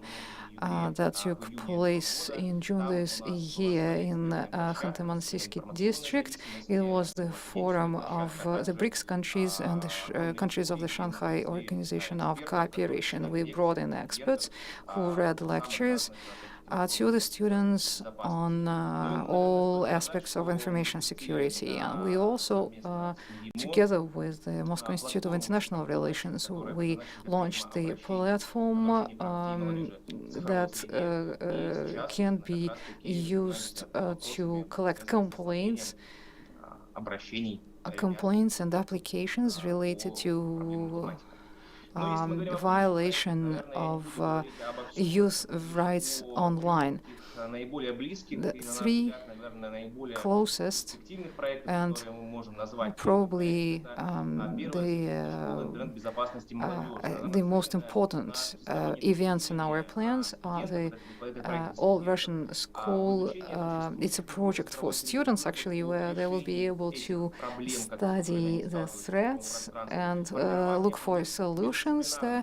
We want the students to acquire interdisciplinary skills and competences that will help them in the future in their professions, not only if they study IT specializations, but in any profession, actually. So the organizers of this event, the Youth Digital Ombudsman, the Kutafian Institute, the Alliance, and for the Protection of Children, and of course the Center for Global IT Cooperation is also providing us with their support. So I want to use this opportunity to invite all students who might be interested in participating in the school. There will be a competition actually to attend the school. We'll be selecting 100 students who will be able to talk directly to the best experts in the field of government policy, in digital policy. They will be able to communicate with not-for-profit organizations, companies, etc. We also plan to establish the award to be handed out annually. It will be the award of the Youth Digital Ombudsman. Digitalization for the good, it will be called, and the global, the more overarching objective is to integrate the Institute of the Youth Digital Ombudsman at the regional level and international level. Several steps have already been taken at the IGF that took place in Poland.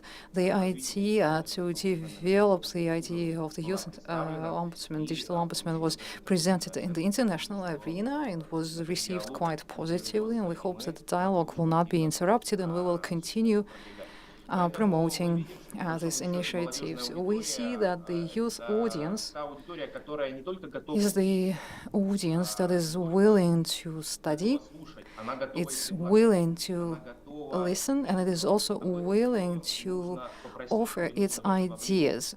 So it means that we must create conditions in which that voice can be heard, and the Youth Digital Ombudsman sees as one of its goals the establishment of the required platforms where the youth can speak up. Thank you very much, Dmitry, for the overview of this activity. You started from scratch. It was a greenfield project, really, and in just 2 years, less than 2 years, you have covered a long way, and you are focusing on education, which is wonderful, because we need more people for internet governance. Посвященный формальным процессам, я хочу передать слово At this point, I want to turn to the центра доменов РУРФ, который у нас тоже действует уже 3-й год. Рассказать немножко о том, что мы to the head of the Youth Council of the CCTLD.ru, Andrei.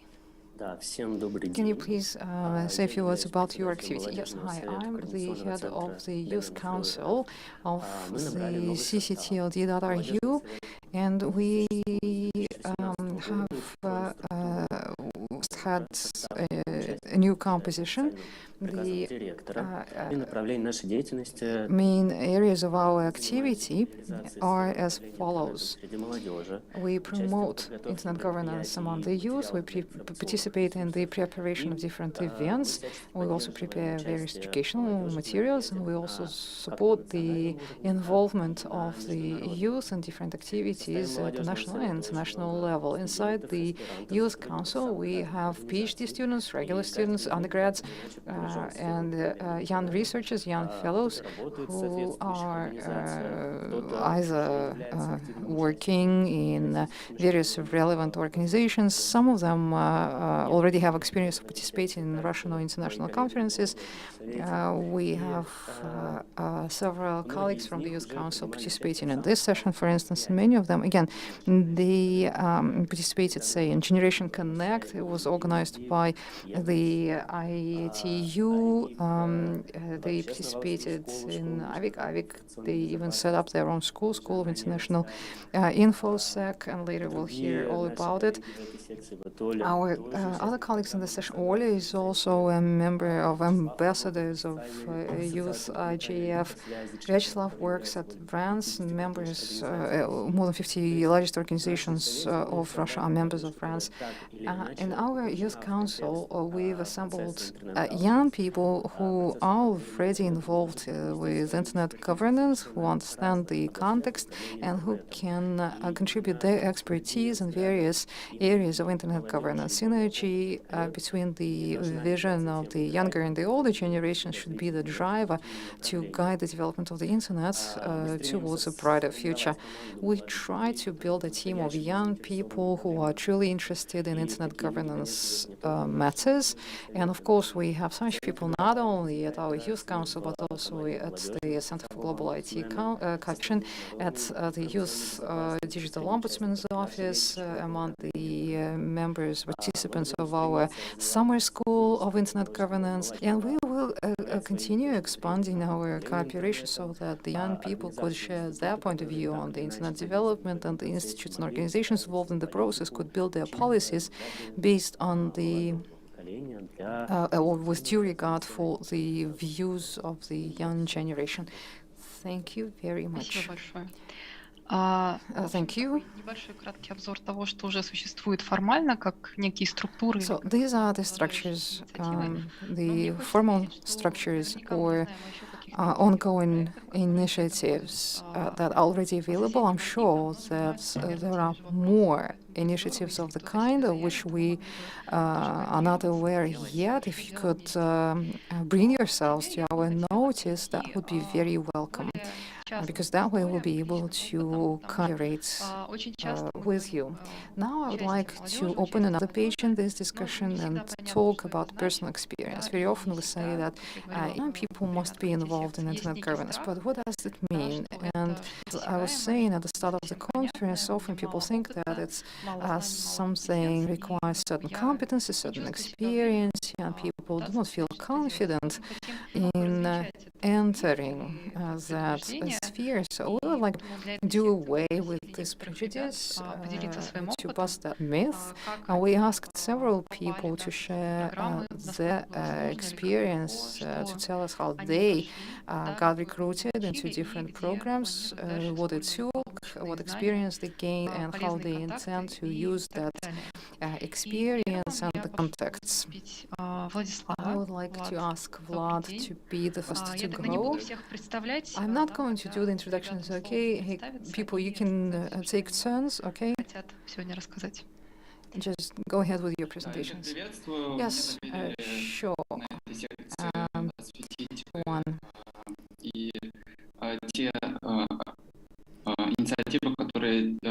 So I will be saying a couple of words about various European initiatives. The European Forum, EuroDig, Youth Dialogue on Internet Governance is one such initiative. They organize several events. They organize Youth Dig and the European Summer School on Internet. I will say a couple of words about why these are two different events.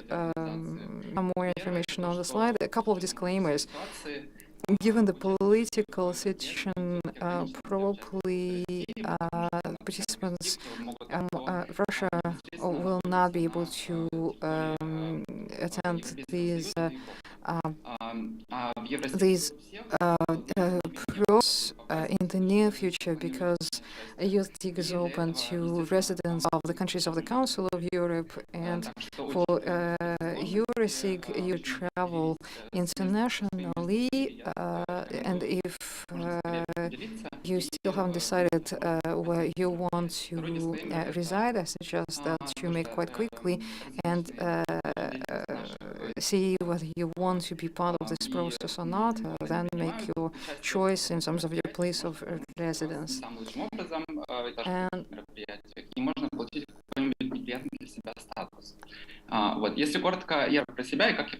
a couple of words about how I got into this approach so that you can see for yourselves. It's very easy to get involved. I'm a journalist.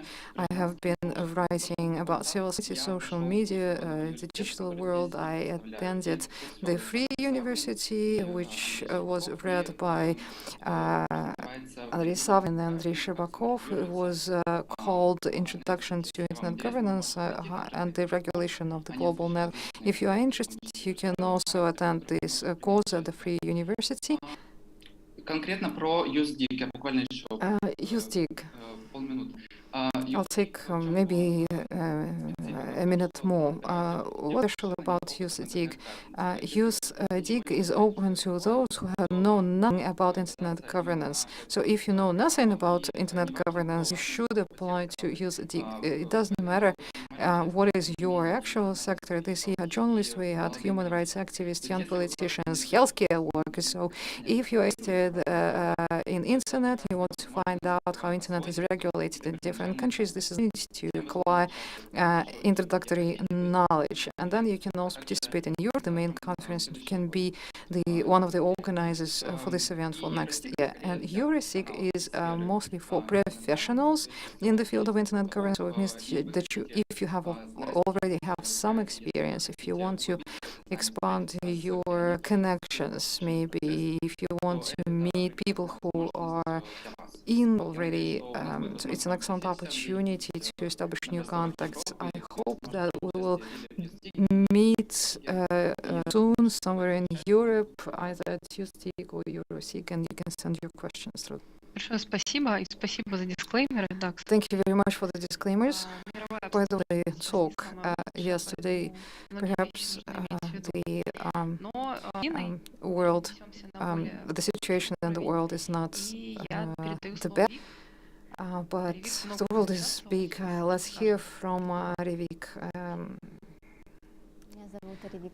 Hi, my name is Rivik Martina. Let me introduce myself. I'm fellow of the Institute of International Problems at the Diplomatic Academy of Russia, and I'm also the head of the School of International Security. And as Andrei mentioned, I'm a member of the Youth Council of CCTLD.ru. I participated in two initiatives that I want to present to you today. Well, actually, I participated in more other events. I, in particular, participated in the youth track of the IGF in December. As to the application, don't be scared if you are a newcomer to the topic. If you have previous experience in internet governance events, it's an advantage. This is what the application says, but it's not a guarantee that you will be selected. Another disclaimer, our delegation participated online because the organizers sent in the visa support too late in the process. But please remember that if you want to participate, you will probably have to pack and buy tickets very late into the process. I was an expert in the environmental sustainability and climate change working group. We started working on the 12th of October. We met every week and we followed our agenda. There was some challenge related to different time zones, but after several weeks in, we as a team adapted and we became a more efficient team. As to the plan of our work, we had several goals. We wanted to discuss how environmental sustainability affects young people in connection with the internet. we also discussed thematic studies on all kinds of green topics and ICT, and we also need to contribute to the final document in proposing our points of action. There were several themes: climate change and data centers, environmental sustainability and digital technologies, closed loop economy and the internet, environmental policy, and e-waste and its impact on the environment. So on the next slide, we have the QR code. If you scan the QR code, this is where you can find key documents from our expert group. You can also find there the timetable of sessions in which we participated in order to expand our outlook. In the team, several roles were assigned, but we changed periodically. There was a moderator, there were speakers for every week, and there was a secretary. As to the formats, there was a presentation of the speaker or the mentor, then there were questions and answers, and we discussed what we did in the past week and what our plans are. Here you can see the timetable of the RIGF, and these are the sessions that were attended by the representatives of the youth. So that was the youth RIGF. And one other initiative in which I participated, this is a fellowship program organized by United Nations and Singapore. It's a cybersecurity fellowship between the 1st of August and 6th of August 2022. The organizers were the National University of Singapore, the Singapore Cybersecurity Agency, and Disarmament Agency of the United Nations. More than 20 representatives of different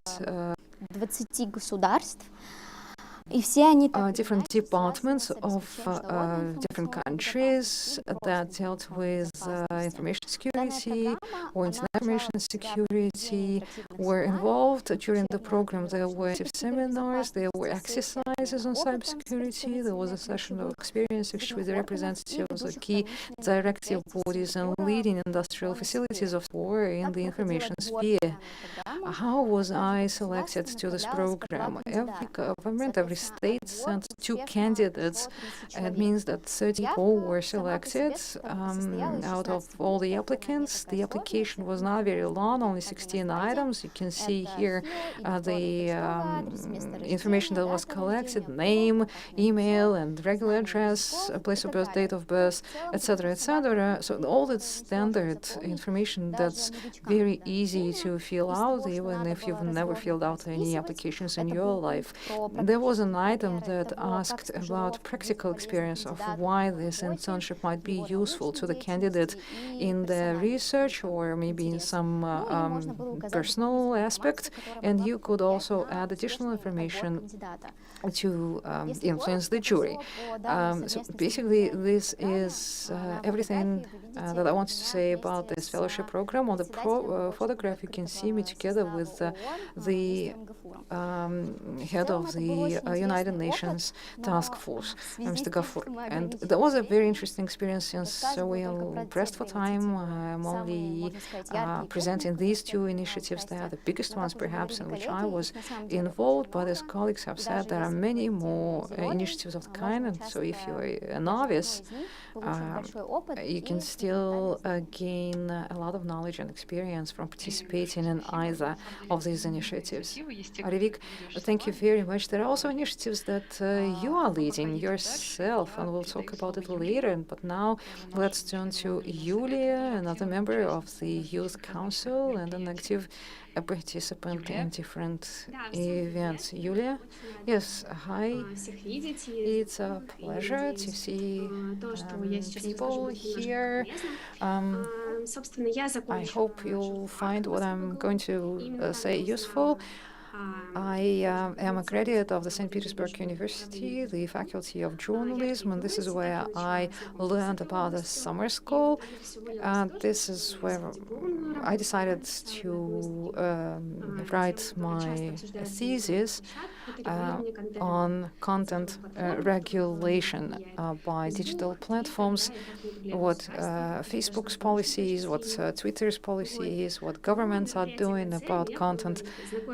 At the summer school, I learned more about content regulation. Yulia Marinets from Youth IGF attended one of the sessions, and this is where she invited people to participate in her project, online debates. I decided that it would be interesting to talk to other people about, say, online education, and then together with representatives of European Parliament at the Youth IGF, we had this debate. Youth IGF is not the only youth movement.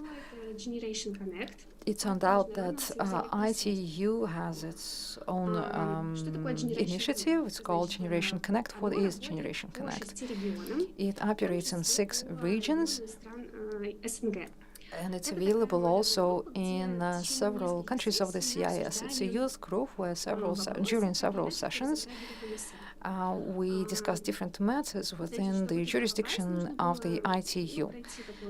We had to go through a selection process. We had to send in a motivation letter explaining why you are worried about digital development and societal development, and what are the biggest problems for your region, etc. Since ITU is a technical body, they regulate radio frequencies, and the group itself, this youth group, was also pretty technical, but still we had several participants from the humanitarian field, and that's why there were 3 big topics that we managed to discuss: networks and digital infrastructure, then innovations, and cybersecurity. Cybersecurity was taken in the context of, say, content, how the content that spreads online affects children and their safety. Next slide, please.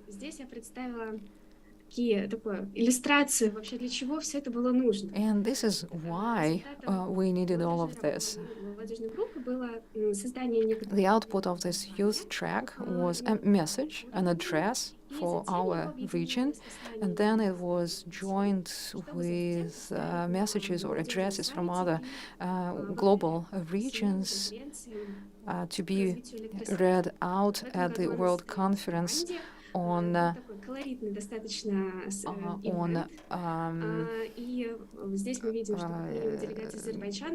telecommunications development.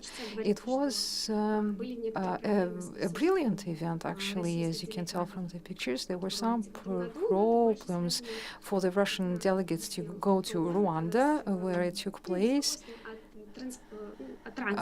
So there were logistical problems, really. So traveling is something that you have to bear in mind. If you intend to travel, you have to think ahead.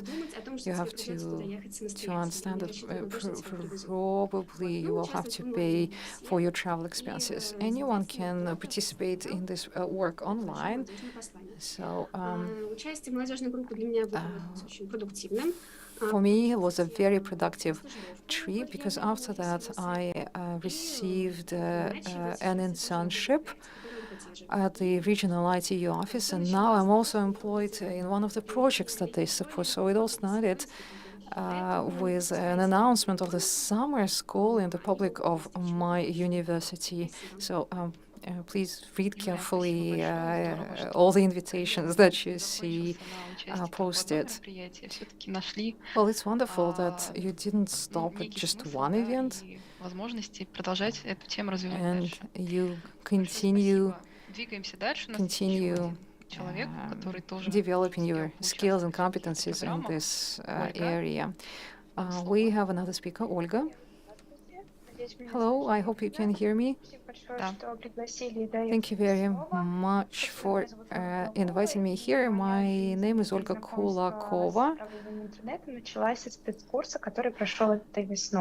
This spring there was a special course that I attended. So I first learned about the Coordination Center, the CCTLD, this spring, and after the course, everyone letter from them inviting the students in the contest, in the competition, to participate in the Internet Governance Ambassadorship Program. Since I enjoy very much everything that happens in IT and digital, I am a lawyer, and I research IT and the internet from the point of view of the law. So I responded to this invitation, and I was sure that I wouldn't pass because I never had any serious experience. I didn't have any background that could lead me anywhere, but I sent the application somewhere in early June. In late June, they stopped collecting applications, and at the end of July, I received a letter stating that my candidacy was approved.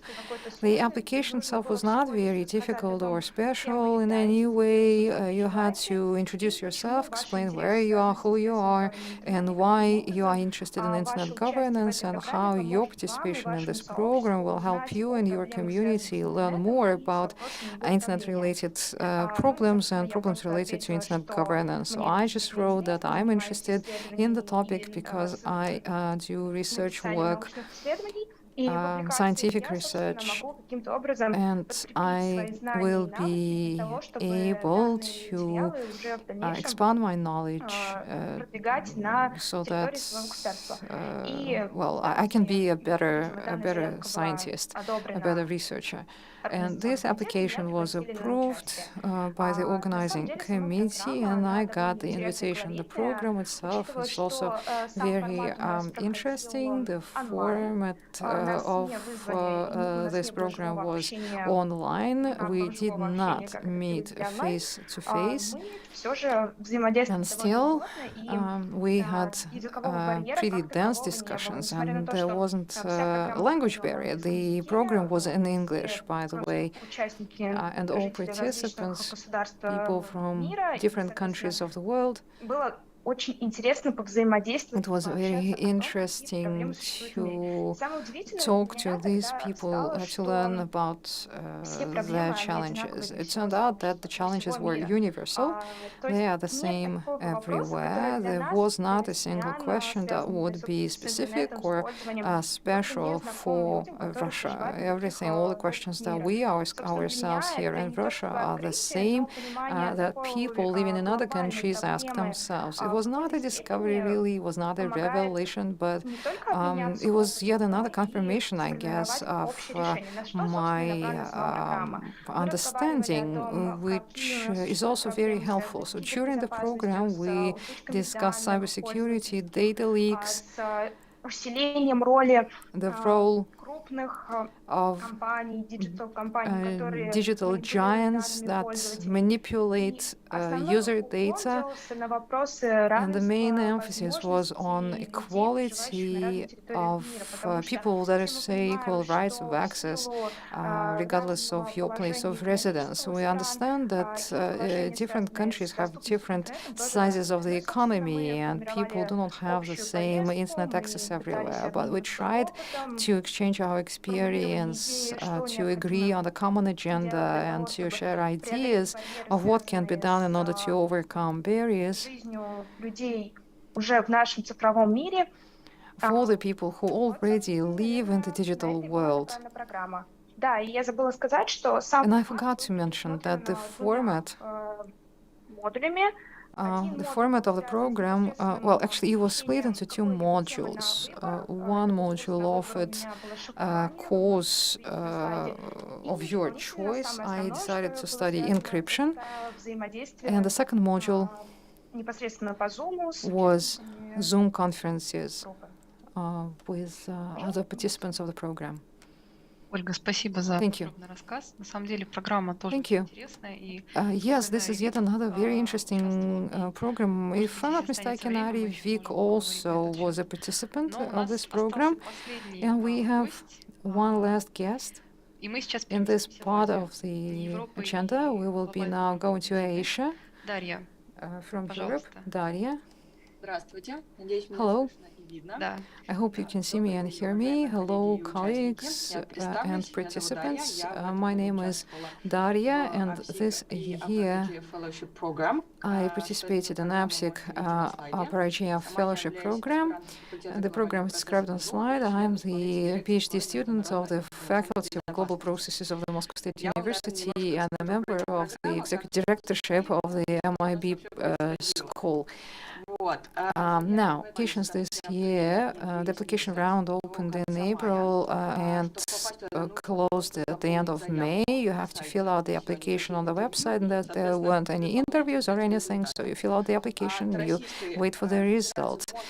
Russia can apply only for Upper IGF Fellowship Program. APSIC doesn't cover Russia. Russia does not answer that region. This year they decided to join the programs. That's why it was a joint event. It was a joint fellowship.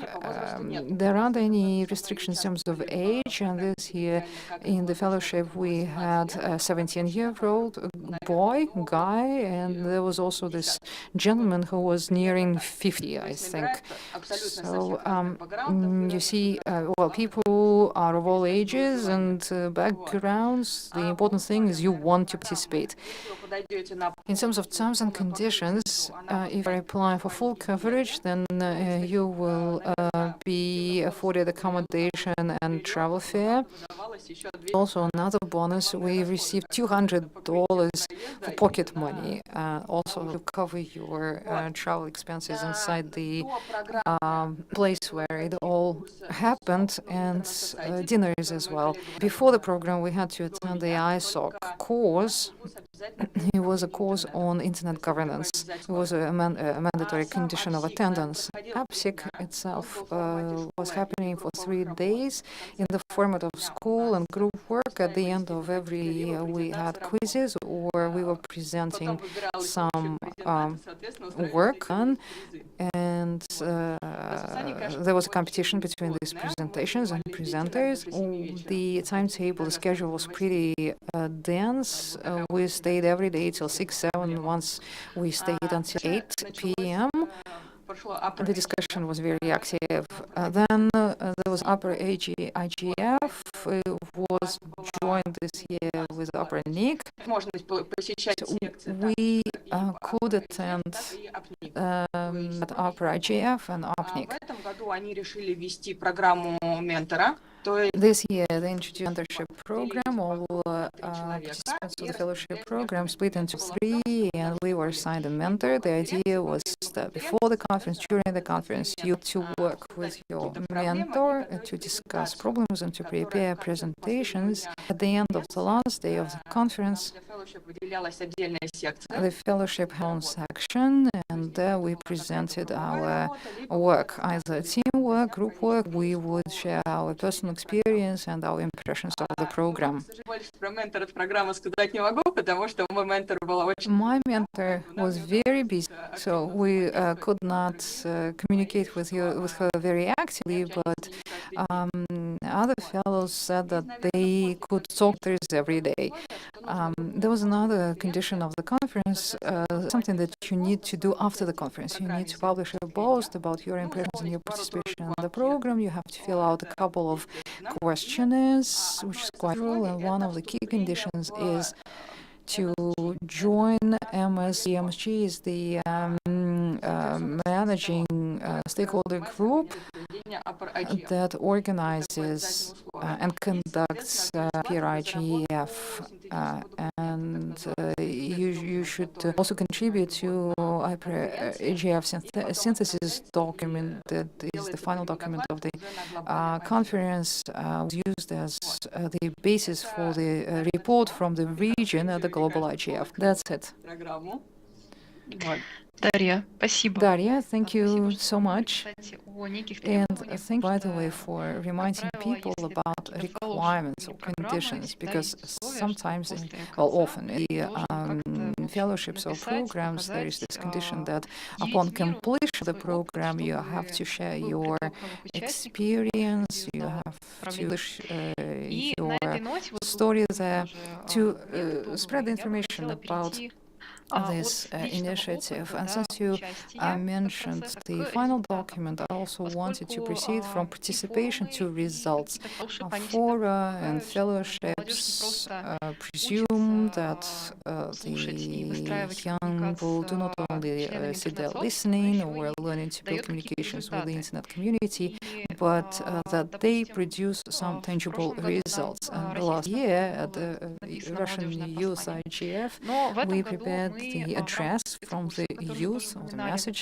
And мы this year, учились as писать part of our special послание. course, we И здесь я decided передам to learn how to слово write such Соне an Дапро, address. как раз одной из And участниц now to ask Sonia Dapro, спецкурса, one of рассказать, как это the было. participants of this И в итоге course, to explain ребятам how it all удалось went сформулировать. and what was the final address. Сона. Sona? Меня зовут Сон Дапро, принимала участие в данном спецкурсе. Действительно, подобный спецкурс был организован в преддверии данного форума, так, чтобы молодежь смогла принять участие в таком неком образовательном процессе. The course was organized in a way Я попросила вывести слайды также на экран. to engage the youth. May we see the slides on the screen, please? Those people who could participate in the special course had a chance to listen to the experts and different speakers, and as part of those lectures, they could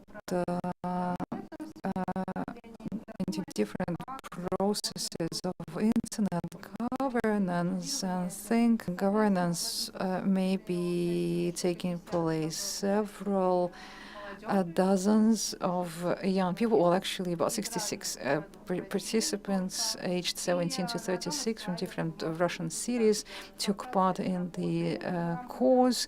And you can see on the slide the workflow. So we had a kind of a workflow. We're not only listening to the lectures, we had interim meetings to discuss the most relevant issues in internet governance. For instance, we talked about AI and regulation of digital ecosystems, and we were trying to think how we may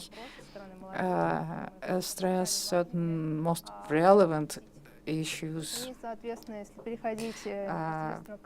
the most relevant issues for the young people in internet governance. So over here you can see the six main messages from 6 different lectures.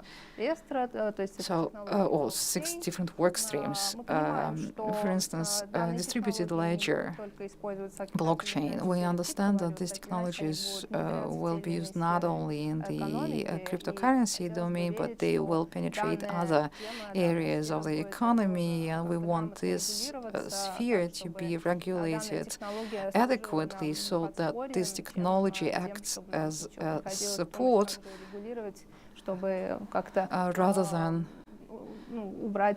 being a hindrance. Another work stream was regulation of digital ecosystems.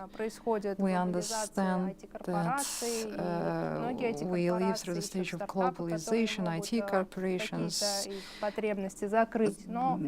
There are startups that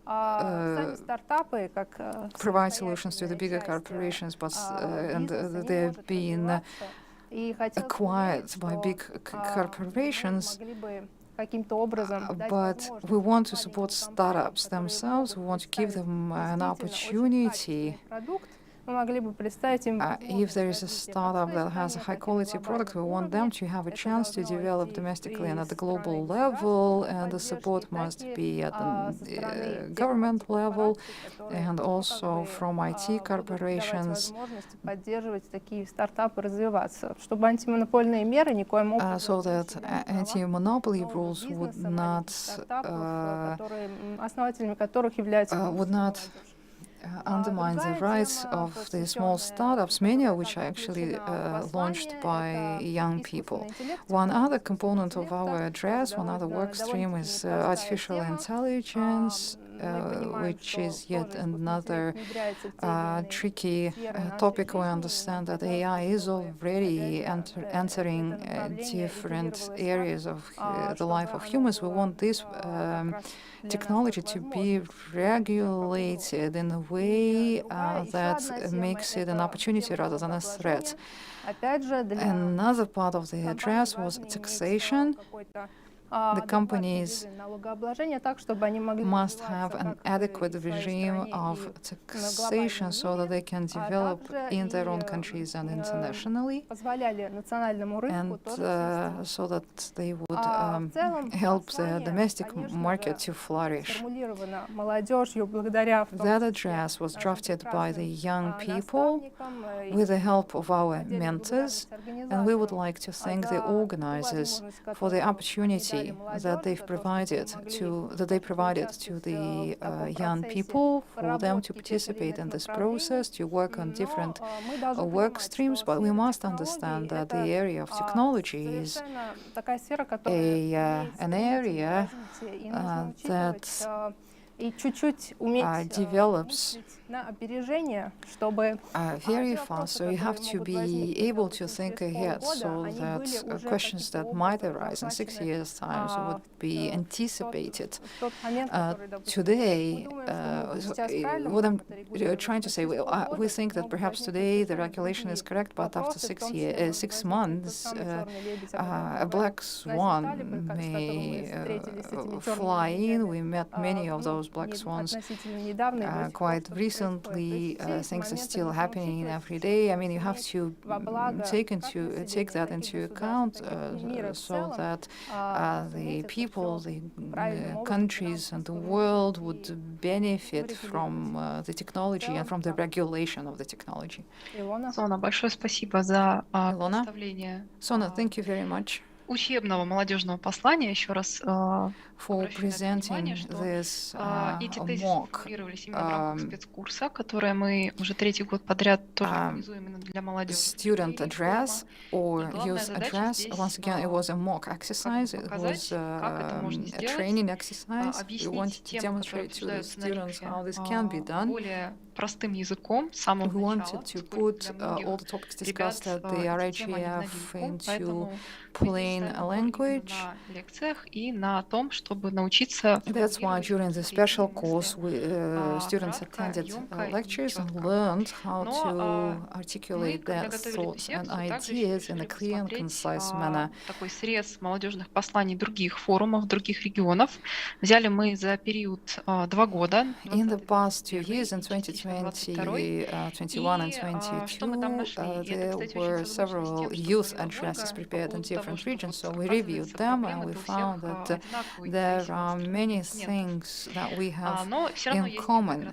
However, there are certain differences, and I hope that those people who were involved in preparing youth addresses at other sites, I'm looking at Vlad, Yulia and Daria, perhaps maybe you can provide your comments. We see that there are certain common topics on access and digital divide in technology and in skills, meaningful access, what people are talking about in the last few years. Very often we read about the need to review educational programs and curricula in schools and in universities, and we will talk about education more today. there is always the topic of involvement of the youth in policy making, decision making, and building the bridges that will let the youth sit at the decision making table with everybody else. And then there is the problem of destructive content and misinformation. The environment in connection with the ICT and the internet is what appears in virtually all of the addresses, those messages, and also online safety and cyberbullying and other negative aspects of online presence. There are also topics that appear in different regions, because some regions focus more on artificial intelligence, for instance, because there are perhaps some concerns about how this technology is being developed. Then cybersecurity as well was a topic in some of the addresses. Personal data use, another topic, again going back to idea, cryptocurrencies, another topic that interests the youth, digital economy, and the Generation Connect, the big address that Yulia talked about. They called upon everyone to take an active part in the development of the Global Digital Compact that was presented at the RIGF yesterday during the plenary session. Добавить что-то еще вот с точки зрения своего опыта, вот как они участвовали в написании посланий. Does anyone want to comment? Вот, допустим, Да, Дарья, пожалуйста. Да. В азиатском регионе эти темы, естественно, все тоже поднимались, но вот основная тема, по крайней мере, RIGF и APSIC, была адаптирование интернета для людей с ограниченными возможностями. They also had a special section in the address on people with disabilities. And we also talked about IDNs in native languages for people who do not speak English. And usually, if people do not know English, they have to use special software for translation. If addresses are in English, it's not easy for them. So it was something that IGF included into their address. So disabilities and IDNs. Спасибо. Роман, вам слово. Okay, good. Roman? Yeah, I wanted to add that at the Kigali Youth Summit, the Generation Connect Summit, we had a delegation from Russia. Yeah, Yulia said that we couldn't go, but actually Alina Yustibumova, Alim Khabov, who work in the IT cooperation, and they are from the Office of the Youth Digital Ombudsman, they actually participated in that summit. And I also wanted to mention that the Indonesia's chairmanship of the G20 has a youth track, and in the final communique they also had a section on the digital agenda. And all our listeners and viewers today, I'm sure, know how to Google for this declaration. So you can read, you can find and read this youth declaration, and the initiatives there are very similar. So, yes, people around the world think alike. They all share the same concerns, and the topics are universal. If in the next couple of years before the digital compact is adopted, if we could also somehow unite the youth agenda as well, maybe during our next forum we can collect all the initiatives that the Russian young people were promoted at different sites, and what we would like to see in the global youth, in the global compact, digital compact. Maybe we can collect all this information somehow, generalize it. Well, since you have started talking about GTC, maybe indeed we can fill out the application available on the website, fill it out, send it out. Maybe we should think about it. Если нет, то мы будем двигаться. Is there anything else that you would like to say, colleagues? Because we have one more dimension, one last page in this session's book. Yes, very quickly I wanted to comment on the European approach. There are two main factors there. The agenda, the messages coincide with the agenda, European agenda, and also how the program itself is organized. Usually the program, the agenda has certain topics, and these topics definitely must be included in the final messages. In the European region, the European region mainly focuses on its local agenda, the local regulation, the laws, the different approaches to different technologies. And this year, 2022, we noticed that a lot of attention was paid to the influence of digital technologies on the environment. Given the events in the world and the transition of Europe more to the alternative sources of energy, for instance, I think that this topic will be becoming more relevant in the coming years, as well as digital currencies. Until, again, the last Eurodic, no one talked much about currencies. Conventional currencies space is shrinking. More people today are using cryptocurrencies. People in our region, this topic is also gaining momentum. If we do not have any further comments, let's move on. We have very little time left. Let's now say a few words about educational opportunities. You see that there are formal structures, there are different events and sites, and it's not very difficult to be part of those regional and international processes. Let's see where you can gain more knowledge and skills. First thing, and again, probably I will ask Andrei Lenikov to take over from me. It's the summer school that has already been mentioned here on several occasions. Как можно поучаствовать в управлении интернетом молодежи. Андрей, пожалуйста. This is where you can make your first steps in internet governance. Yes, I will try to be brief. The summer school on internet governance is one of our big projects. It's organized by STLD.ru together with the faculty of international relations of St. Petersburg State University. It's part of the global schools on internet governance movement. The main idea is to immerse people into internet governance issues at global and local levels, to shape their skills for participation in international conferences and dialogues on topics related to internet governance. This Saturday, on the 1st of October, we will open our next school, the third school. It will be going until the 16th.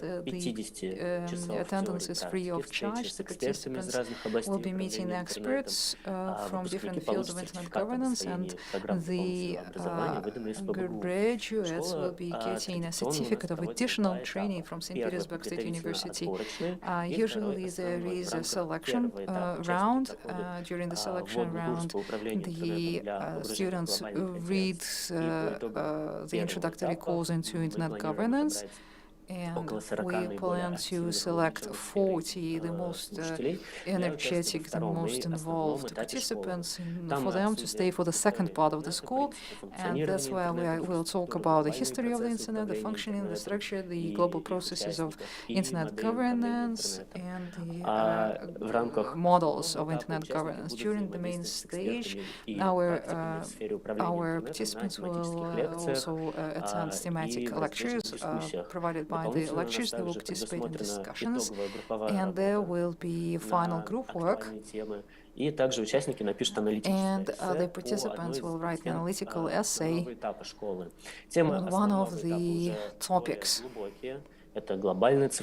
including global digital cooperation, international cybersecurity, the right to privacy, internet fragmentation, etc., etc.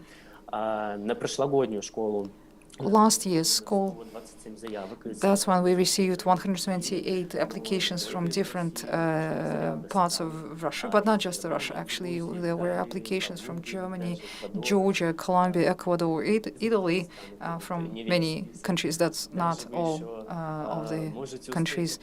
And there is still an opportunity for you to send in your application. You can still register. So again, the school is going to last until the 16th of November. Today is the last day to send in your app.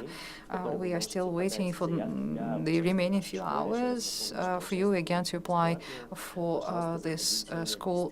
The registration is free, so go on and register. Yes, indeed, it's the last day, not just the last day, but the last few hours to register. We received 130 applications this morning. But we would be very willing to consider several more. So that was a summer school, which is happening in autumn. But now let's talk about a program for masters. Vyacheslav, yes, hello. At the Association of Documentary Lecture Communications, we are providing a master's program that is called Information Culture of Digital Transformation. Within the curriculum Information Security, the decree of the government provided subsidies to our association in order to train specialists that would be able to work in various international standardization bodies.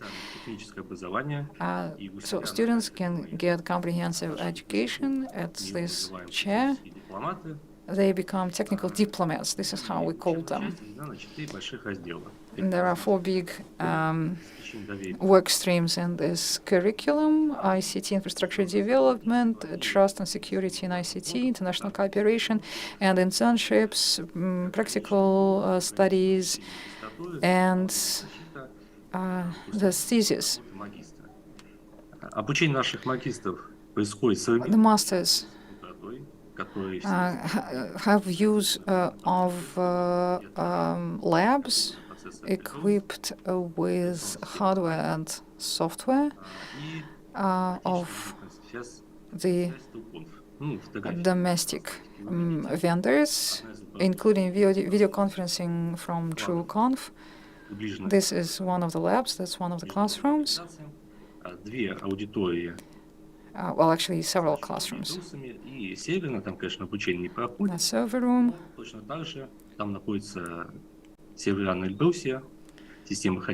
They are running Elbrus CPUs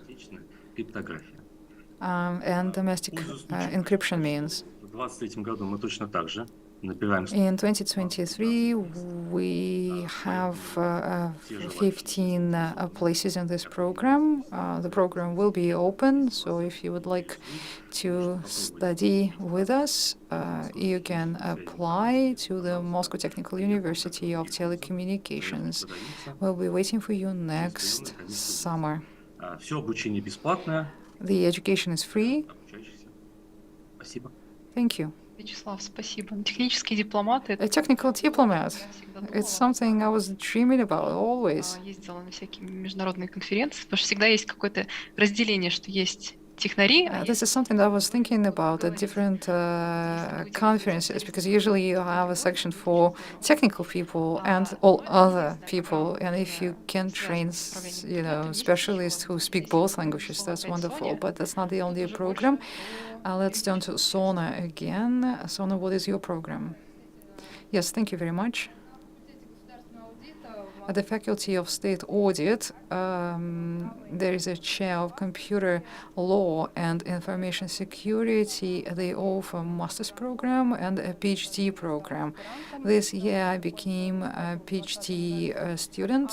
I'm a graduate of 2020, that is to say from the master's program. It's an interdisciplinary program. Lawyers there learn about law and technology, so they become IT lawyers. They become people who are knowledgeable in internet and technology. They understand the technical and the legal side of the phenomenon, and the specialists understand very well how different technologies should be regulated from the technical viewpoint. We understand that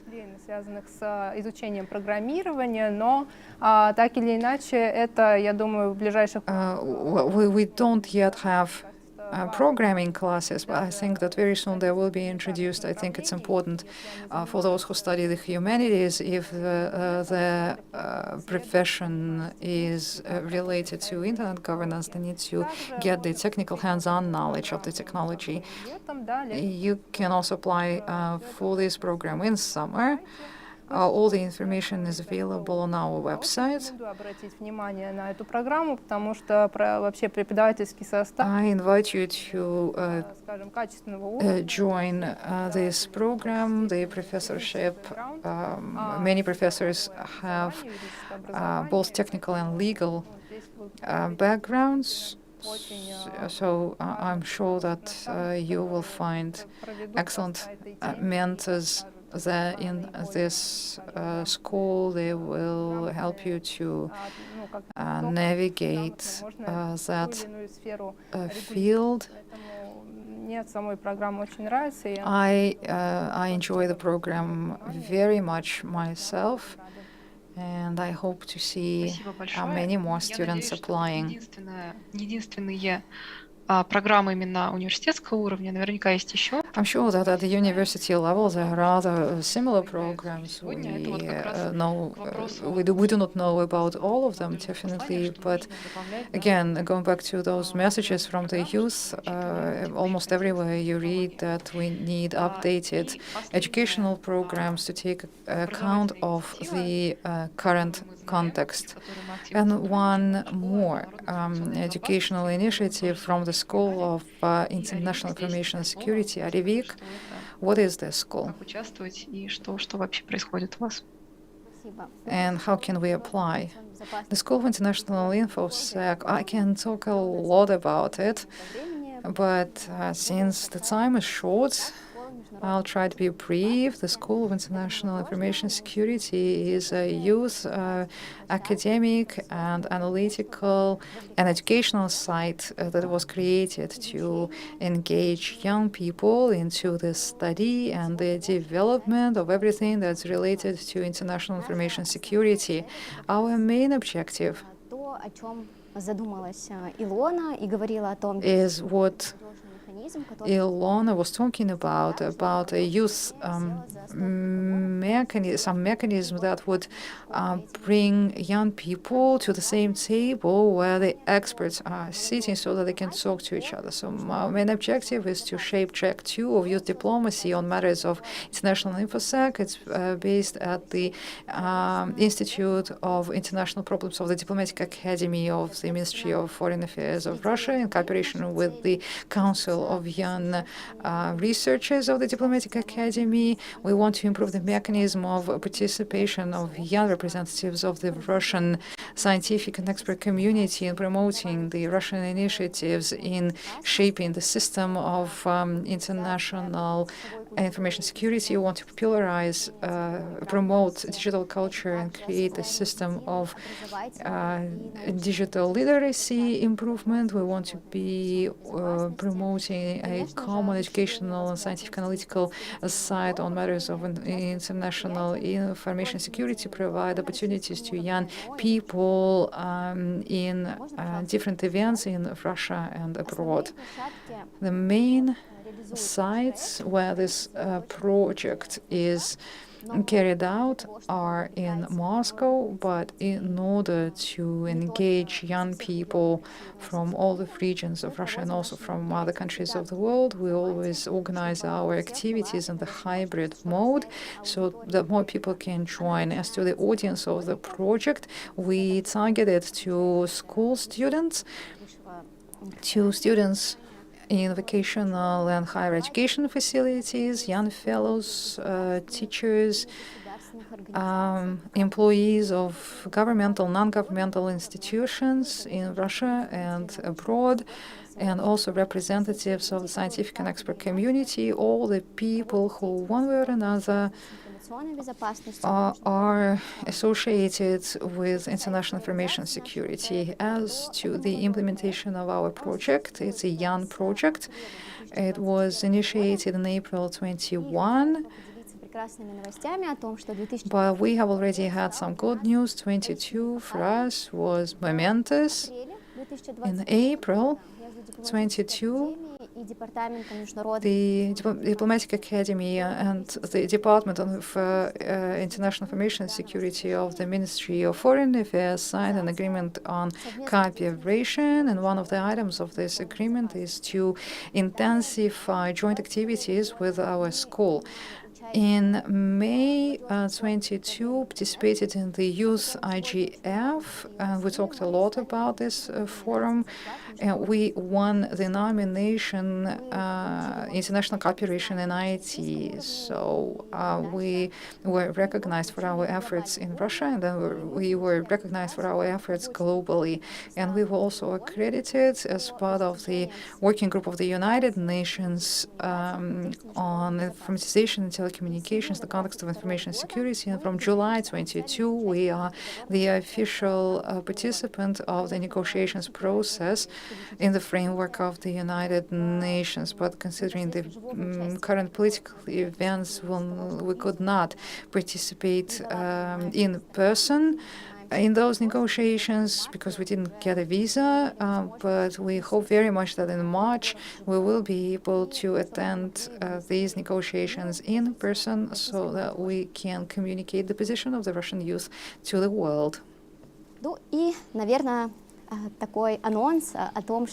And a quick announcement, our team is open for cooperation. Finally, we decided to expand our organizational team, and we are going to hire into the directorship of our School of International Information Security. So if you are thinking about getting education or starting a career in the field, you would be very welcome in this directorate. This is the QR code that will take you to the link where we post our news. Аривик, спасибо за представление. Thank you, Arivik. Ну, я все еще верю, что это не единственные проекты, I believe that, again, these are not the only projects out there. Дмитрий сегодня упоминал Dmitry mentioned another school, the school of online security, another new project that I hope will grow into something big. And if the listeners can also share with us their initiatives, that would be wonderful. Это не последний докладчик на сегодня. And that was not the last speaker for today, and I'm very glad Сегодня нашла время и пришла к нам на молодежную секцию Аня Генко. Anya Genko found time to join the session. She represents the RIGF Secretariat, and Anya is in charge of the youth track that's been happening for several years inside the big IGF. This youth track this year was extended over a certain period of time. It was done for a reason, so that there would be more time for young people to interact around the world. So I'd like to pass the floor now to Anya.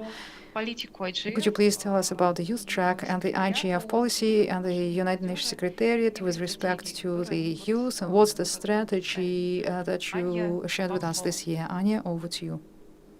Thank you very much, Ilona, and thank you to all the colleagues who spoke before me. It was so inspiring to learn about so many opportunities And I think what's the best part of that is that most of those opportunities are led or facilitated by young people for young people. And that's probably the biggest asset of the IGF as an ecosystem, those organic formations that were created by young people just for young people. And thank you, somebody is helping me to share a couple of slides. Thank you for that. So maybe if you could move to the first slide. The IGF Secretariat, but also the IGF as a project itself, so together with all its structural formations, puts really a lot of importance to developing capacity for young people. I think the reasons don't probably need to be explained to you just because you understand the purpose. But in short, the sooner we invest in young people, the sooner we have a green card for a more sustainable, secure, and safe future, because those are the next generations of our experts and leaders. And obviously, internet governance and internet policy challenges have been with us for over 50 years, and they're here to stay. They're changing every day. So we will need fully equipped generations to come, as well as current generations, to combat the harms, but also to use the potentials that digital technologies backed with good policies can bring to society. In very short, because I know we're out of time, as Ilona said, the IGF has a track for youth engagement, but to refer to a colleague's previous remark, it is very important to ensure full inclusion of young people. That means interactions with the current generation of experts and leaders, and that's the motto that we are being led in facilitating this track. This track is not facilitated solely by the IGF Secretariat or by the institution as such. We're very, very grateful to all the youth IGF coordinators, young people affiliated with different youth-led internet governance organizations for being active part in creating, designing, and implementing this track. In short, the track is focused on digital transformation as a topic that's been recognized during the previous couple of months and especially last year by young people as something that's of their interest and something that had a lot of policy challenges. The track has been developed through 5 concrete capacity development workshops. Each workshop kind of builds on a previous workshop and unwraps a particular important aspect of digital transformation that the young people set as a priority. So for example, we had workshops focused on overall digital transformation and opportunities it brings, as well as on artificial intelligence and the way new technologies can impact the job market, education opportunities for young people. And the upcoming one, which we will host back-to-back to the Latin American and the Caribbean Youth IGF, on 24th of October, will be our last substantive workshop on cybersecurity context of digital transformation. And we will be hearing from excellent senior experts on the topic. But most of these workshops concept is based basically on a friendly, warm dialogue with young people for us to understand, as well as for those experts after they set a scene, what's the next step and what should we be focusing on. All these workshops are leading us, maybe we can move to the second slide, are leading us to a really big, I think, big day for the young people and days for the internet governance ecosystem. That's the 17th annual IGF meeting, which will be hosted by the government of Ethiopia in Addis Ababa from 28th of November until 2nd of December. On the first day of this meeting, on 28th of November, there will be now already a traditional big global youth summit. The summit will kind of gather all outputs and address them further from these 5 workshops that I've just mentioned. And it will bring together young people as well as the current generation of leaders and experts to discuss the current challenges and how to prepare for the next wave of challenges, which undoubtedly will come our way. I hope that many of you will be able to join us in Addis. If not on site, then of course online. The meeting is fully hybrid.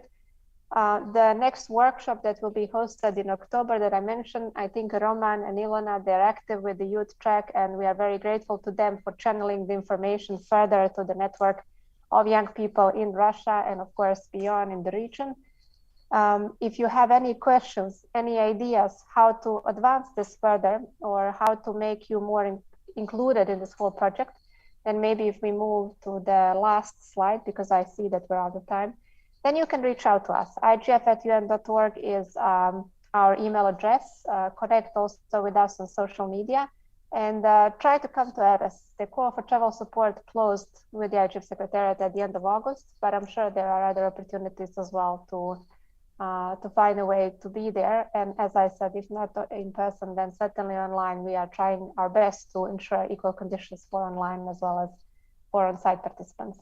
With that, Ilona, I see we're just on time, so I'll stop here, but you have my email. I'll be very happy to connect more with you. And once again, thank you to the facilitators for this opportunity. It's a great honor to join you.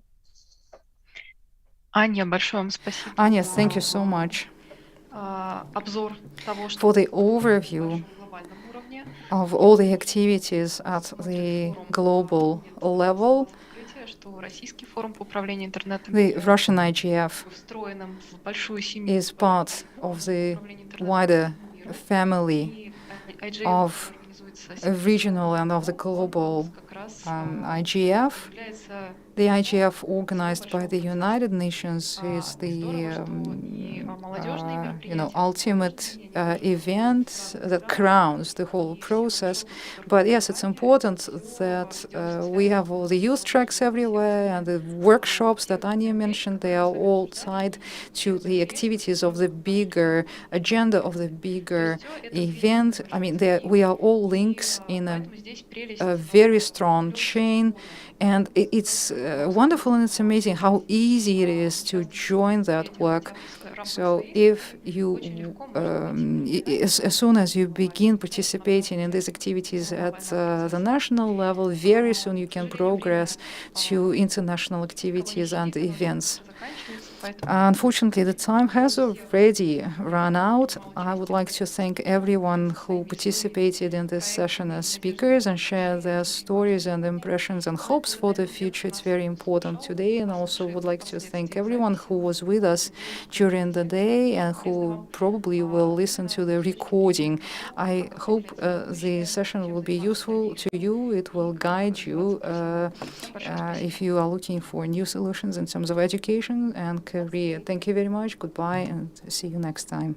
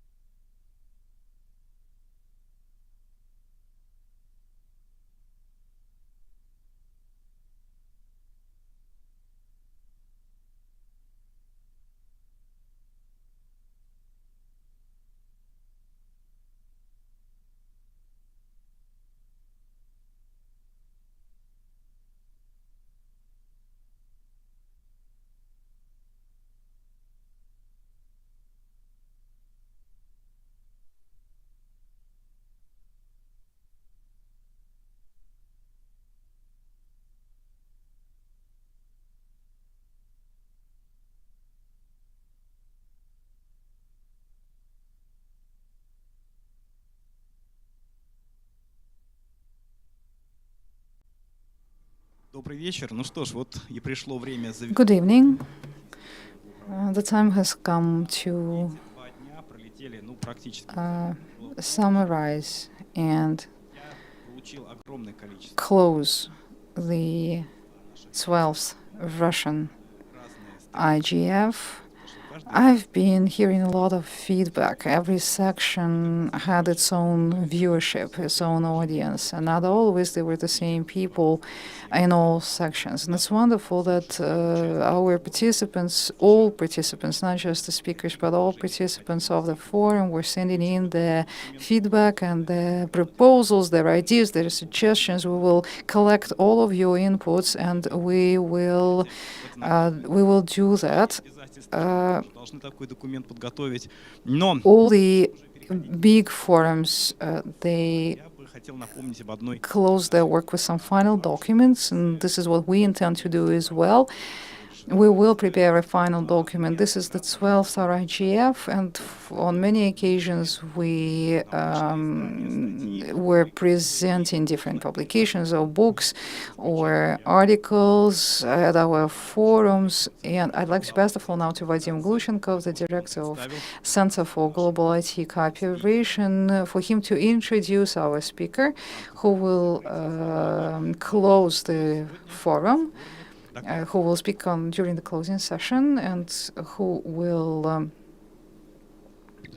present a set of articles, a collection of articles. Yes, a certain publication was prepared on the current development of the internet. It's a collection of articles that were written by well-known and established authors, as well as those who are making the first steps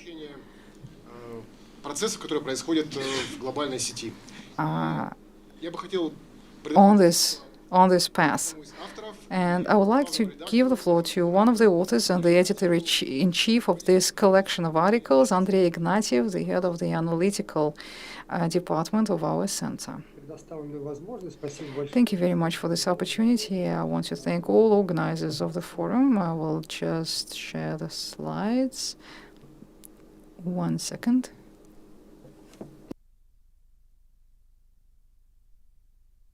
Да, видно презентацию, подскажите, пожалуйста. How about the slides? No, we don't see the slides yet. 1 moment.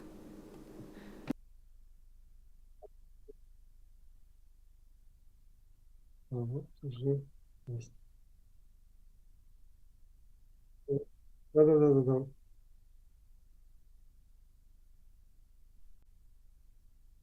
А теперь видно, да, все? Do you see it now? Да, отлично. Very well. Excellent. Видно и слышно, да, теперь? So you can read the slides and you can hear me. Perfect. Once again, thank you for this opportunity. The Center for Global IT Cooperation asked me to do the presentation of our collection of articles. There were different authors. It will be interesting to potential authors as well who have the experience and who want to prepare analytical reports or papers for publication. Here is the book itself. I don't know if you could see it. Почему мы пришли к этой идее подготовить такой сборник? Why this idea? How did it occur to us to make this publication? We know that all kinds of research is happening everywhere. There are many reports out there, analytical materials, technological companies do their research, universities do their research.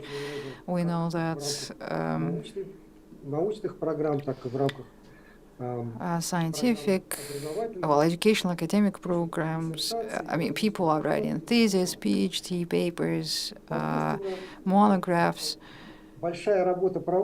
So again, a lot of work is being done, and yet there aren't many resources, there aren't many platforms where this information can be found and accumulated, where you can find various papers on international cooperation and internet governance. Not just internet governance, also the development of the digital space and the ICT. So that's why we decided to establish this collection of articles.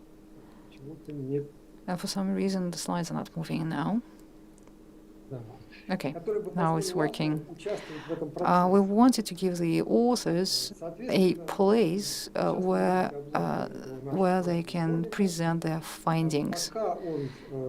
В небольшом скромном объеме. Слева вы видите площадки, авторы которых... To the left of the slide, you can see the sources of information, so to say, the Diplomatic Academy, Skoltech, the Annapolis University, our center, the Institute of International Relations of the Ministry of Foreign Affairs, and other institutions.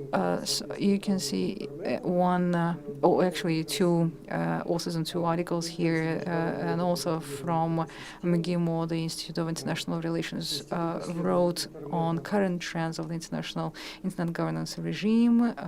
There was an article as well on the digital transformation of women's entrepreneurship. You can see that the topic may not be directly related to internet governance, but it can fit under the umbrella of the internet and online new threats and challenges during the COVID-19 pandemic. That article came from the Diplomatic Academy. Another slide, international information security. Another also from the Diplomatic Academy, manipulation of a public mind, fragmentation of the internet space and control of the information flows. This article comes from Skoltech. An article on fighting terrorism in the digital space, and a paper on foreign digital ecosystems in Russia. That last one was prepared, both of these two articles were written by an expert from our center. An article on artificial intelligence from Annapolis. So you see, the list of the publications is not very long, but we hope that it will not be the only publication. It will be the first in the series. And speaking about our plans for the future, we'll understand that we are currently witnessing big global transformations, and it's very important to understand how the internet will develop from the perspective of national priorities. In order to understand those vectors of development, we need interdisciplinary discussion and a dialogue. Therefore, we need to have the information, the knowledge base, the analytics that will enable us to engage in this dialogue. So that Russia can search for optimal solutions in the area. In this context, I should perhaps mention the United Nations process to draft the Global Digital Compact within the Office of the Envoy on Technology. The objective is to agree the GDC. We expect it to be adopted within the framework of 2 years. This will be a multi-stakeholder process. The governments, the academia, grassroots organizations, they will all be involved in drafting this document. Таких моментов, как цифровое подключение, фрагментация интернета. Access, fragmentation, data usage, human rights, non-discrimination, all will be part of this project.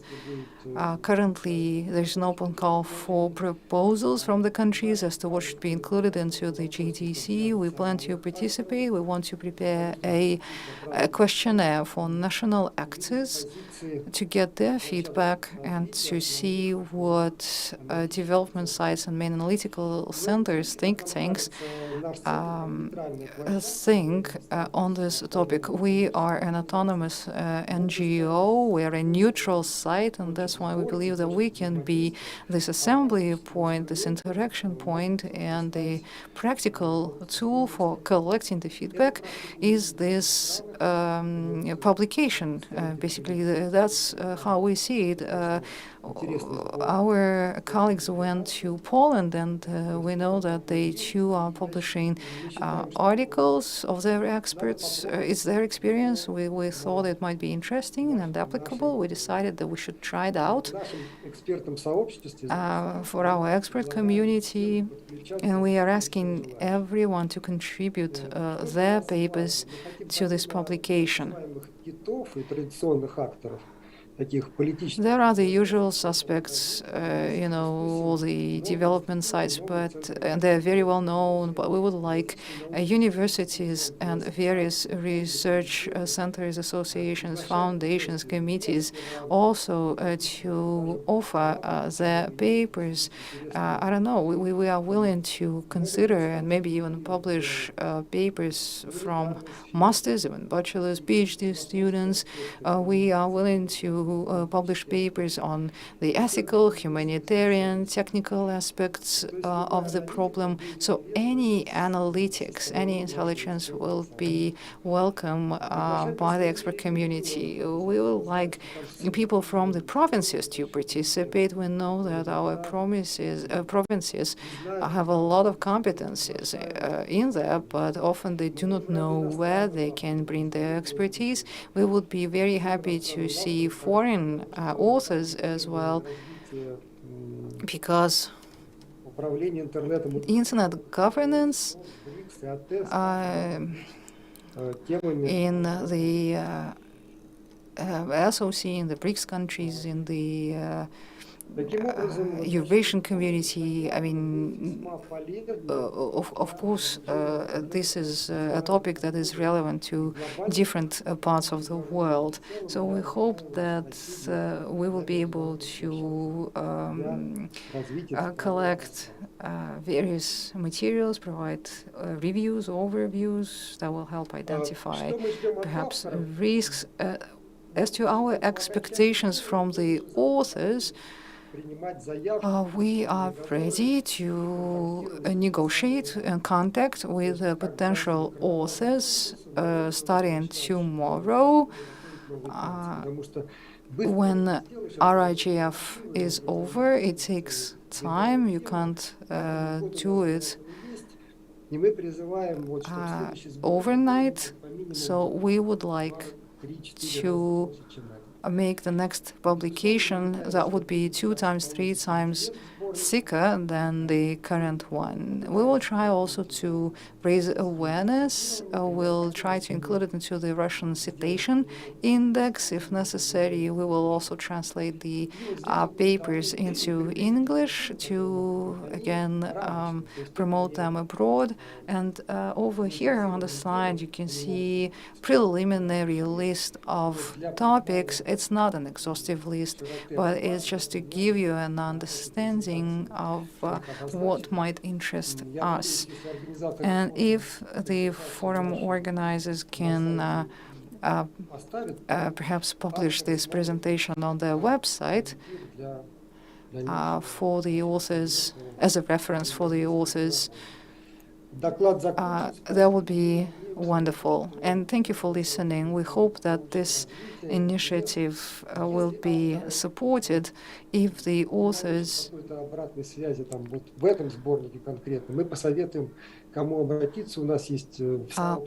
would like to get new contacts. We have a very wide community of experts, a big network, and we will be very willing to do some networking for the authors. Again, we are open for cooperation. Thank you very much. Well, thank you. I have to say that, yes, the presentations will be published, and the video recordings of all sessions will also be published. You can find them at the YouTube channel of cctld.ru, but I'm sure that your center will also publish this presentation on your website. There will be some time lag between today and when we publish, but most likely all of the materials will be available on our forum's website early next week. And we have a few minutes left in order to sum up the forum. To close it, to say a couple of words about the work of the organizers and the program committee. Представителей сборника докладов по указанной проблематике. Точно так же работает наш программный комитет. You know that the forum has a program committee which consists of representatives of different public organizations and government entities and the business community. And I must say that while you were listing the publications that made it into this publication, I saw many familiar names there. The names of the speakers during this year's forum. Vadim, it was, for the first time, it was your first experience of organizing the national IGF. You sponsored two first youth IGFs, but it's your first Russian IGF as an organizer. What about your expectations and what about your actual impressions? Well, I have wonderful impressions of the forum. For us, it was an honor and a challenge. It's a legendary event. It's a signpost, if you will. It's an important milestone on the calendar. And we have had presentations of the Russian colleagues and colleagues from other countries. Everyone is interested to know what's happening with internet governance in Russia. Относится к той точке зрения, которая у российского экспертного сообщества существует, которую мы The Russian expert community is advancing its position. We know that we all live in difficult times, and yet we see there is a lot of interest to this position, to the opinion of the Russian expert community. You can tell that from the discussions that we had yesterday and today. The agenda was very diverse. We tried to assemble the best experts for all panels, just like it happens at the big IGF. I think we succeeded. And as promised, as we tried, well, you know that at the end of November, the global IGF will be taking place in Addis Ababa, but we covered basically the same topics: human rights, children's rights online, cybersecurity, responsibility of the players, of the gamers, online.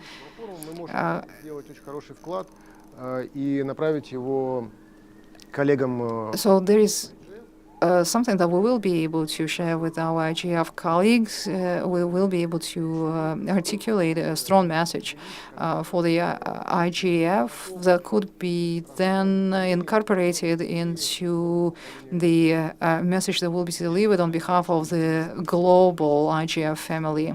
Yes, there is always a lot of interest to the Russian IGF materials. Roman Chukov, who moderated the previous session, helped quickly in 2019 to get a stand-up booth at the site of the global IGF in Berlin, and this is where we posted the statements from the Russian IGF, and experts actually came to discuss them to this booth with the representatives of the Russian delegation. And it's not just the document that will be prepared at the end of the Russian IGF that will be presented at the global IGF. A lot of work was done during the whole year. There are many proposals, and with your help, it looks like we will have an unprecedented number of sessions with participation of our experts. So once again, for those of you who got interested and who do not understand how this big internet governance mechanism works, how you can apply, how you can participate in the global forum, can you please, Vadim, explain in a couple of words how this is done? Карнавал закончился, пора шить костюмы на новый. То же самое происходит и с every time управлением интернетом ООНовским. this year's IGF finishes its work, the next day, well, usually IGFs take place around November, December, towards the end of the calendar year, and already in November, a multi-stakeholder advisory group assembles. It's a group that is attached to the IGF, and they start generating the agenda. They start throwing in the topics that might be the topics for the next IGF's agenda. Then this information is disseminated, the feedback is collected, and based on the feedback, the agenda for the next IGF is drafted. Usually the agenda is settled around summertime. In August and September, we already have a preliminary schedule of the next IGF. So the process, it may look complicated from the outside, but in fact it's running very smoothly. It will be the 17th IGF this year, and the algorithm is known to everyone. Everyone who wants to, everyone who's interested can apply for a workshop or to participate in a different format of meetings at the IGF. The important thing is that your proposal meets the criteria. The criteria are also very straightforward. Well, it's a long list, I admit, and you have to adhere to this criteria, but actually it's very easy to structure your proposal based on those criteria. Yes, and sometimes your proposal is rejected, but it usually happens when there are competing requests or competing applications, and then potential speakers and moderators will start communicating in a less formal fashion to make sure that everyone would be able to speak there. So it's the same principle that we use at the RIGF. Again, RIGF is part of the global process, so we introduce and we follow the same criteria as does the program committee of the IGF. Even if you're not making a presentation, if you are not becoming a speaker, but you can still participate. Especially all these big events and conferences are organized in the hybrid mode. The registration is still open. So even if you didn't become a speaker or represent at one of the meetings there, you can still register tonight as a listener for the IGF. You don't need to travel to Addis Ababa, and all key sessions are being interpreted into 6 official languages of the United Nations, which helps people overcome this barrier. Because English is not native to all participants, obviously. So as soon as this forum is over, we will start getting ready. Well, usually the program committee for Russian IGF sits after the global IGF finishes its work to make sure that we know precisely which were the main topics for the IGF, and this is when we are going to decide on the main topics of the 13th IGF. Hopefully will take place again on the birthday of .ru, of that domain name. That was our tradition. So even after we've acquired the .rf, the Cyrillic domain name, still the forums usually take place around the birthday of .ru. How can you get in touch with us? The program committee, the organizing committee. You can find all the contacts at our website, the cctld.ru. You can find the contacts there, or you can go to kz.rf. This is where you can find feedback form, the telephone number of the secretariat, etc., etc. We are in all social networks. You can find us there. Don't be shy. You see, we had a whole suite of speakers from the Youth Council of the CTLD.ru. They were the people who decided that it's something that interests them, so they applied and they are working now. And it's the same for you, right, Vadim? Yes, absolutely. The center, CITC.ru. Well, you need to get an .rf address. Why don't you? Yes, definitely. Yes, that's an omission on our part. All the contact details, all the news are there, so we invite you to review our website. You can find a lot of analytical materials there, our products there. And the words of thanks. We'd like to thank the Ministry of Digital Development, the ministry that has always been with us and backing us since the first year of the forum. They are always actively contributing to the speaker panel, well, we had the representatives of the ministry during the section on information security. So once again, we'd like to thank the authorities for helping us. We also wanted to thank the representatives of all our stakeholders who register and take part in collecting the ideas, the proposal suggestions. We are going to soon launch this round of collecting the proposals for the next IGF. We'd like to thank Kaspersky Lab, the Moscow Internet Exchange, without which the forum will not be happening, and to all our information partners. Special thank you to the translator, and the huge thank you to the AV team, the technical support guys. Thank you very much, and thank you for being with us this year, and hopefully you will join us again next year. We've got like 10 seconds left on the agenda. One of the salient features of our forum is that we are following our own agenda to the point. So goodbye and see you again next year. Thank you.